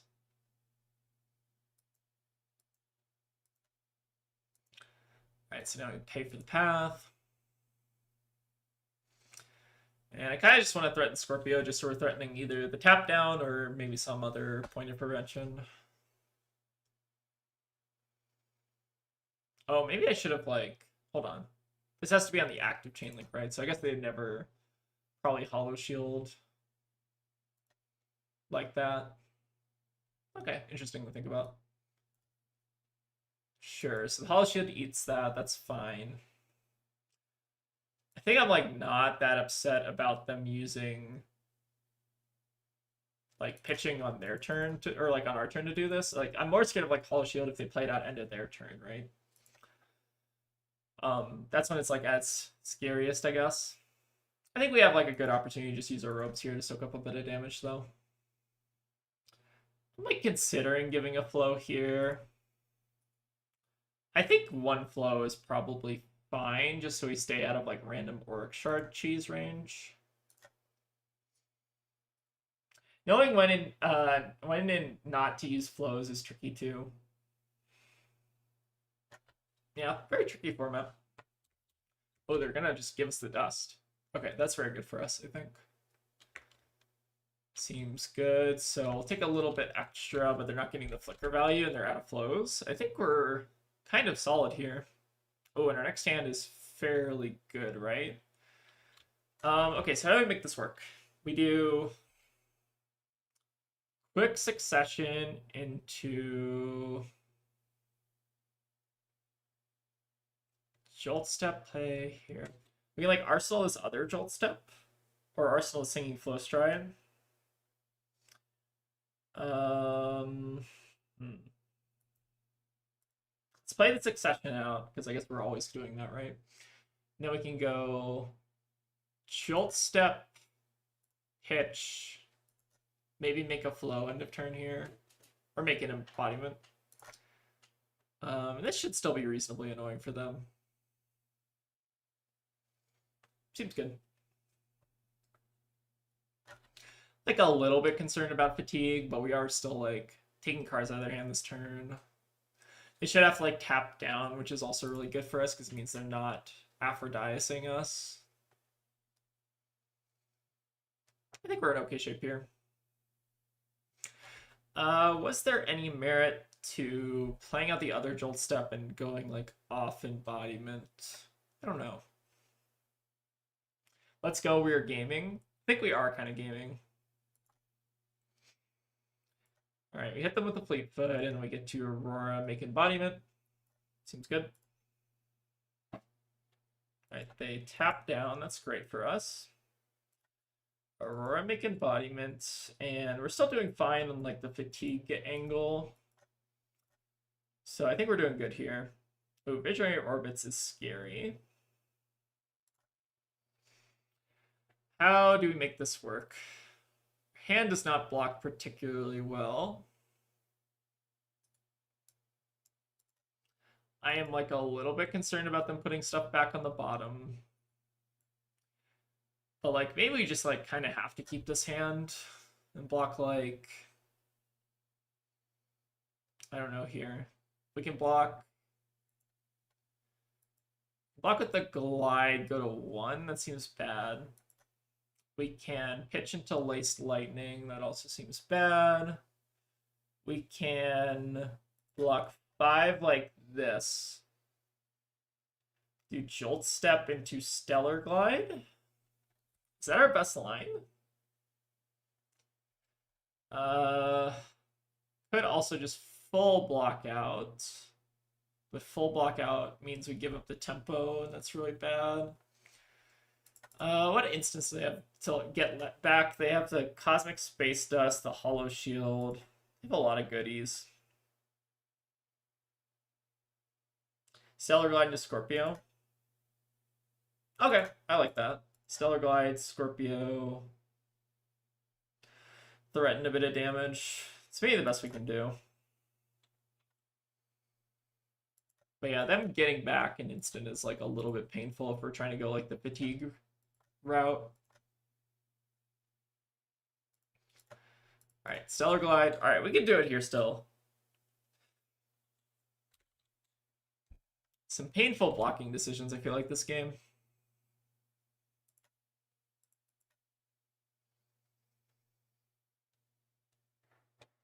Just need to keep chipping away with Scorpio, and eventually I think we'll get there.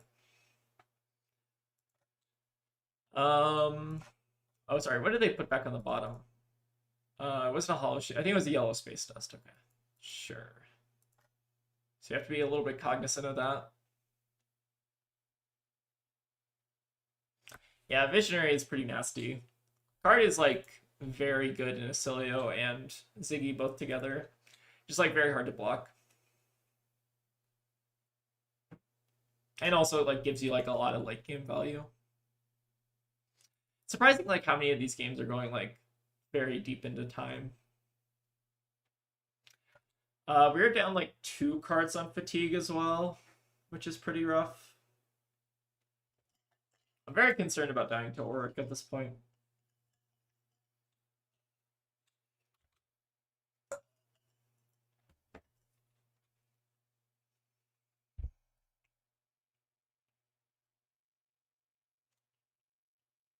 Okay, them crackling us is probably a good sign.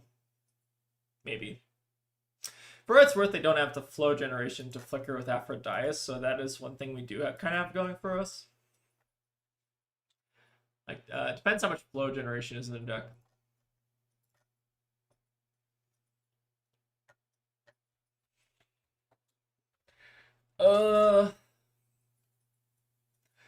Why isn't Sportman so hard? Ugh.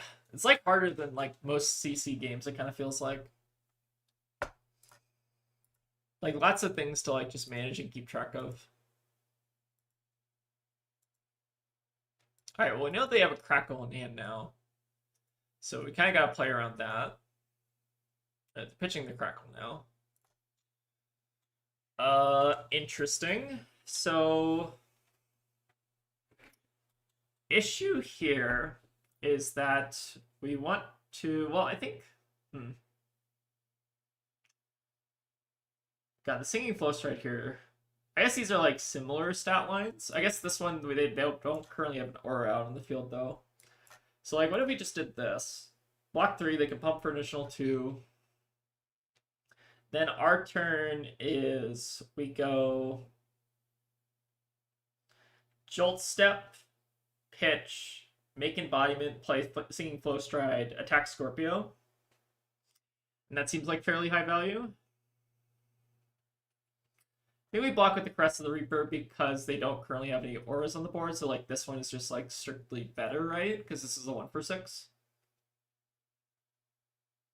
I don't think we want to play Caress though, right? Because the Singing Flowblade is just strictly better, right? Because this one is coming in as like a 1/6 if they can't block. Yeah. I think we got the line. Notably, they don't have the flicker. Oh, they did have a red Auric. Okay, that's good to know. But fortunately, we didn't have to play too scared of that. Actually, hold on. Wait, we might have wanted. Hold on. Do we want to embodiment or like Lace Lightning this? Maybe we, oh, sorry, I think we do want to Lace Lightning this. Right? Yeah, we Lace Lightning this just to make sure that we get the value here. Okay, I think we got it.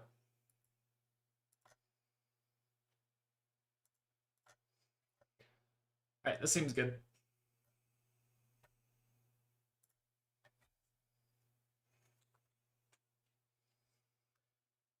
Just give us the win! We're so close to a 3-0, and then you all can get another drinking buddy.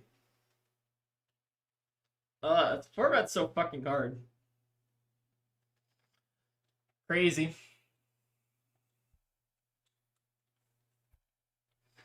I feel like this deck is also like way worse than our like original Aurora deck, but because like I don't know, variance is variance, we just like did better with this deck.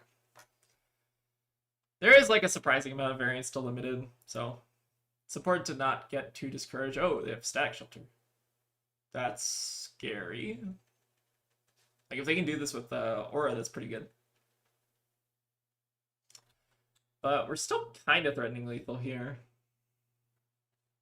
I don't think Static Shelter is like all that good and limited, but it can work out. I think like it's probably at its best in, like Ziggy Acilio, right? Because you have like the one resource you can like maybe pay for some other stuff with the flow generation. It's still pretty good though. Like a 1 for 4-ish. I think this deck has better mid-end, while our other Aurora deck had better high roll potential. I could see that. Well, I think like the other deck just had like Tempestuous Kiss in it, which like we just like didn't really get to resolve. So I don't know. Maybe it was better, maybe it wasn't. Alright, still get to threaten Scorpio here, which is good. Alright, Glow will stop that, sure. Alright, Ziggy Flicker, Aphrodite, yeah. How much flow do we want to give to this in terms of respecting it?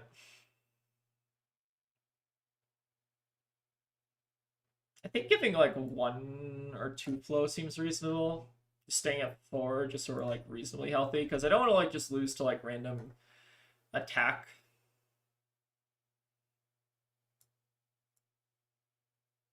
Yeah, we had 2 Tempestuous Kisses earlier.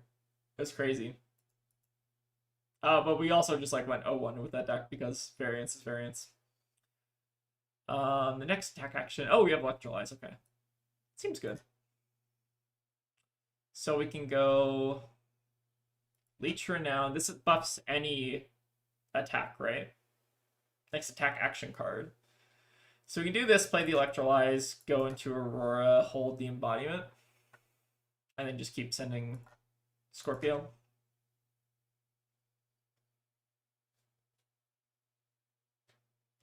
Cunning could also keep us safe. The only issue with Cunning is that it doesn't have Go again, right? So we can't. I guess we could like pitch the Retort, but I don't think it matters. Alright, so we get to destroy their embodiment actually, which is kind of nasty. So their embodiment is gone. And I can follow up with the Scorpio. Flicker Reality, yeah.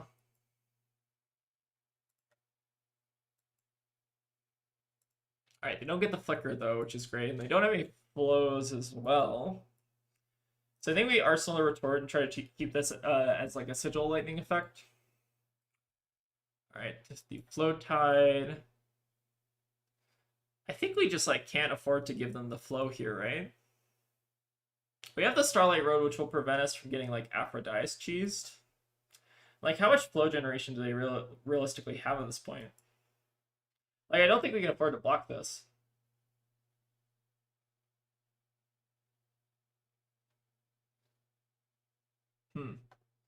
I think we don't block here, and then we just try to resolve the Astral Sock. Yeah. I think it's more dangerous to give them the flow so that they can, like, Aphrodite us down than it is to, like, actually, I don't know. It's, like, more dangerous to do that than to just, like, play out our cards, I think.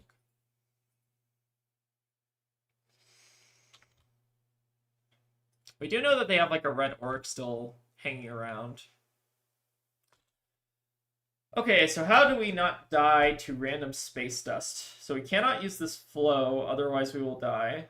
I guess we could, like, Starlight Road singing into Astral Strike is good here, or Astral Assault.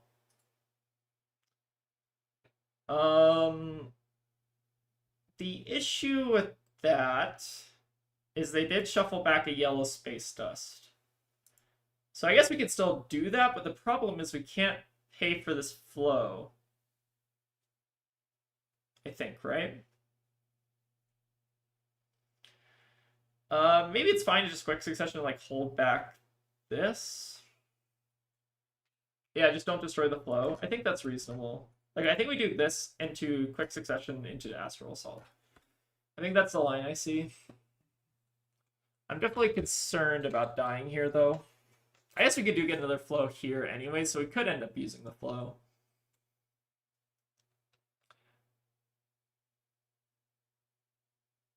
Yeah, I think I kind of see the line. Oh, you're all good, L. I think this ends up being really solid, though. Yeah, we know they have a red orc still hanging around, so I think that it might be this hand. Tough game, though.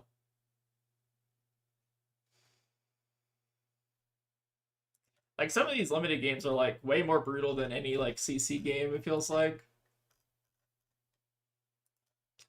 Alright, Starbreeze I think is good to see.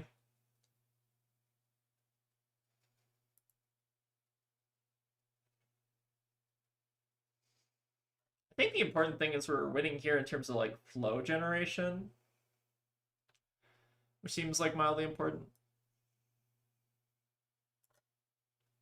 If we get to connect with this and get the flow here, that's huge for us, right?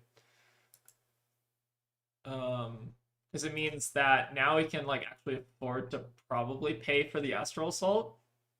I think, right? Like, I think we just gotta go for it. Although the Astral Assault being at 6, wait, that doesn't actually matter, right? It might matter if they have no blocks in hand. So this is going to 5. Which, I mean, we Scorpio, we take 3 cards, they get 1 card remaining.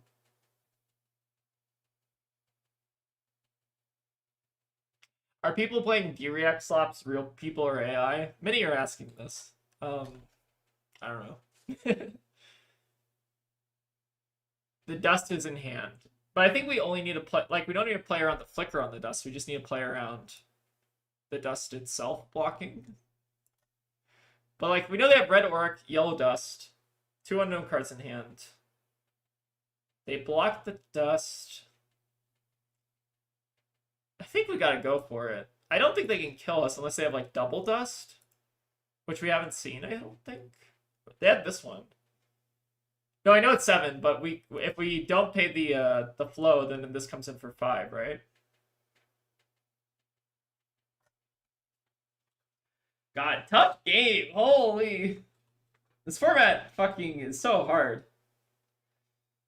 You just need to like maximize every single card in your deck. It's like kind of crazy. Alright, what they got for us? We're either dead or they're dead. Alright, they're dead. Okay, they only had the 1 space dust. They did have another Polaris. Which is pretty solid. You did it. We did it. 3-0. This format is great. Yeah, it's really good. All right, who wants a drinking buddy? Let's find out. Bite the lightning bolt. LOL. Let's go. Congratulations. Boron 537. Boron 537. You have won the giveaway. All right, we're gonna do like I think 1 more draft. How long have we been streaming for? I don't know. Let me check. We doing 1 more draft or oh we started streaming like 4 hours ago. Hold on. It's been a while. It's been a while. Yeah, that was a nail biter. All right, we want 1 more. Maybe let's do 1 more. All right, let's do 1 more. Yeah, why not? We're not doing anything. Yeah. Yeah, you want the card. So you just, Boron, you just have to email us or message us in Discord if you're in the Discord. With proof that that is indeed you. So. Go out on top. I think that's reasonable. All right, chat, what are we feeling? Are we feeling take a break or are we feeling go 1 more? double or nothing. This format is like agonizing though. It's very difficult. Looking forward to playing this next week. All right, someone in chat make this one more. All right, John says one more. Do one more. It's kind of too hot to take a walk outside. Yeah, okay. So we got plenty of time. All right, we're 5 out of 8 in the queue. We can do one more. All right. I like how the stream has only been 0-1s or fucking 3-0s and nothing in between. Drinking buddies. Drinking buddies, yay. Drinking buddies. All right, we got one more in us. Let's do it. We can do it, chat. We got one more 3-0. Regardless of the outcome of this one, someone's getting a drinking buddy, though. Sure. Yeah, that's fine. So, All right. We're giving out a drinking buddy just for every game, I guess. The quick not way. for every game. God. I mean, not for every game. I won't put that many letters together. For every game, for every draft done, I guess. All right, I'm gonna go grab a drink real quick, and I'll be right back. All right, we're still 5 out of 8 in the queue, though.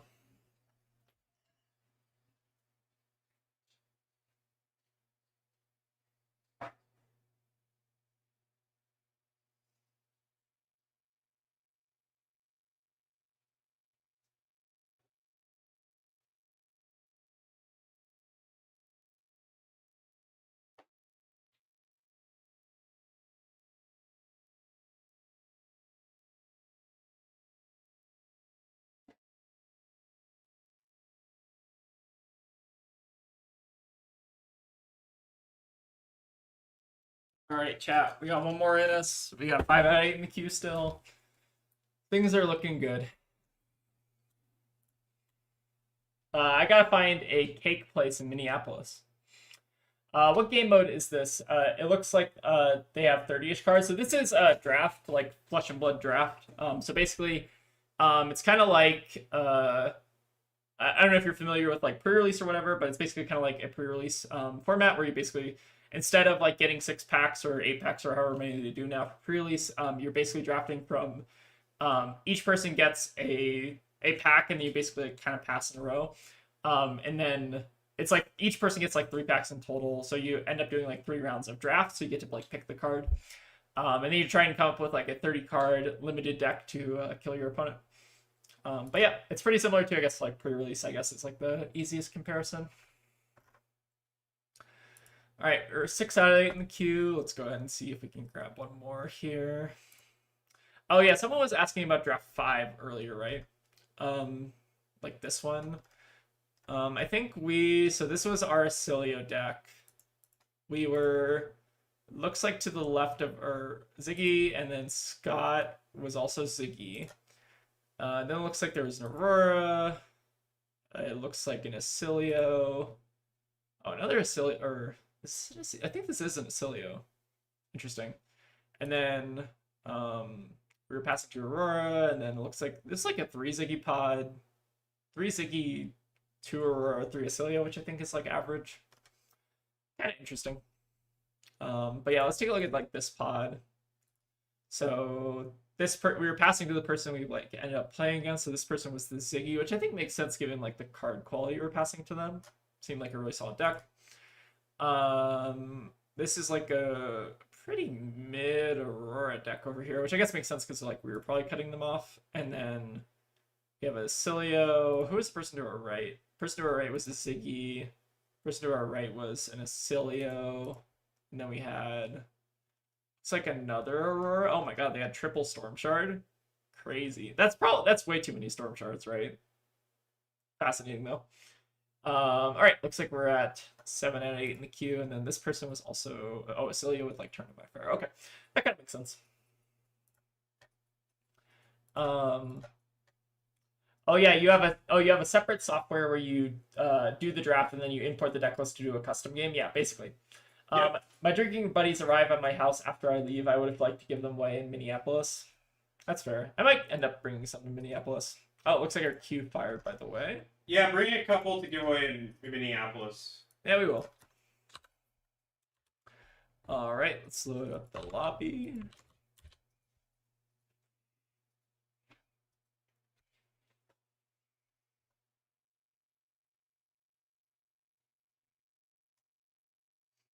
Also, I hope you all appreciate my name for the Draftmancer lobby.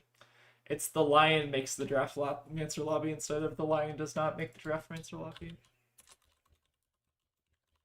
Which is a joke. It's because the one time Taylor Crawford posted that in the. I'm trying to find that image. I should message Taylor and see if he has that. Because he didn't want to make the lobby, so he's just like. Yeah, the he made lion like. does not concern himself with making the draft master lobby. Yeah, hold on. It's like, hold on, let me find the meme. But I'll find like the lion does not mean.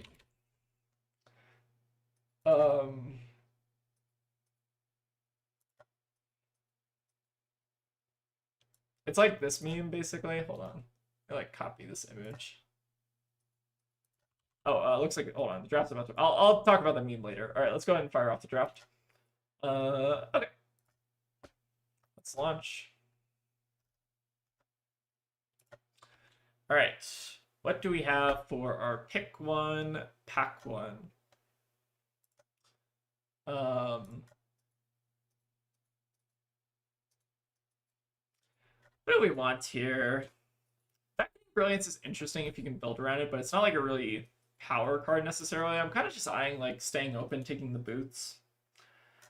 If we wanted to hard commit to something, we could just end up taking like Saying or Ennian Surge, but I think like boots are fairly reasonable here if we want to just stay a little bit open. I think this keeps us the most open. We're not really passing like a ton of great cards. Like the best card in this pack is probably Singing Close Stride or the Beckoning. Yeah, pick the boots.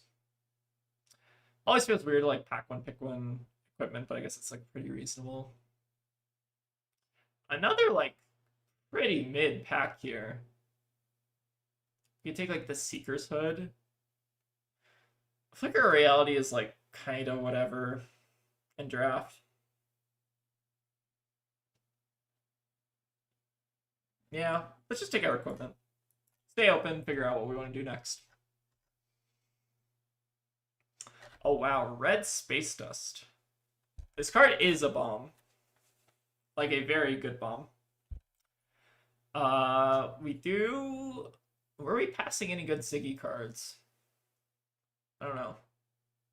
Like the card quality of Space Dust is very, very high.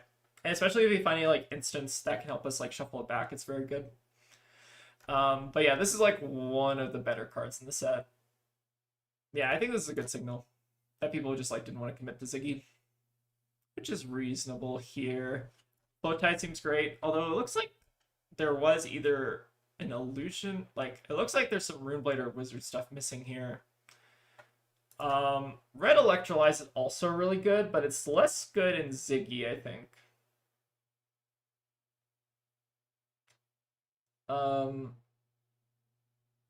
Flow Tide, I think, is reasonable. So it's between Flow Tide, Electrolyze, or the Flow Shard.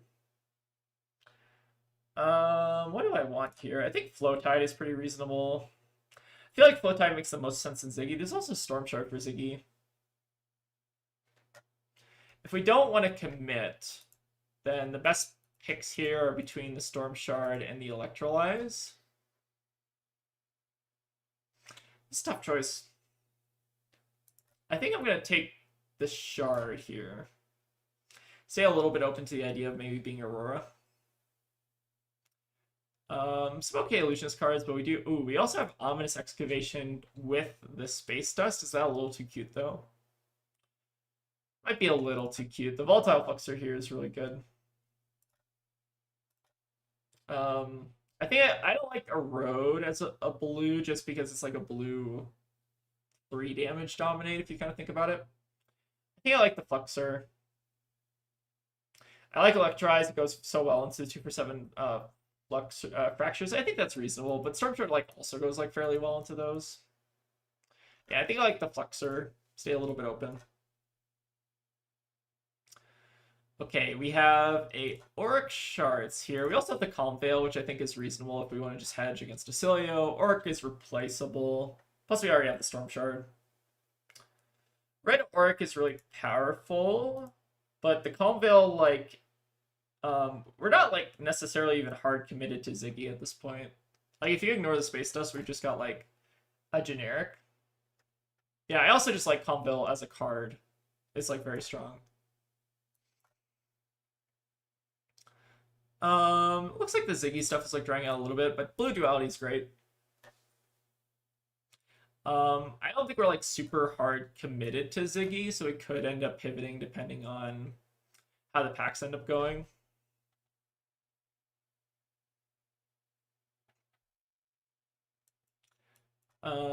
Blue Duality. We have a red Duality. The Ominous Excavation is cute, but I don't know how much we actually need it. I think if this card like Hard Wheels, I'll take it, but I think Duality is just like an independently stronger card.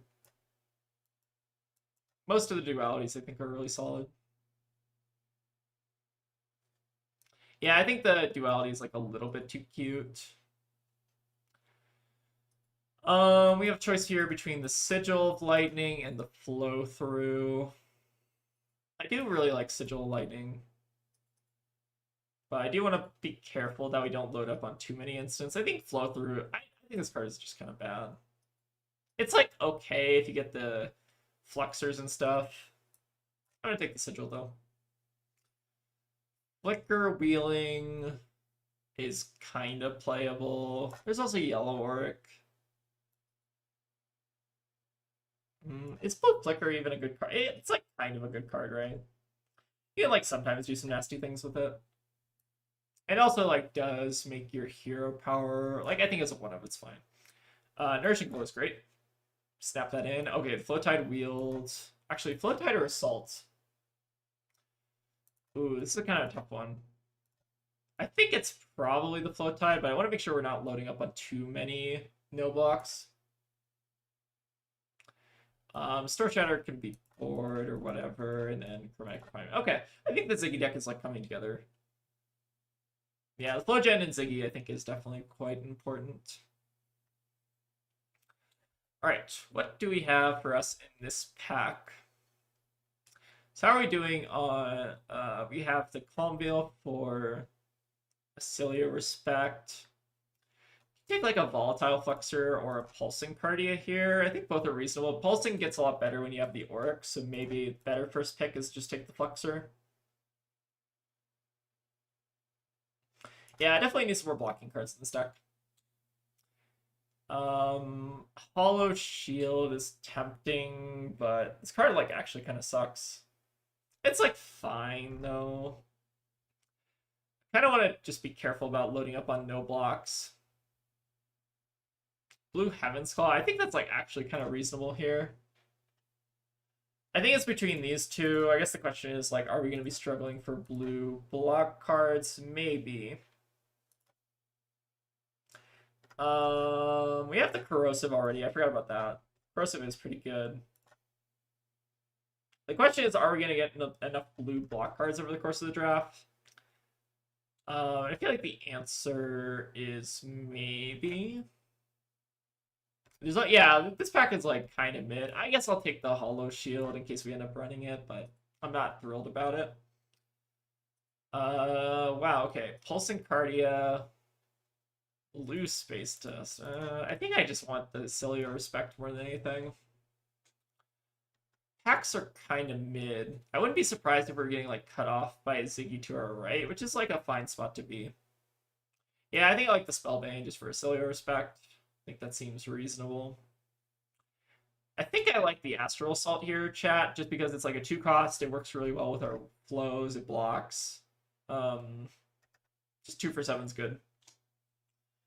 Blue Corrosive is good for sure, but I don't know if it's like better than the Acilio Hate, I guess. I don't think it's like a bad card, but I think I just like the big attacks also. Riftbreaker here seems fine. We can also take a yellow duality. We're hurting for blues, but I think we got time to find blues. Yeah, I think I like duality maybe just a little bit more than Riftbreaker. I do like Riftbreaker though, it's a solid card. Blue Flittering is probably decent. There also is a Brush Off, which like more mid on. I think we like the Blue Flittering here. Yellow Shattering is great. It's a good card. Yellow, 0 for 4. Does everything you want. Ooh, blue clear conscience though. Is this card even good at blue? I feel like this card kind of sucks still. Is blue conscience better than blue shattering flow tide though? Like I think shattering is just like independent. Like this is a 0 for 4, whereas this is a 3 for 4. You think blue conscience? I don't know. It requires 2 cards, I guess. But like you can often like prevent the one. I guess so. It's good second cycle, I guess.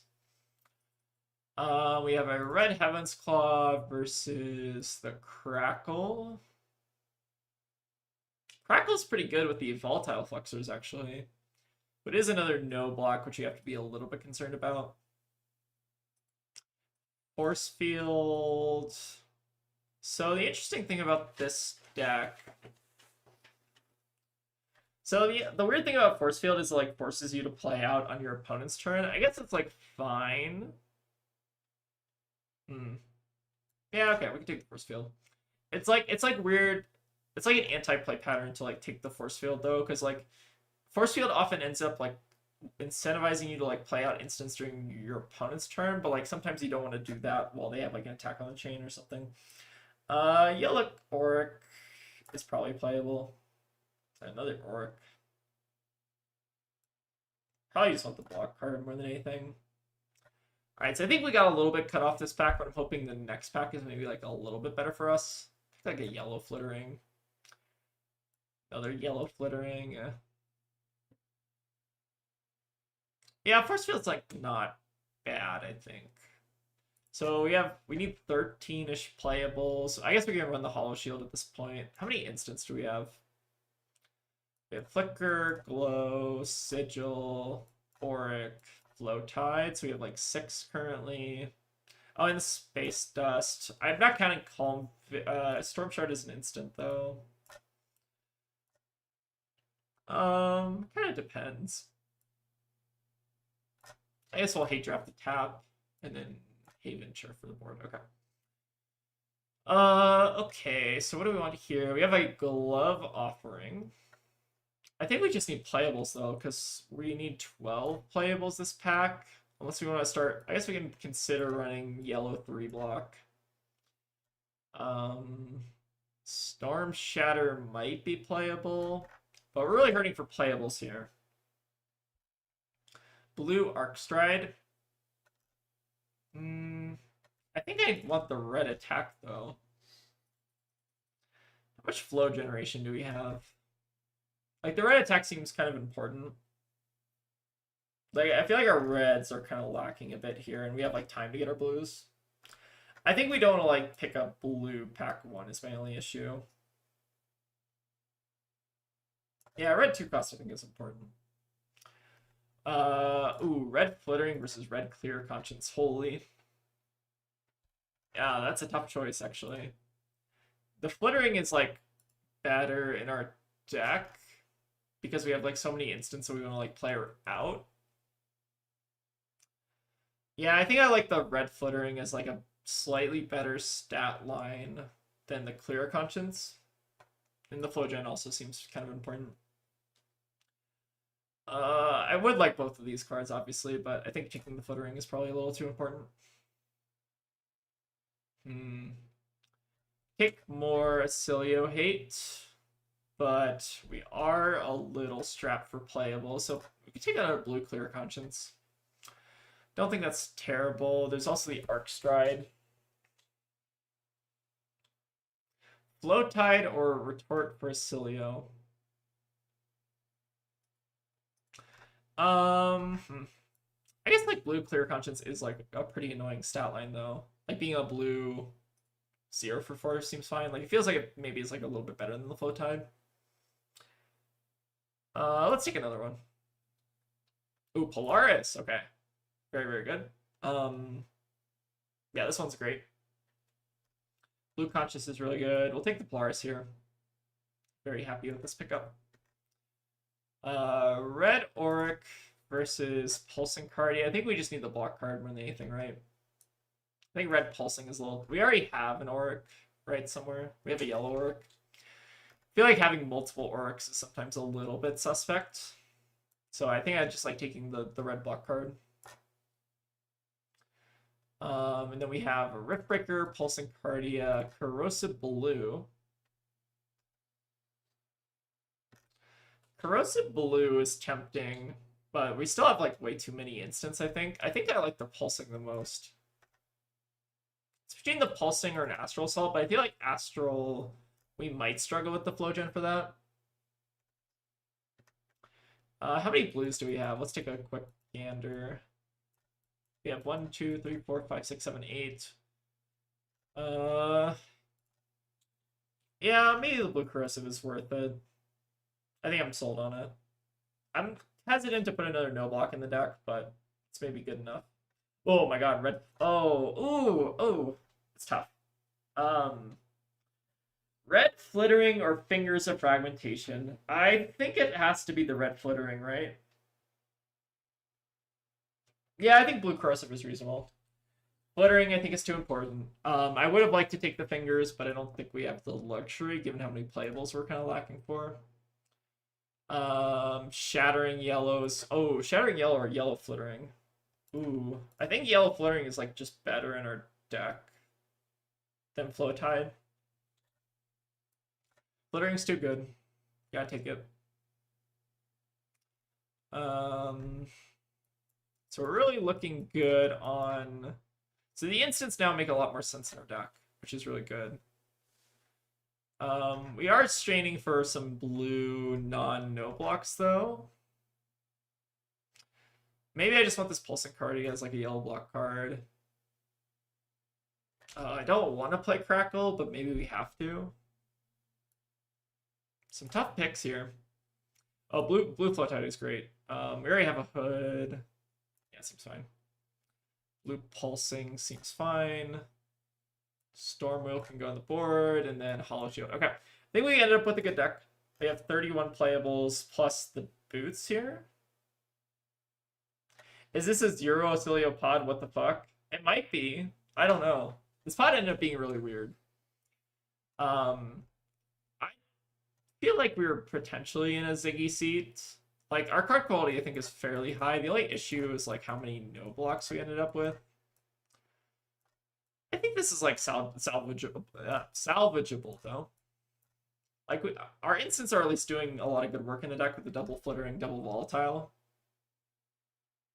Pack 2 was definitely rough, but I feel like Pack 3 was pretty good for us, which is, like, kind of what you want. Yeah, definitely a little bit more aggro Ziggy than anything. Alright, let's see what we ended up with. Alright, so what are we cutting here? So Storm Shatter's bad. Storm Whirl is bad. Spellbane is sideboard. Hollow Shield's bad. We have 11 blues currently. Chromatic Refinement's bad. Calmville, I feel like, is surprisingly main deckable. What of this do we want to get rid of? Could move, like, all this to the board, maybe. We are light and fragmented attacks cut yellow orc. How many fragment attacks do we have? We have 1, 2, 3. Yeah, yellow orc, I think, makes sense. Okay, that's a good cut. And then what else do we want to get rid of here? We're at 30. We could maybe just like consider the Calmville sideboard. Is there anything like else that's like sticking out to me though? I feel like Conflicting Thoughts is just like a bad card. So can we like cut this and like main deck either the Force Field or the Calmville? How does this seem, chat? Am I missing anything? 1, 2, 3, 4. Oh, the yellow Force Fields are kind of bad. Hold on. Maybe these are worse than 3 block. Let's bring in the Flittering. Red Calmville may be better than a yellow Force Field. I think, like, honestly, we maybe even just do something like this. Cut the yellow Flitterings, cut the yellow 3 block, and just kind of run something like this. 29 cards, and then we can bring in either the yellow 3 block for Aurora or the Spellbane for Acilio. Alright, let's go ahead and try it like this.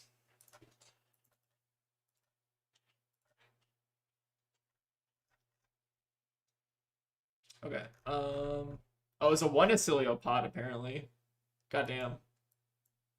Oh, that explains a lot. Let's go Kalashar. All right, let's copy your invite. And then, who are we playing against? We are playing against Night Current.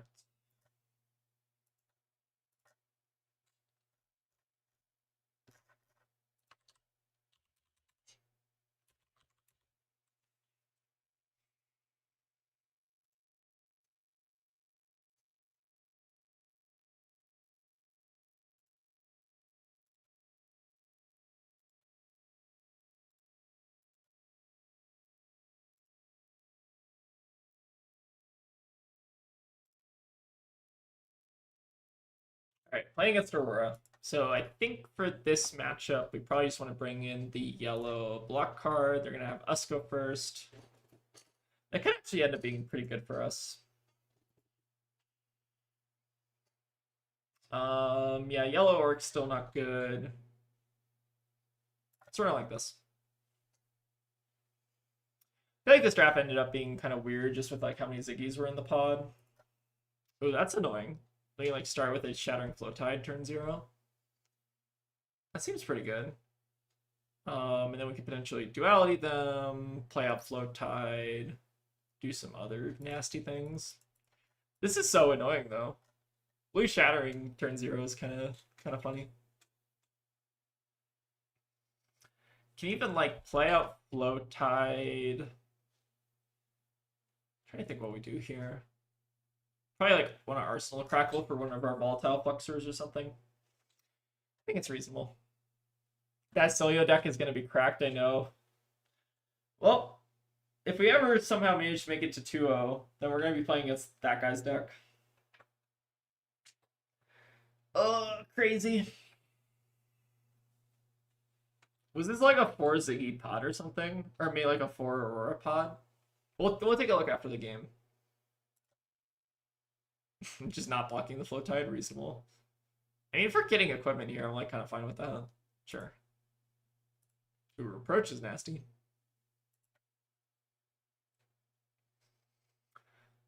I feel like this is kind of good for us.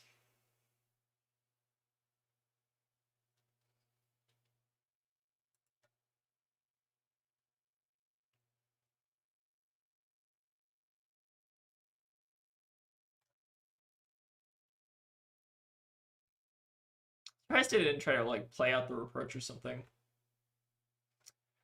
But now we can just play out Flow Tide Arsenal, Crackle, say go. Seems decent. Alright, the Aurora end of turn, sure. Changing the path, yep. Okay. The Young Hero art on the set isn't really doing it for me. The regular art is still pretty good though. It kind of just looks like, I don't know, the Young Hero thing I feel like kind of breaks apart when you have to have like heroes that are oh, this hand is like hand needs help. We can maybe do like Astral Assault into Crackle it, play out Hollow Shield, Arsenal Calmvale next turn. The hard part here is like we don't have the double blue to like make our turn really work. I think we're just eating the damage here, unfortunately, which is fine. Not that upset about seeing like a Glide Through Starlight Red getting played against us. Chat, I have a question. Like, how good are the 1-for-5s in this format? Like, how high priority should I guess I take those? Like, talking about like Red Heaven's Claw or like Glide Through Starlight. I feel like they're like pretty good stat line, and I feel like I end up seeing them a lot. But I never know like how highly to take them. Like, should I take them like more highly than like Astral Assault, for instance? You think they're good in Aurora? Ooh, Riftbreaker. Spooky. We could just settle for this being a 2-for-6. Because, like, otherwise... we're blocking 5 and like playing out a hollow shield. It doesn't seem very good. I think we just need to like push the damage here though, except that we're gonna be losing a flow. A little bit tough, but not the end of the world. Lightning Form, Flowing, Storm Strike, and Meteoric Strike are the best. I think that's fair. But like, how good is like the 1-for-5 stat line just in general? Like, if you're playing Aurora, I can see it being good, but is it good in like Ziggy, for instance? I guess that's maybe a question I have. Glide is meh. It's good if you curve out. Okay, that's fine. Okay, this is kind of tough. So the one downside of them rift breakering us is now we go to 1 flow, which means either we have to not pump this so that we can like pump the hollow shield on the next turn, or alternatively on the next turn we're like pricing ourselves into calm veiling and then also pumping the hollow shield, which could be fine. I guess the question is like, do we want to actually sack the flow here? Yeah, maybe calm veil will make us a flow so we can like afford to do the +2 here. I think we kind of have to maybe play a little bit risky against Aurora. Alright, so you can pump this with the Crackle. And the Crackle, I guess, will also help protect the Astral Assault. So that seems good. It looks like their hand is maybe a little bit on the weaker side here. And they're tapping down as well. I guess the nice part is like they don't have any flow generation. So like maybe this ends up being okay. Alright, quick succession, sure. Into Stinging Sprite. Okay, so we can cover this pretty well, right? We just pitch. How do we prevent everything though? The awkward part is like the Fluxer gets weird. I guess it's also coming in for 4. Huh. I'm trying to think what the best line is here. It maybe involves like pitching the duality. Maybe we don't want to do this. I feel like we have to though. This is like kind of a problem. No, I think this actually works, right? Because we can duality pitch. Force field gets.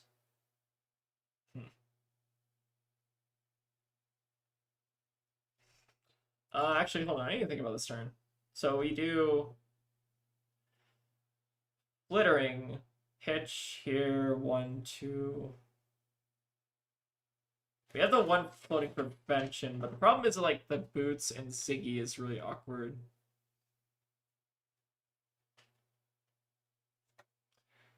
Alright, so let's figure this out.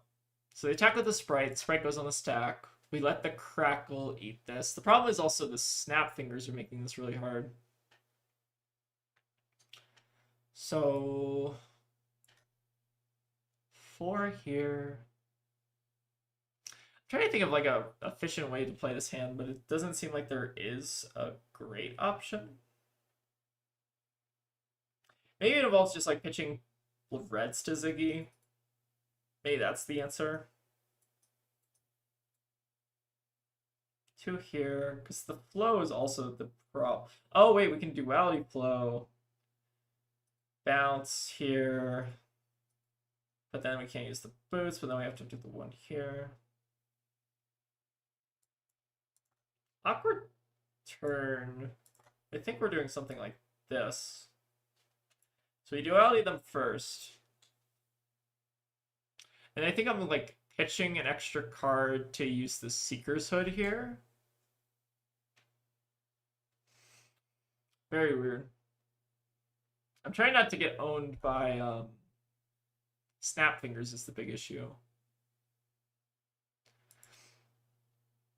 So we pass here, let the Ward 1 eat it. We flicker the Hollow Shield. We pitch to Aphrodite. If they want to go for Snap Fingers, we can then pay into the Seeker's Hood. I think that seems reasonable.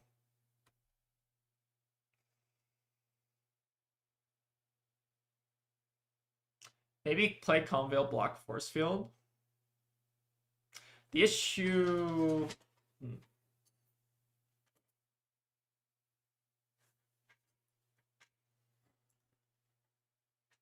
The issue is...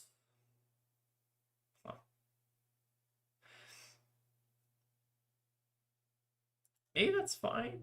But the problem with Conveil is then we don't get to Aphrodite's Flicker. I think I'm supposed to do this now. We force the Snap Fingers.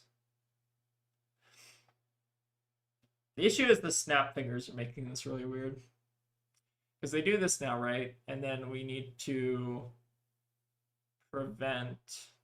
So we do the Seeker's Hood. Maybe pitch the Fluxer next to the Sigil Lightning.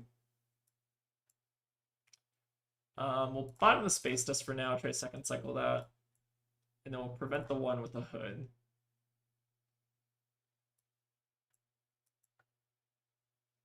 Yeah, I think this ended up being pretty weird. At least we're kind of like trading with the Aphrodite here.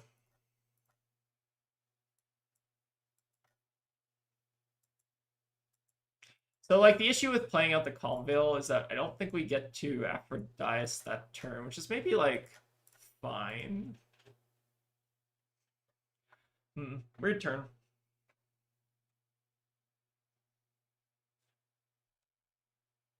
So I think this turn what we want to do is, like, play out Calmvale, try to block out, like, the Scorpio damage and just let them convert whatever. And then we play out Astral Assault on our turn. The problem is the flow generation is a little lacking here. Interesting.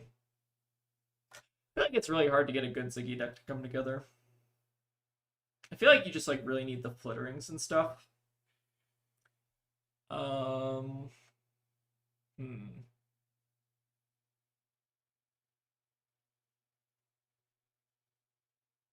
I feel like this deck might be a little too flow hungry. I think that's true. I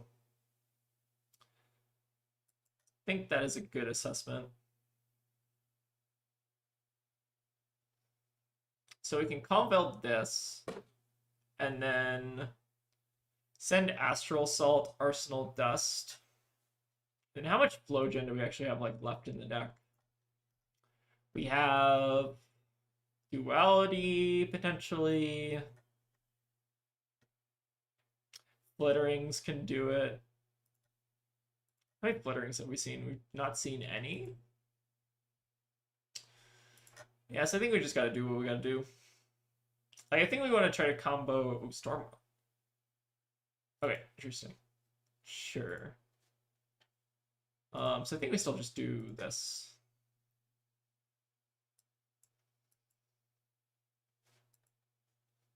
And then we can like cap Ziggy here. Soak up a little bit of damage. Okay, let's Astral Assault here, and then I'm debating whether or not it's correct to actually pay for it. Yeah, with the Astral Assaults and the Ward Auras, it definitely does feel like there's a bit of tension. I feel like Astral Assault is definitely a good card, but the issue is like kind of how flow hungry it is. Like, I think I'm supposed to still use it here. And then just like save the Space Dust if we can line it up on like a flittering turn, but that does require us to keep 3 cards against Aurora, which is kind of scary. Could also just consider playing out the Dust now just to prevent, we're getting like 2 value out of it.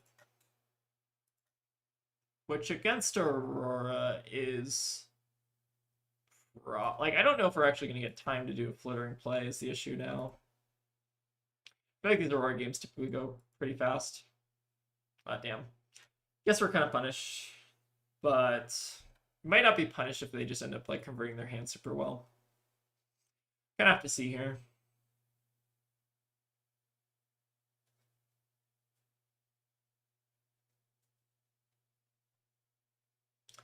All right, so at least the Space Dust is still kind of eating their turn. Blocking with the double of flutterings does feel bad. Maybe try to like save a fluttering for like the pivot turn. The problem is like they always here are going to be able to like clear the space, just like arsenaling it. Like maybe arsenaling it was better. We get to block 6 on this, and then we get to like send Scorpio after. Hard turn.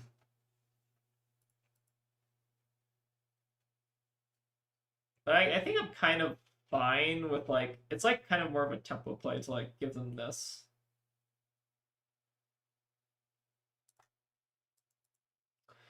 Feels weird.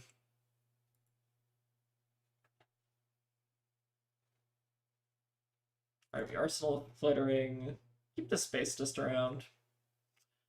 I think I like blocking up the pulsing cardia there because they can just like throw a block card in front of it and not be too upset. Ooh, Thunderous Retort. Okay, sure. Hard game. I feel like our opener against Aurora was also like a little bit weird.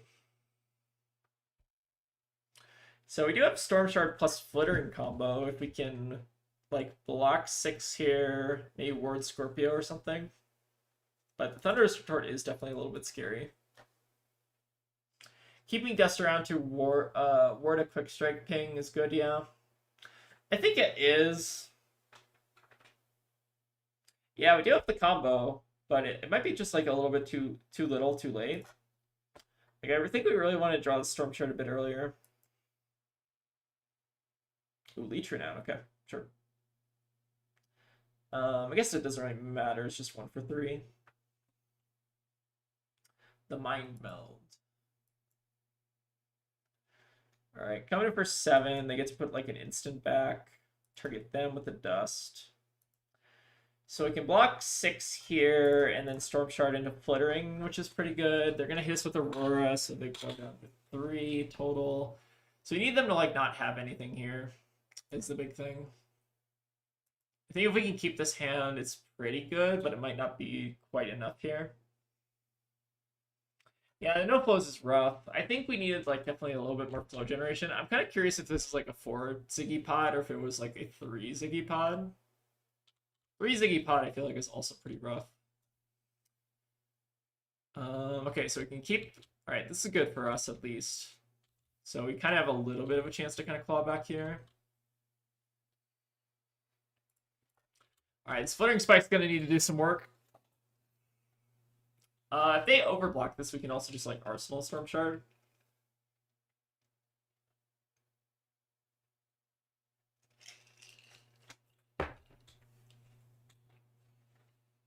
I think we got a decent chance here. Kind of need our Aurora opponent to like make a bit of a mistake.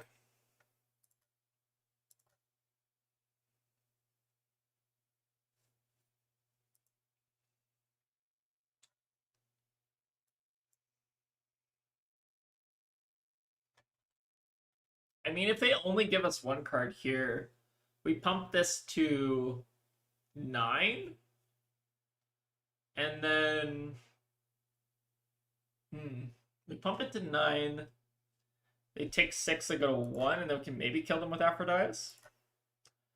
I think that's the turn we needed. I think we just needed like a little bit earlier. Okay, we have technically lethal. Do we go for it now, though? What is the best method for lethal here? So we flicker, bounce. There's no way that we can do both the duality and this, right? I think we wait and just see what they do.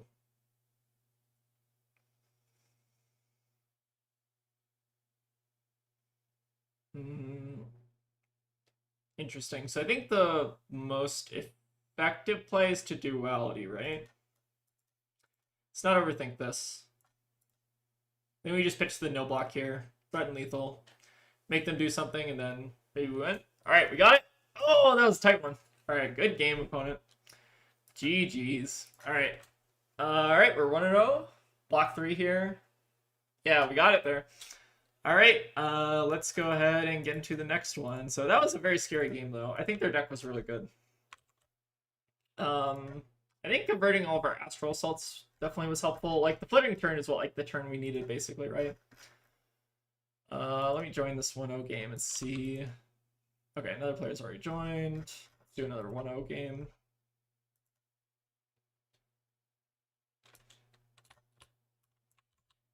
All right. Private. Copy link. Find your next 1-0 opponent. All right. We're getting a hot streak now. I think the first couple games in the stream are like a little bit unfortunate. Hope you dodge that Acilio. I kind of want to take a peek at their deck, but we'll maybe do that after the stream. Just want to be a little bit respectful. Not nice to look at your opponent's cards.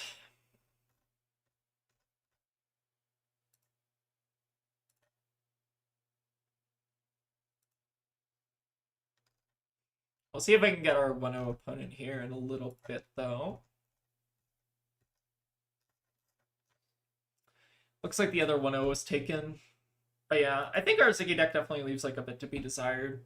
Like I feel like we had something here with like the Flitterings and the Storm. Like the instants and the Flitterings are like the combo you kind of want to go for if you're doing like the more instanty deck. But it kind of relies on you like drawing them together, which I think we kind of struggled with that game.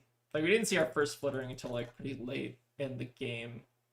Maybe needed to on the Space Dust turn like not play it out or something and just try to like hold it for a Flittering.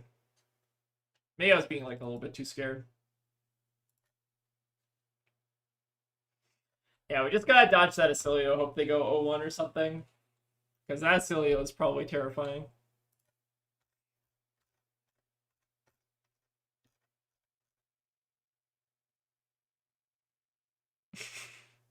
One Acilio pod is crazy. Let me see if I can find the Acilio because I'm kind of curious. Alright. You're not supposed to look at your opponent's decks, but I just kind of want to like see where the Acilio was. I'm like trying not to look too hard at the cards themselves. Oh, the Acilio was like to our right. Interesting. So this is Aurora. Aurora. Aurora. Ziggy. Aurora. Ziggy. Ziggy. Aurora. So 4 Aurora, 3 Ziggy, 1 Acilio. Fascinating.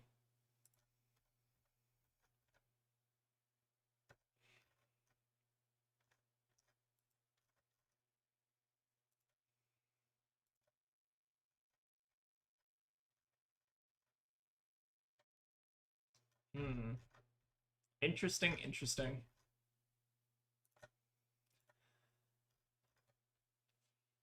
Yeah, I didn't want to look too hard at the Ursilio deck list, but it seems maybe like it's pretty good. I think our deck's like not bad though. I think this is like a 2-1-ish Ziggy deck. Like we got our Flittering Spikes, which are good. We got our Astral. I think main decking the Calm Veil is a little bit awkward, but I do think we're kind of hungry for Flowgen, so I think it makes a fair bit of sense. What else do we have? We have like Hollow Shield. I don't know. Sideboard's pretty whatever, I think. But the main deck I think is solid enough. Definitely need a little bit more equipment this draft. I don't think we were like offered a really good. I think we had the Fingers of Fragmentation maybe, but I think we took like a Flittering Spike over that, which I think is still correct, especially with how like low our fragment count is. Yeah, not a lot of fragment cards we actually got to pick up, which is interesting. Pretty cool.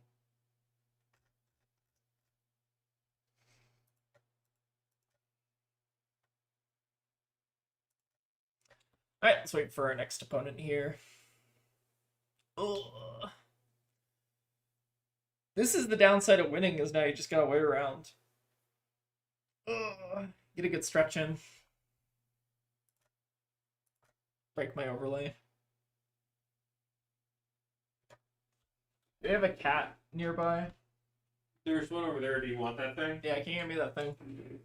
Alright, let me give you the thing. Maybe we'll just hang out with the cat on stream for a bit.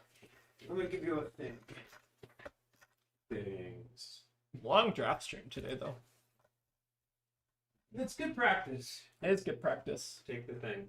Take the thing. Hello, Wilson. The big white fellow. The smello fellow. Hello, fellow. He's a fellow. Hey, Wilson. Everyone say hi to Wilson, the drinking buddy. Little baby boy.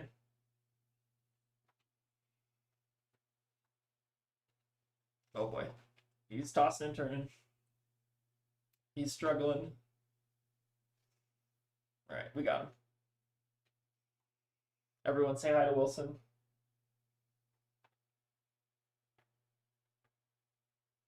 There he is. Alright. See if we can get the last draft here in a second. Cutest drinking buddies, true. Apparently one of the Auroras in the pod had 2 baubles, but they also had Tempestuous Kiss and a Step Between. Is Step Between good? I feel like that card's not actually that good. Sorry, I'm just reading the Q chat.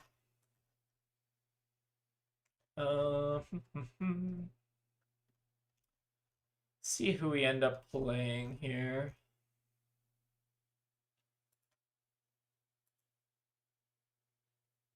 Oh, it's great and limited? I think it's like... Oh, it's not great and limited. Okay. Yeah. I also thought it was like not that great and limited, just because it's like a 0 for 4. It's like, I don't know, you can kind of like get your opponent with like not being able to play an instant when they want to, but like, I don't know. I think the problem with that card is that like in Aurora, you need your cards to be lightning to like get the Scorpio trigger. So like it's really awkward if you're playing a non-lightning card. Like then it just like kind of, I don't know. Like you just like waste your weapon swing, which feels rough. Like getting the weapon swing seems really important in Aurora. Oh, some interesting games tonight though. I think we have like pretty good ones overall. I think I'm happy with the decks that we drafted, but I'm like less happy with some of the games. I guess like there's some variance in there. I don't know. It's hard to tell because you always will like lose some games to variance, and you're playing against like really good players, so like you're all like the people who are practicing Runaways draft are like better than the average drafter you're probably gonna play against at Nats. So it's always weird. It's like it's kind of like you're playing at like top tables at Nats. That's what it feels like, or like day 2 tables.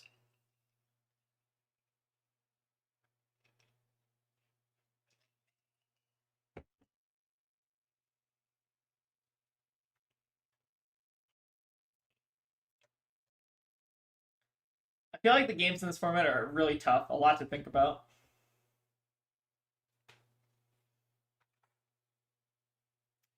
Tempt over is surprisingly good because stealing a flow is strong. I've actually done that a lot with that card. Like 0 for 3 steal a flow, and then you just like use 2 floating to make an embodiment off your opponent's flow is like pretty brutal. Like taking their flow can just like entirely ruin their turn. So that card's like pretty good, I think, in Aurora. But like you have the downside of like not being able to swing weapon. So it kind of depends. Yeah, card seems solid.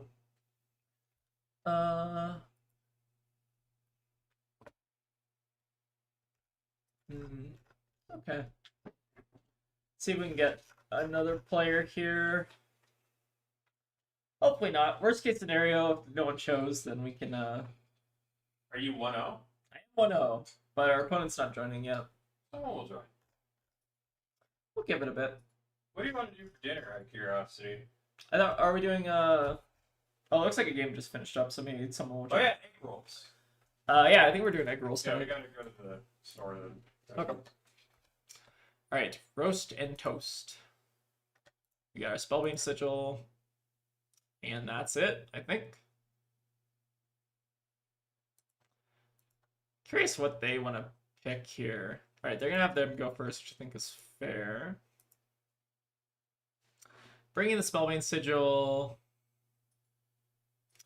The one downside here is I think we have like a red Flittering Force Field, but I think this card is like still fine into Acilio. Maybe like Halo Shield for Ward. I don't think you need blue Halo. It's like pretty bad. I don't know. It feels weird.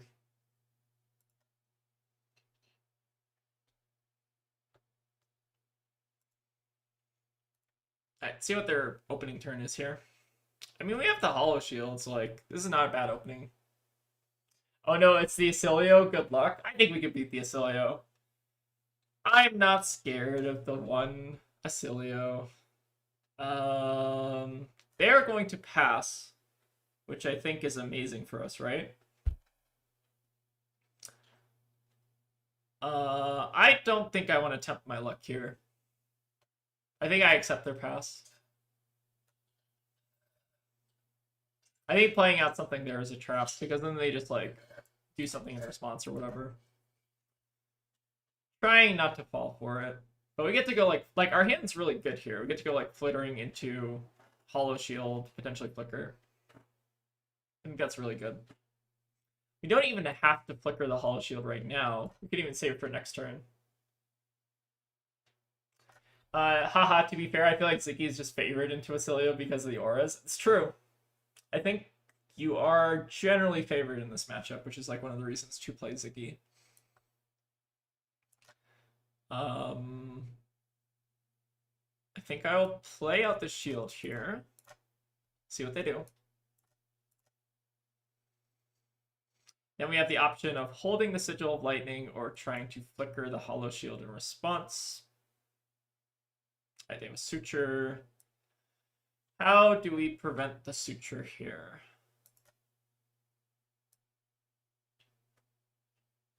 Ooh, Constella Uplift. Hold on. So sending one here. Ooh, this is tough.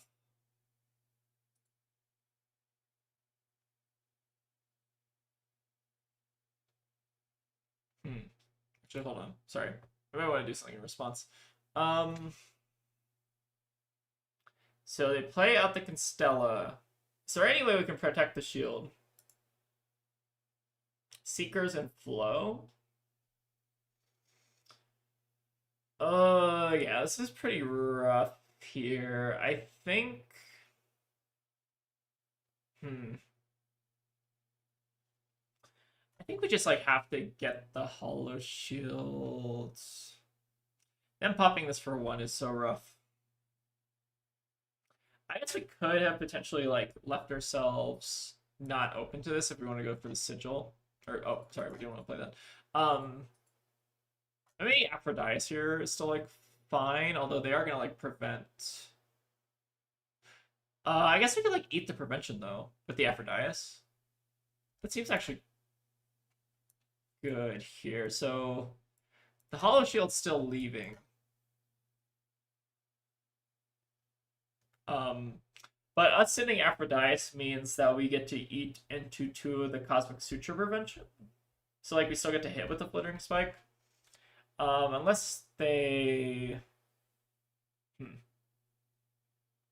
Yeah, the uplift is definitely rough here though.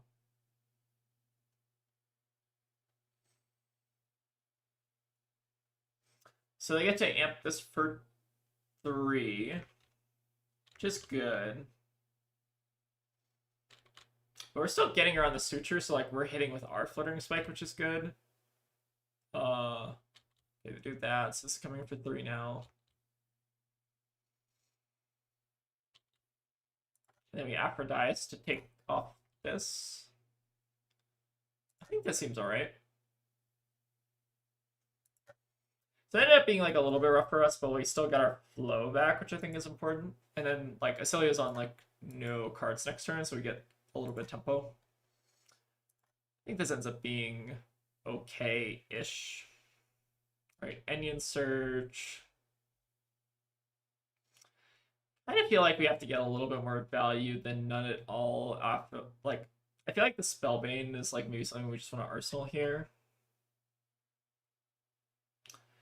In which case, we maybe just want to prevent a little bit with the boots here. I guess there's no reason to. It's not preventing anything. Weird spot to be in, but this is like a turn where we're not tapping, so I kind of like the idea of just giving them the boots. Just so we're not like having these as a liability in the late game. I think that's fine.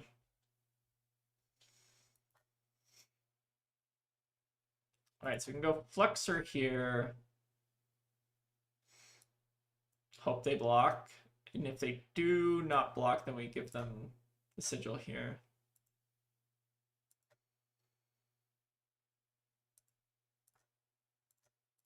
I'm gonna send this in as an attack. Still kind of bad because it's like a 2 for 5, but we get to like sit on the sigil, which is like reasonable. You can like flicker the sigil, which is kind of funny. Is a play that we can legally make. I like them giving us 2 cards here. It's really good for us. Maybe try to go for some kind of fatigue angle, although given that this is like the only Acilia in the pod, I doubt we're going to be able to fatigue them, but we'll do our best.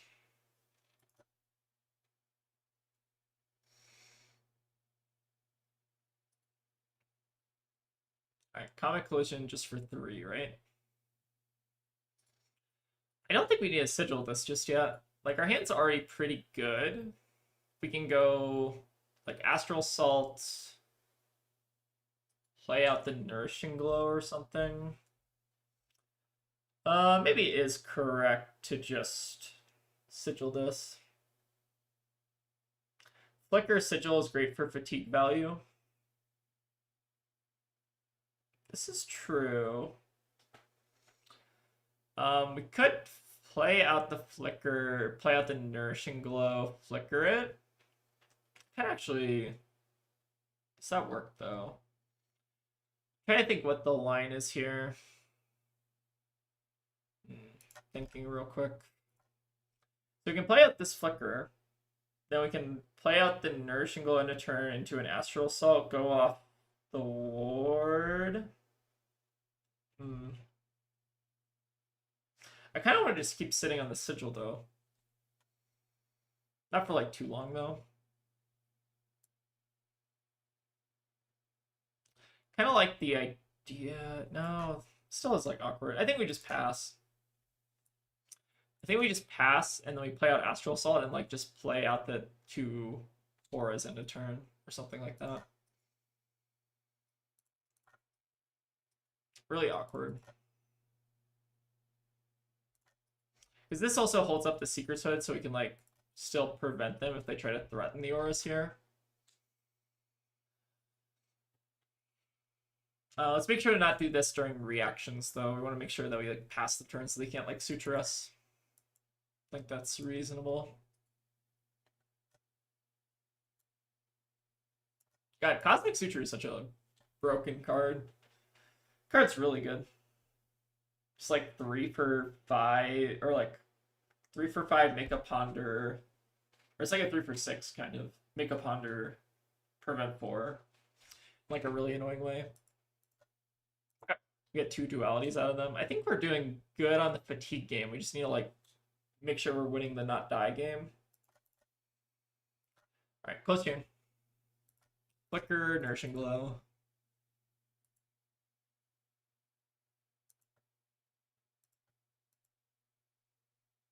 Seems good.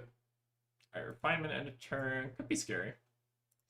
Could also not be scary. Oh, we can flicker a Dust.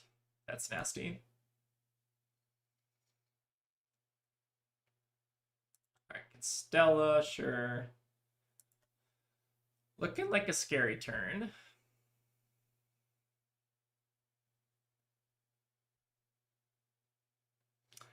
So, Meteoric Impact is coming in currently for 5 plus 8 total. Okay, yeah, seems like a 3 or a 1 Acilio pod for sure. Yeah, it's pretty good. Trying to think what the most efficient thing we can do is here. Meteor for 8. Time to AB7. Is it time to AB7?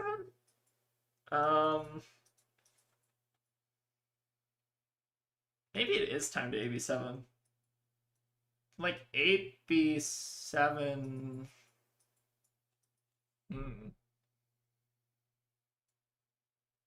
AB7 play Aphrodite.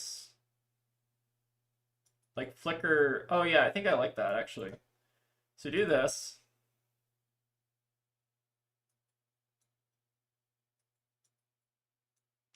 The draft stream from hell.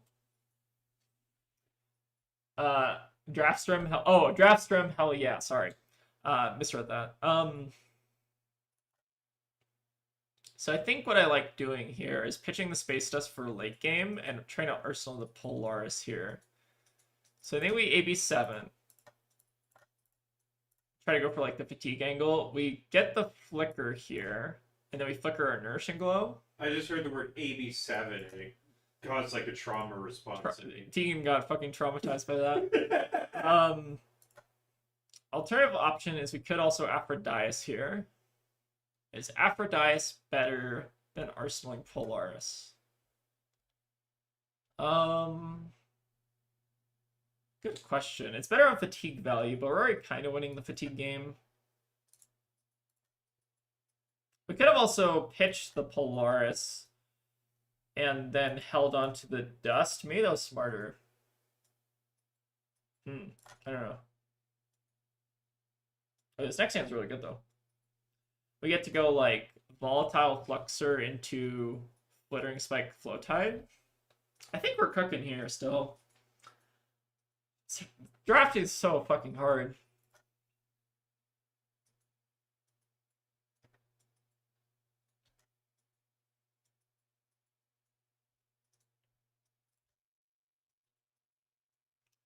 Ooh, the Meteor Rise. Okay, how do we do this hand the best? I guess we could also go, like, Volatile into Flowtide, just let them have this. I think letting them have this seems smart if they're pitching a red. I feel like blocking here seems mid. Although maybe blocking is correct from the fatigue perspective. I don't really care about this like on hit. I don't know. Maybe I do care about the on hit. Still have a lot of word in the deck, and we can like use our flittering. Like I think we're still fine here. Onion Surge, Duality, and Pitch. All right, let's go for the Flexor. So they do have to respect. And then if they don't respect this, we play it out.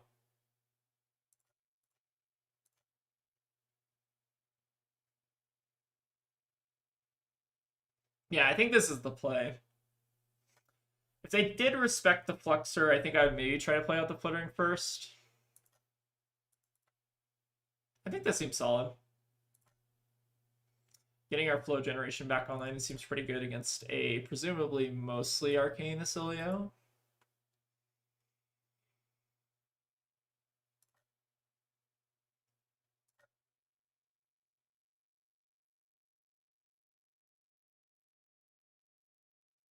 Alright, they're popping their Acilio, sure. Imagine another Suture here, maybe? Oh, Constella Uplift, okay. Sure. So that'll eat the flow tide, but that's not actually that bad. We don't really need to like flicker this or do anything. I think if it eats 2 value, it eats 2 value, and we're kind of happy with that. They do have to play out like another instant here if they want to get the other Volzar trigger. Which means that we can like potentially AB1 here. I think we'll just let them have this. So we take 2, go down to, or take 3 because of the Constella, right? But we're hitting for, or we're not hitting here, right? I guess we just get to follow up with Polaris. I think this is still relatively safe-ish. Still get to center 2 for 7. But yeah, definitely still fighting a little bit of an uphill battle here.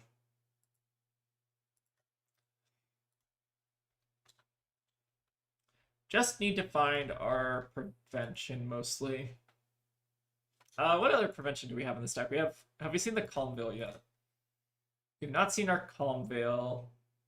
What other cards do we have to look at? We have Storm Shard is good. Fluttering Force Field probably not very good against them. Corrosive, I think we pitched both of our corrosives. So we really need to like hold that flow if we can. All right, put them down to 11. All right, Calm Veil's great.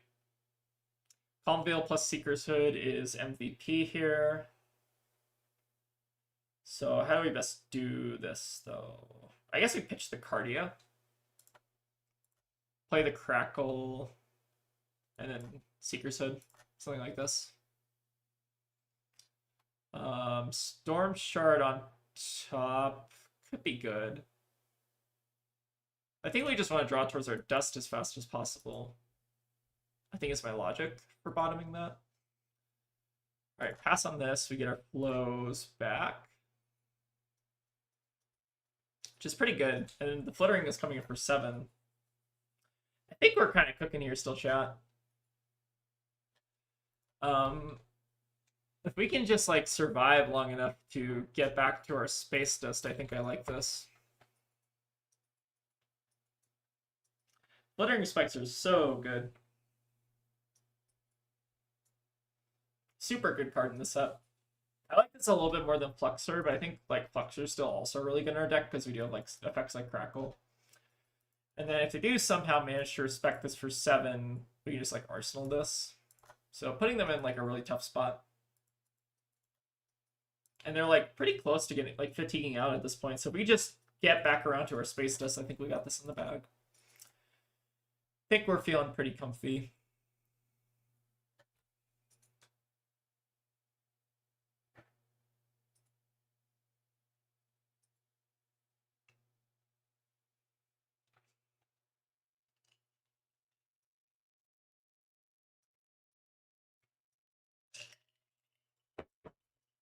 All right.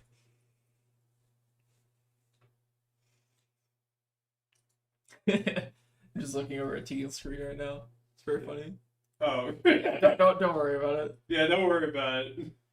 Not super great to say on stream what's happening, but it is funny. Tegan's watching a show. I'm watching a show. All right. I'm watching a show. Crackle's pretty good here. I'm normally kind of down on this card, but like I didn't know you could move them around. I can move it wherever I want to. That's kind of neat. I feel like I never see anyone do that. It's probably because I'm fucking, I don't know, Weight ADD. maxing? I guess so. Patience maxing. Patience maxing, yeah. Patience maxing. Gonna get you. Ooh, I'm gonna get you. Crackle seems to go up in value when you get the flutterings and the fluxors. Okay. I was kind of down on it, but it's too good here. I think it's good in like this style of deck where you have like the flutterings. Okay, so question chat. Do we want to play it out here? Or do we Arsenal? I'm kind of just tempted to Arsenal if they're going to give me the respect here. Because we're only getting 2 over. But it does give us the flow. I think we play it still. Because we're getting like 2 prevention, which is still relevant. And we might not like draw an attack that we want to Crackle. So maybe we incentivize them to use like a Seeker's Equipment here, which makes their turn weird or something like that. I don't know. I think this is still pretty annoying, even though we do threaten here. I think there's like some argument to holding on to it, because I do think we still have the yellow flittering, right? Still have 1 yellow flittering spike, 1 blue one. I think we have another volatile fluxor in there somewhere still. I don't know. Alright, looks like they will give us the hood. Seems good. I guess we do also like force a card out of their hand, so like we're not dying as fast, which means we can like catch back up. I don't know. It's a lot of pros and cons. So Cosmic Duality is good in terms of staying alive. Only problem is kind of the rest of this hand. Like I think I'm just sending this as like a 2 for 5 and not paying the flow here. And we like Arsenal yellow flittering. I think we'll give them a flow here just to prevent their own flow. Seems still good. All right, let's play out the Astral Assault. I don't think we can afford to pay into this. Can we? take 7, put them to 4. We still can't kill them with Aphrodite, though, is the issue. So I think we just need to try to go for the fatigue route, it feels like. I don't think we can afford to pay for this. I think we just need to like loop back around to our space dust. I think is like the way we win this game.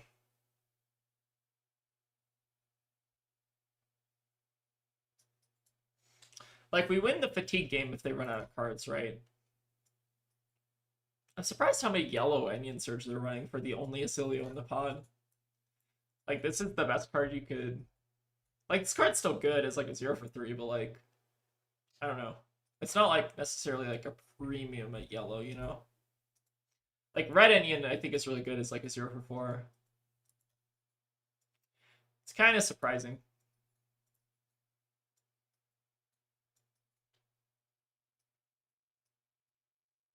They have reds left, but most of them are actions, so they can't really cram a bunch of Arcane into one turn.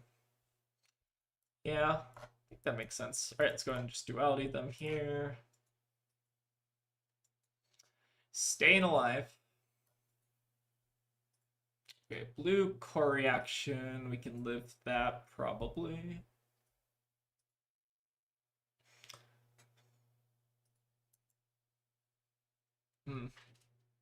Core reaction's scary, but we can maybe still.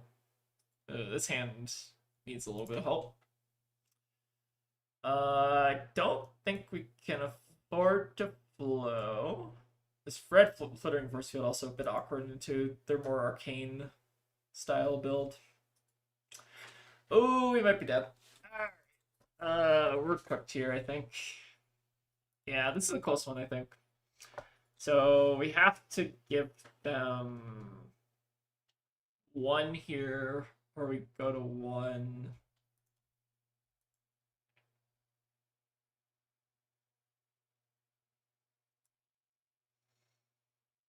Yeah, I think we're going to 1 here. I think we're still kind of dead.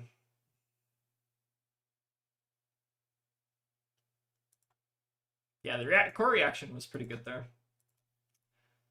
Alright, Flittering Spike, save us. Only you can save us, Flittering Spike. I think we're like relatively close fatigue, but I don't know if you can actually like fatigue a Acilio that has like the nut like 1 Acilio pod. Seems like it's pretty hard to do.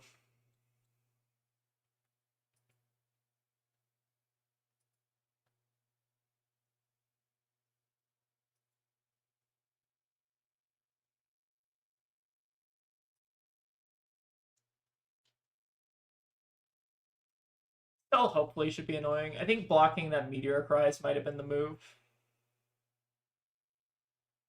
Oh, yeah, that 1 turn. Yeah, maybe we should have blocked that turn and then just tried to like play for the fatigue angle. I feel like that's where we took definitely a lot of damage. What was the hand on that turn? I kind of forget though. Wasn't it like I could only block 5 on that or something? Or like something kind of mid. We can maybe still cycle back around to our dusts, but it's definitely looking still a little bit suspect. I guess we're still just like playing out the sigil here though. No flicker. I guess we'll arsenal force field, although I don't know how much it matters here. Okay, we found our dust again. That's a good start. However, this will make a flow, sure. Volzar, yeah. Okay, Meteoric. Okay, so they cannot... Or does this kill us? No, this is coming for 6. We cannot block 6. Unfortunate. I guess, hold on. I guess we can play out the space dust for funsies. Super close, though. I think that blocking the... If we block the Rise that turn, what happens? They might still have, like, too much damage in the deck after that point. Fairly close one. Good games, though. Yeah, I think it's kind of tough. Target them with the dust. They still have just like a really good deck. Like I think it's still really hard to fatigue from that point, just with like how many actions they have. Let's take a look at their deck though. I'm kind of curious. Like double meteoric, double suture, lots of onions, lots of lightning overloads. I kind of expected like their Acilio deck to be a bit better than this, honestly. GG's fun draft stream, and yeah, hard to fatigue the one Acilio. I think that's true. Meteorics, I think, were the biggest thing. And like maybe we're supposed to just like take the fatigue angle, but I still don't think we have like enough. Like if you look at our deck, we still don't have like enough prevention for that. So I don't even know if taking the fatigue angle was like correct there. Maybe we just had to get aggro and just hope for the best. All right. Anyways, thank you all for stopping by the stream. Do you want to do? Yeah, we're gonna do one more giveaway here. Here, hold on. Ready? All right, Tegan, pop it off. Lord of Waddles. Lord of Waddles, you are the winner of the drinking buddy, and you are also in chat right now. So send congrats. us an email or a DM on Discord with proof that is you and shipping information, and we'll get it shipped out to you on Monday. All right, but anyways, thank you all for stopping by the stream. I've been streaming for 5 hours now, so my voice is starting to give out. But yeah, fun stream. Thank you all for hanging out and stopping by.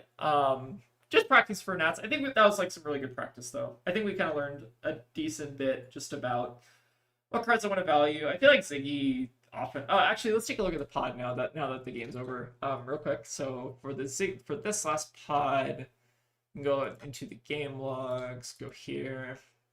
All right, so we were a Ziggy. We're passing to another Ziggy, but they had like ebbing arc strides and like. This Ziggy deck looks kind of suspect, not gonna lie. I think our Ziggy deck might be. I guess their equipment's pretty good. We have some redundant equipment there. I feel like this card's like actually kind of bad. I don't know, maybe. And then we have an Aurora here. Another Ziggy. Oh, triple Auric Shard. Some of these Ziggy decks are weird. I guess triple Auric makes sense with the pulsings. You can see that being good. They have like 2 corrosives, some blues. And then we had another Aurora. Another Aurora, looks like. The Acilio, and then we had another Aurora. So we had like 4 Auroras in the pod, I think. Yeah, 4 Aurora pod, 3 Ziggy pod, 1 Acilio.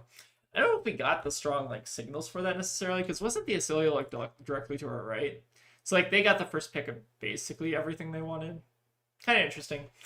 But yeah, thank you all for stopping by the stream. Hope you all enjoyed. I'm gonna go make dinner with Tikin, and we'll see y'all later. Also, I'll be at Nationals in Minneapolis if y'all are there to join us. But yeah, maybe light on content for next week. I gotta figure out if we want to do some stuff. But anyways, thank y'all. I'll see y'all later. Take care. Goodbye.